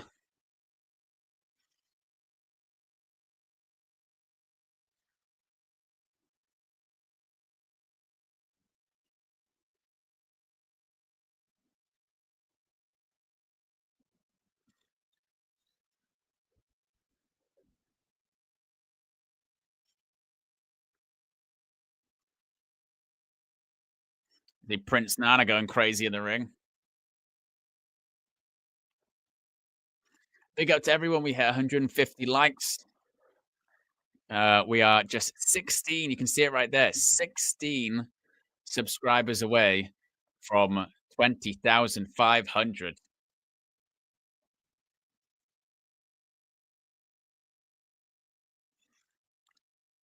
Great reaction for Swerve Strickland inside Philadelphia. Is tonight the night? That is the question. Is tonight the night when the championship reign ends?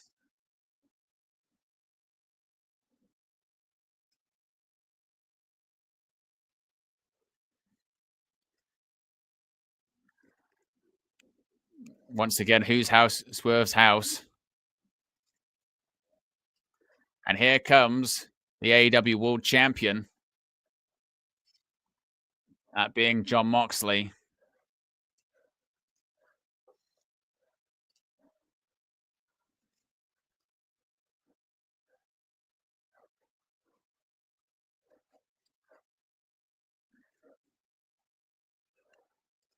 There is Mox. Marina Shafir holding the briefcase.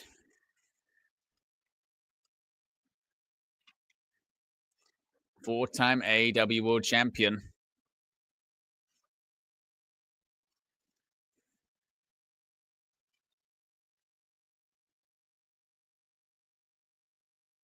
Of course, he's held the championship since AEW Wrestle Dream. The presumption is inside the briefcase is the AEW World Championship. Last time we saw the championship was AEW Wrestle Dream. Are they going to be? Are they going to do a thing where they open the briefcase and it's not in there or something?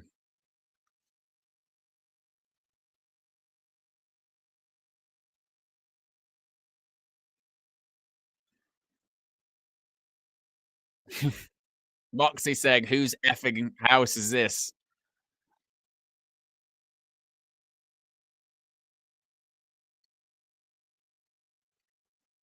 Hey, well, that Philadelphia crowd talking some smack.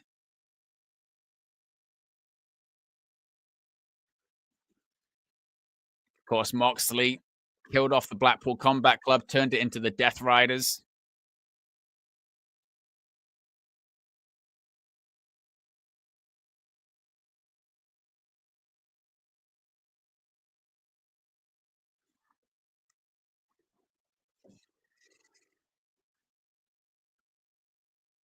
As Moxley still yet to enter the ring. And again, there's the briefcase. Just 15 now subscribers to go until 20,500.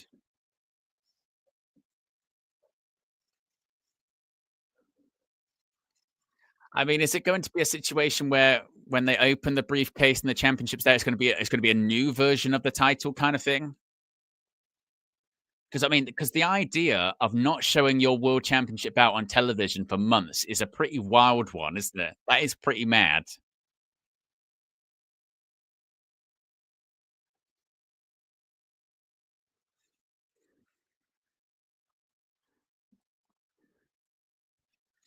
Now, this is the main event. We got here in the end, folks. A 60-minute time limit. I hope we're not going to go that long. Bloody hell.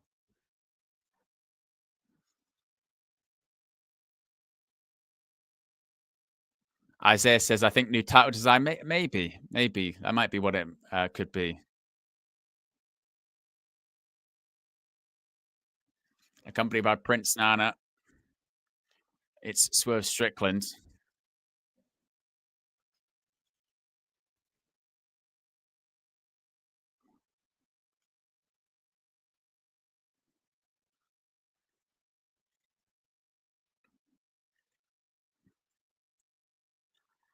And of course, he's going to do the ring introduction for the champion.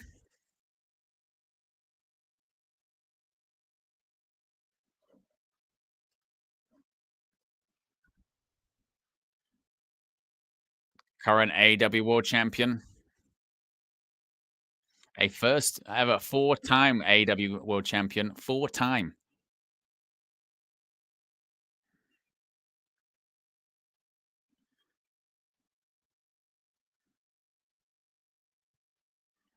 Of course, made his AEW debut on the first ever show, that being AEW Double or Nothing.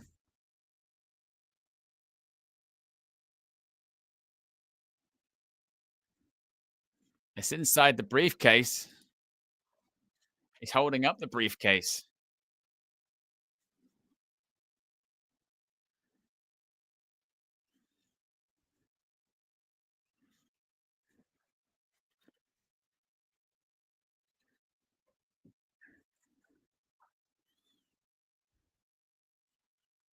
There we go.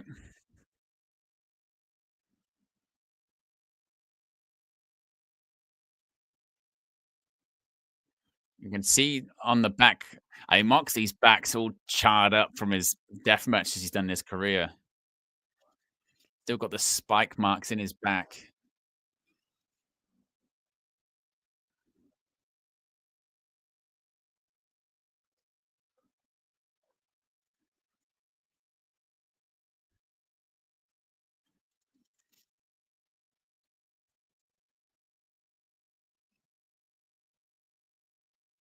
Look at that, just pie face Moxley did to Swerve there.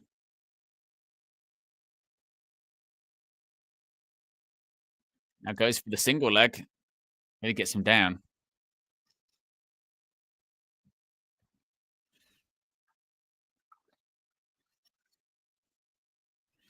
And now look at this. They're actually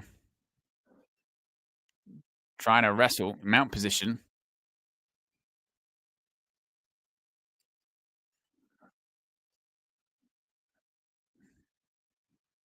Went for a Juji Katami.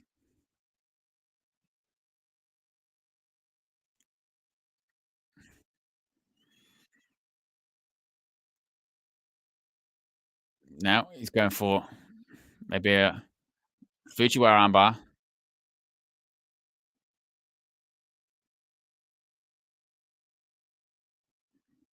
And now he's just trying to hook the other arm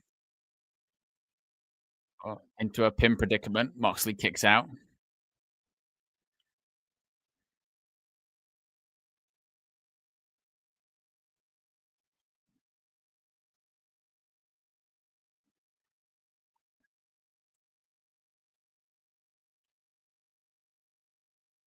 And look, what's Swerve going for here?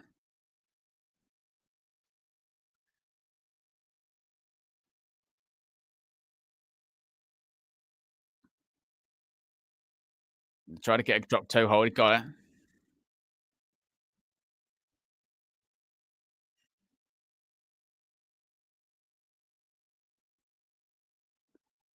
Now going for a version of a double wrist lock Kimura.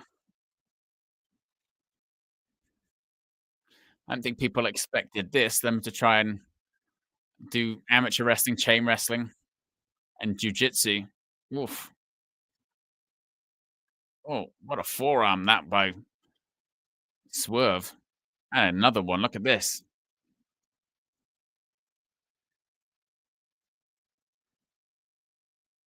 Oh,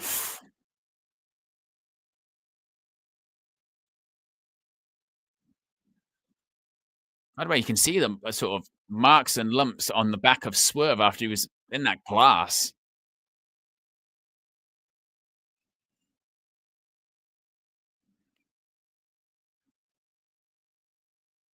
Now going for a knuckle lock.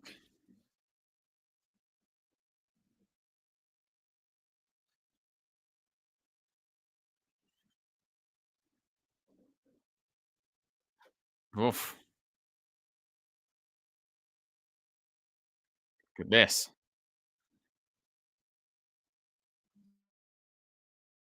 I think I just heard a cameraman or a production person saying we're going to 12:30 tonight, which says to me that that means this match is going at least sort of 20, 25 minutes. Oof. Big chop.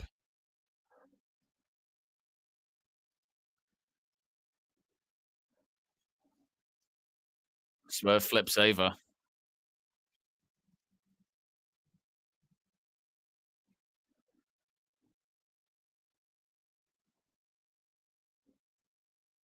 Oof.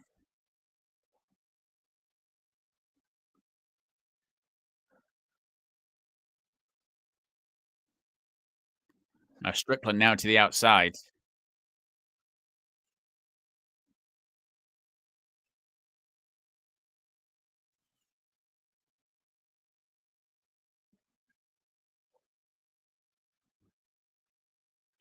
Be interesting to see if Tony Khan did buy more time.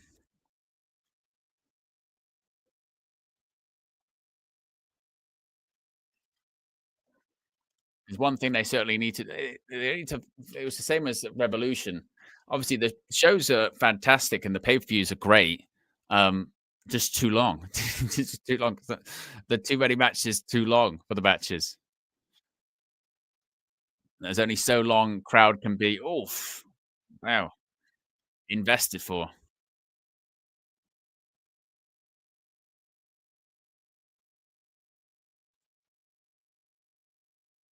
Marina Shafir, just a little bit of a kick to the face.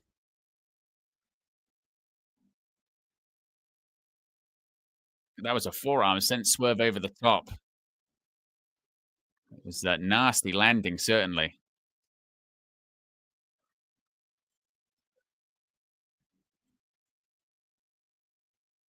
Going for it. Oof. Just driving the head into the steel ring steps. Oof.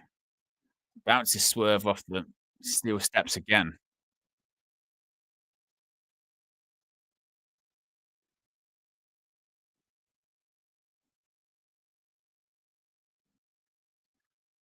And Marina Shafir again, another kick.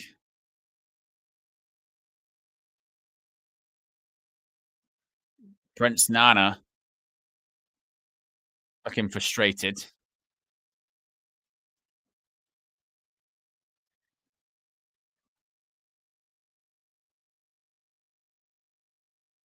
Prince Nana not happy that Marina Shafir's getting involved. Oof. Look at these, drawing these elbows into the head. He's trying to make him. Oh, God, look at these elbows. Looks like he's trying to make him bleed.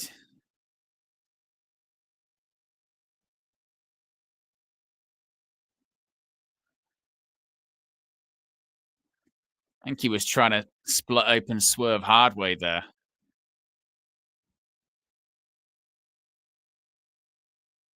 Or double axe handle across the back of Swerve. Excalibur took a bump.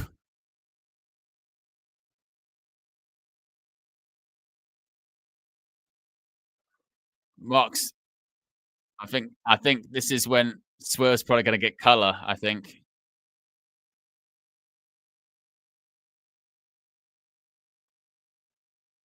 I wouldn't be shocked if Swerve has color by the time he gets back up. Yeah, he does. I thought that would be the case. I thought that would be the case.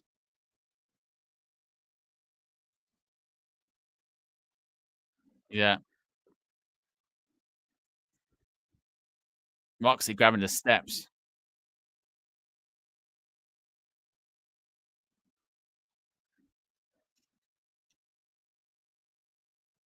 Oof.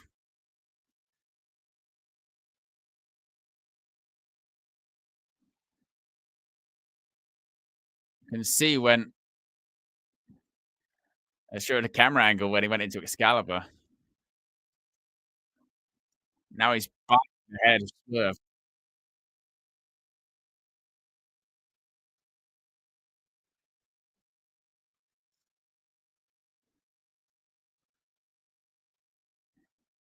Oof. Look at this. Look at these.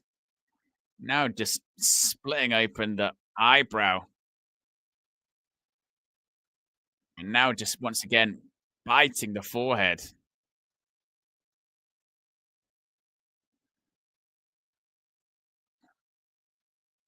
Oof. Look at Swerve's face. Our first bit of blood for the evening, though, which is a surprise.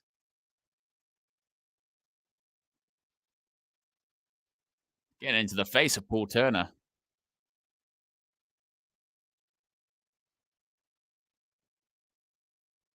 Oof. Look at these shots.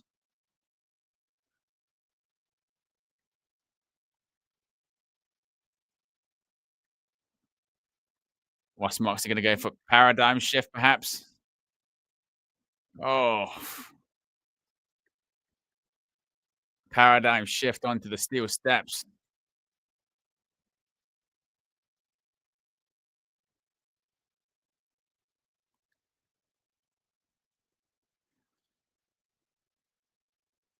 You can see Swerve's face.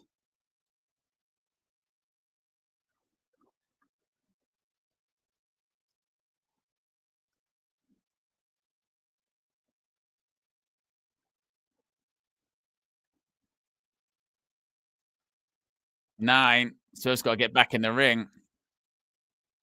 Oof. Just back in.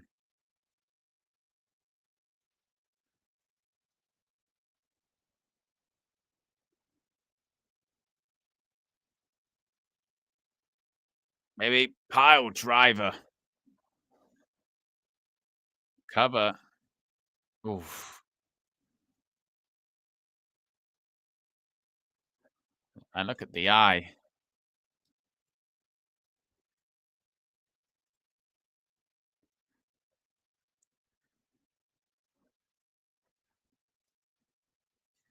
We're 12 subscribers away from 20,500. If you haven't already, click the like button and be sure to subscribe. Oof. Now he's just targeting. Now he's biting. Oh,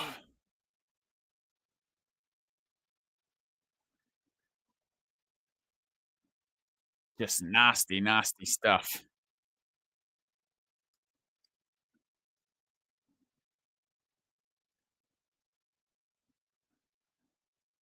Peak Moxley, isn't it? Like goes in from being something disgusting and then goes into, you know, normal wrestling.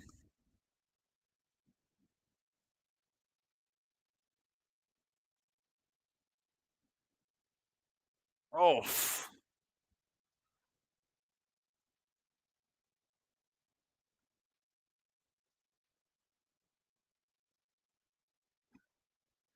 as Courtney says, get the likes up, people. Appreciate that. Saying the best wrestling content on this channel. Appreciate that. Ravishing wants their 30K before the end of the year. Hopefully, that'd be amazing. That'd be incredible. Maine was 20. In fact, we've already hit the target for this year. Is insane.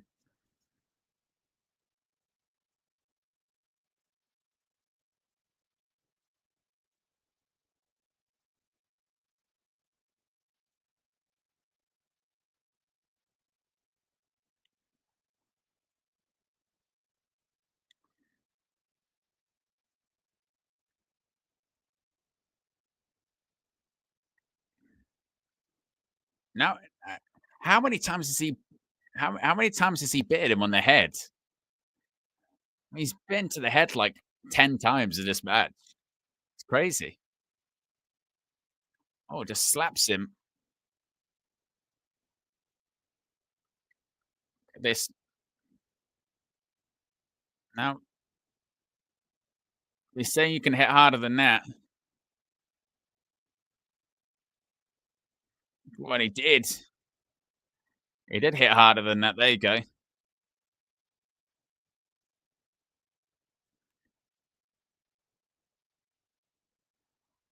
Got Moxley. He's sort of cracking his neck.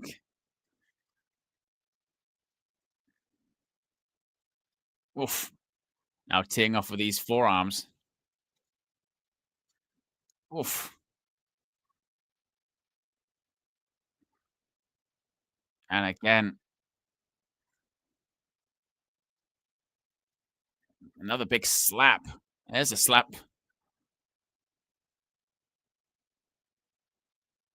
Did Excalibur just call Swerve Strickland Ricochet? I think he did. Oof. Hits the rope. Oh, Moxley transitions into a Kimura lock.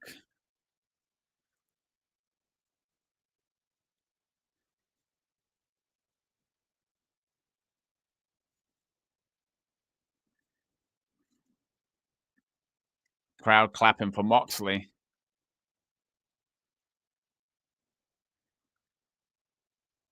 No, Juji Katami.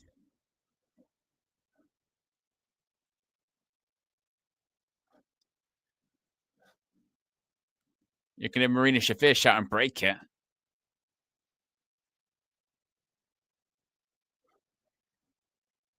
Sort of a triangle.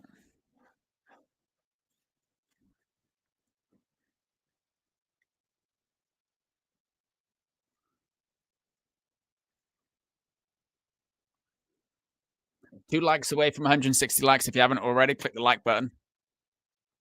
And 12 away from 20,500.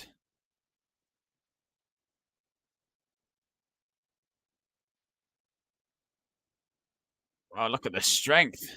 Strength by Swerve. Oh, it turns it into a power bomb.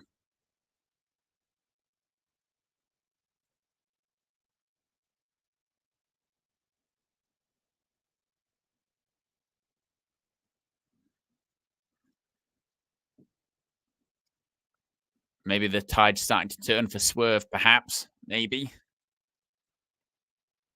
Look at this. Oof.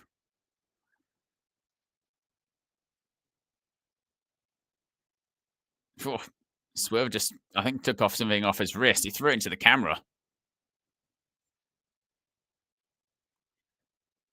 Irish whip sends Mox into the corner. Hip toss.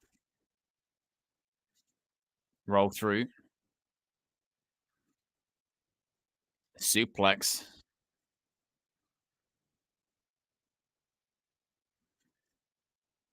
Cover.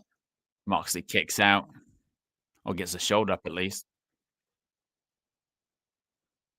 Looks like that cut above Swerve's eyes now healed up. All of that bleeding for nothing.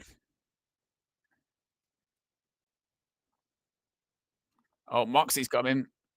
Rear naked choke, perhaps. Pin in predicament. No. Oh, Swerve. Oh, backbreaker.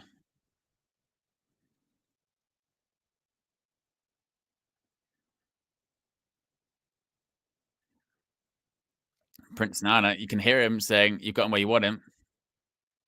Oh, turns it into a cutter.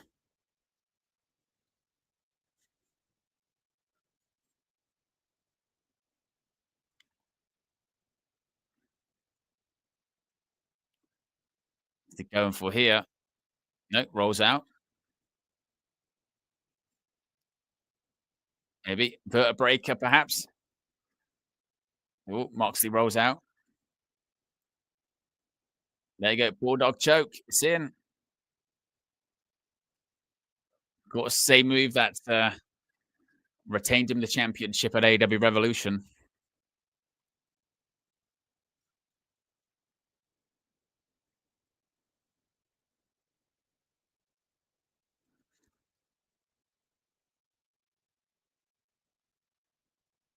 Oh, another. This time it's locked in.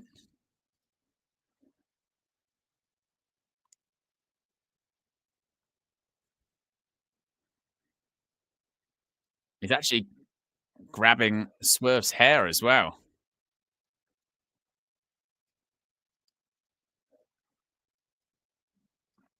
Swerve may be able to fight out.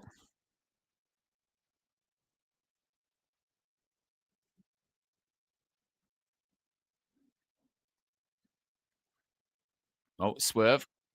There you go. As a flatliner.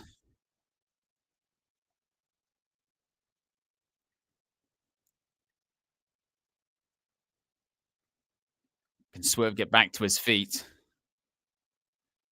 Oh, house call. 2. Oh, kicks out.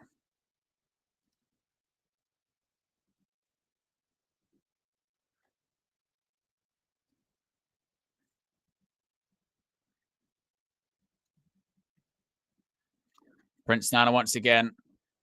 House call.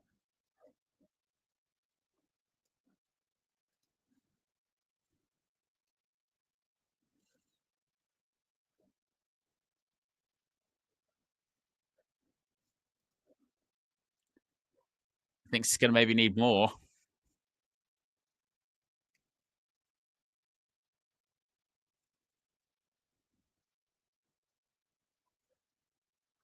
It went for another one. Moxley turns him inside out.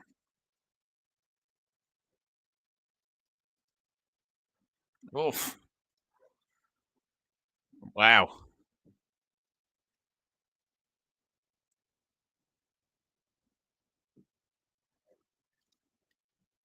11 subscribers away from 20,500, guys.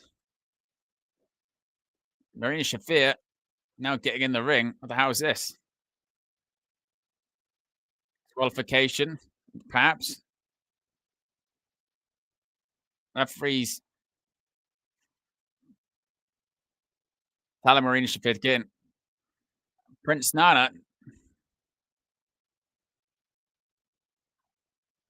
Nana's just getting in her face.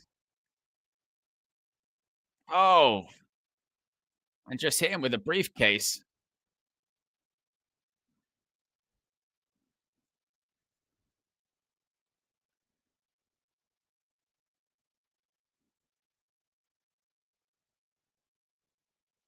Oh. Moxley just accidentally hit the cutter on Marina Shafir. A paradigm shift. 1, 2. Oh, Moxley just rolls the shoulder up.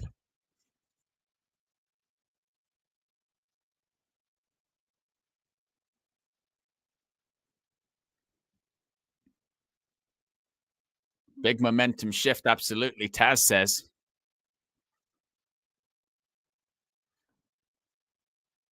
Now a Swerve going to go for. Oh, just shove Swerve off the top rope.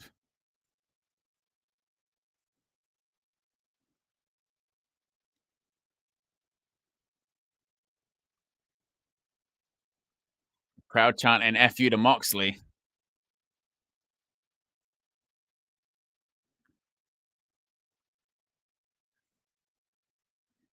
Now, what's Moxley going to go for? He's getting a ladder.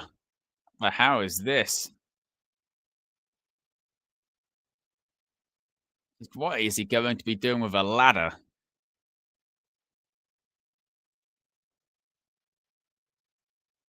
What has Moxley got planned here? Look at the size of that ladder. That is a big ladder too. A very big ladder.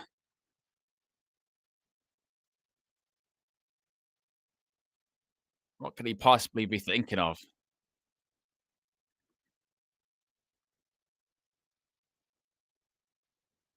This could be very, very nasty. Whose house is it now, says Moxley. As we're 10 subscribers away from 20,500.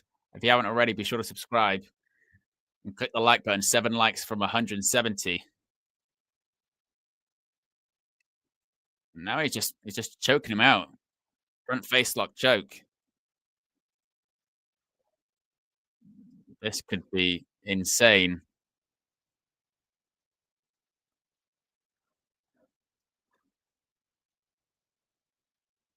What is the idea? I mean, the announce table's there.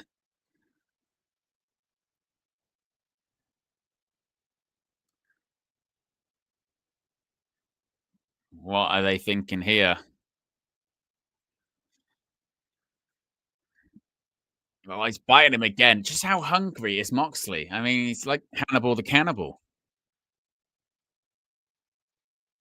No, this could be nasty. This could be nasty.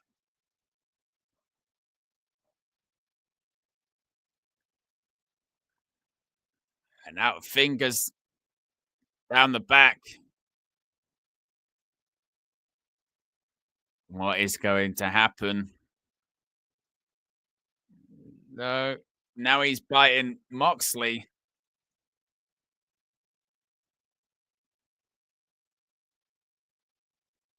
Oh, he's not thinking swerve stomp, is he? Not thinking swerve stomp. Oh my god. Swerve stomp through the table. Good grief. Oh, as Eric Kenny says there in the chat, you're right.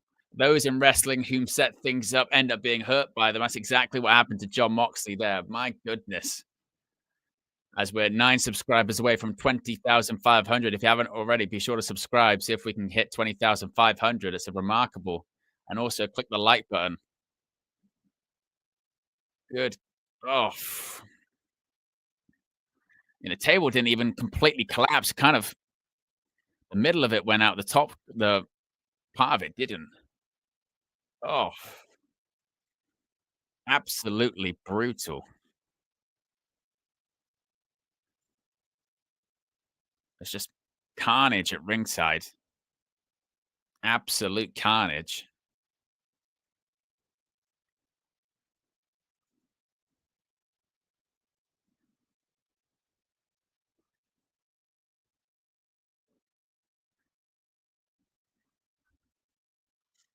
Now, look, I mean, looks like Swerve's in pain.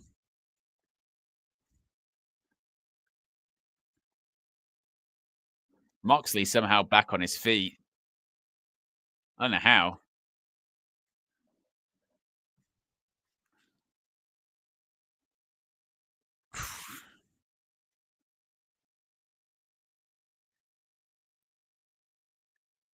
AEW World Championship still on the line.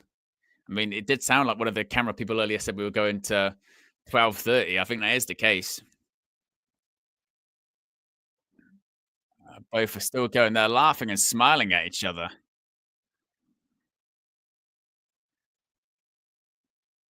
Oof. Look at these forearms go.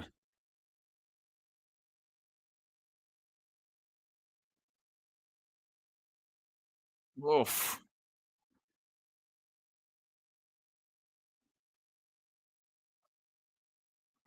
I mean, even the commentators are acknowledging how long this show is. the the literally the announcers are going, our fans are still here. It's way past midnight. It's insane. Oof. Oh, kick to the shin. Goes after the injured knee.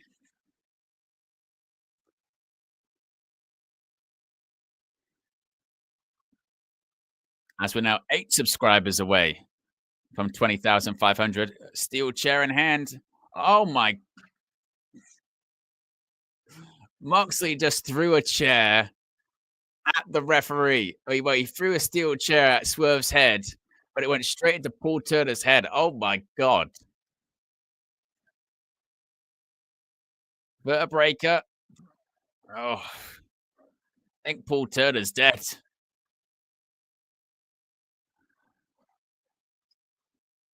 Paul Turner's been taken out. Oh, it's Hangman. Mahala's Hangman.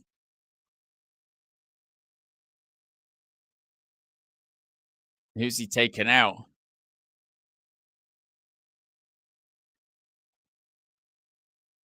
I think he's going to take out Moxley.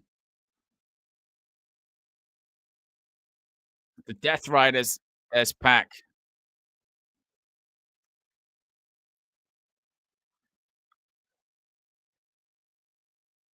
Now the Death Riders attacking Hangman. And it's typical Death Riders match. We've got interference. We've got ref bumps. When don't we get this? Oh, Yuta accidentally hits Psycho knee. Hangman just took out you. Uh-oh. Oh, no. Deadeye.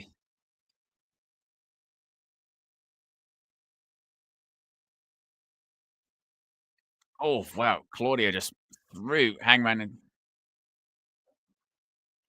Here come the Ops. Samoa Joe catches Saray Shibata hook. They're running off the Death Riders. So the Death Riders are gone.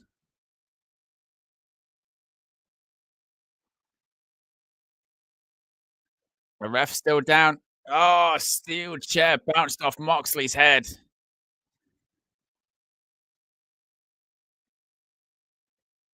Is this going to be Swerve Stomp time? This might be the moment.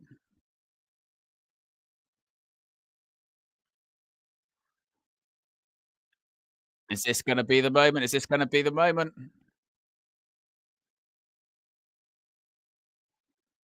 He's taken a lifetime. How long are you going to take, Swerve? Just do it. My God, how long are you going to take, Swerve? Swerve Stomp. I need a referee.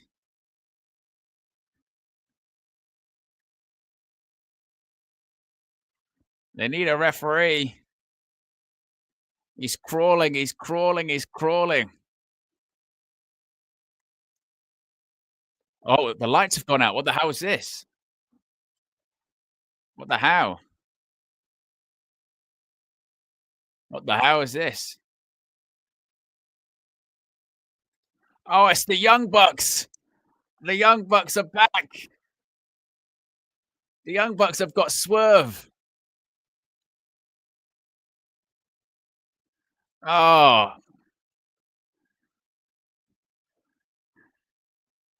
The Young Bucks are back and they've just cost Swerve Strickland the AEW World Championship.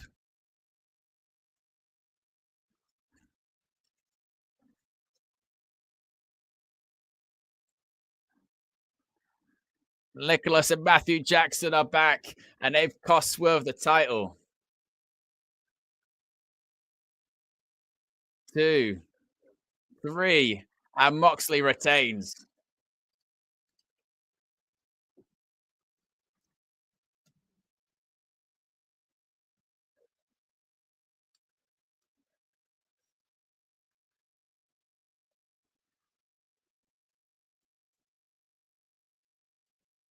What is their motivation indeed?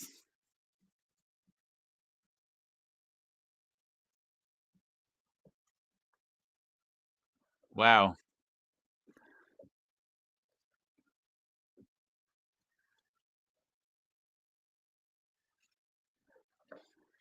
The Bucks are back and they've just cost.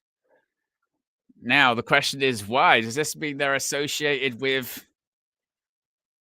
And what is going on? It doesn't look like anyone knows what's going on. It's what it feels like, certainly, doesn't it?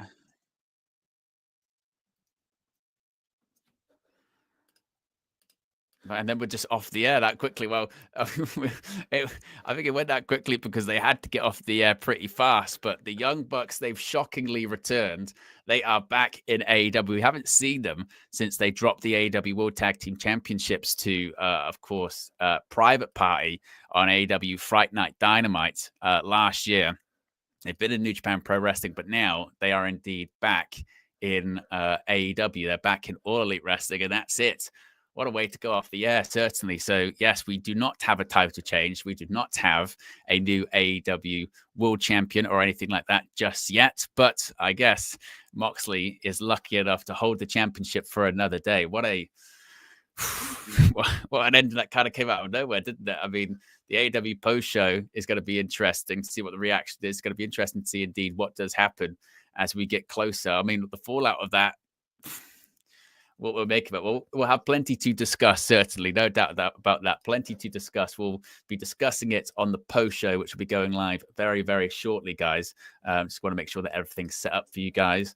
I appreciate everyone that's stuck with us this evening. It's been a very, very, very long show, to say the least. We're still going to go for an extra, I don't know, like 40 minutes, 45 minutes. We're going to go through this. If you haven't already, click the like button. Be sure to subscribe. Where did we end up in terms of subscribers? We are just right now 6 subscribers away from 20,500, which is absolutely insane considering that we only hit 20,000 this week. So if you haven't already, be sure to subscribe, click the like button.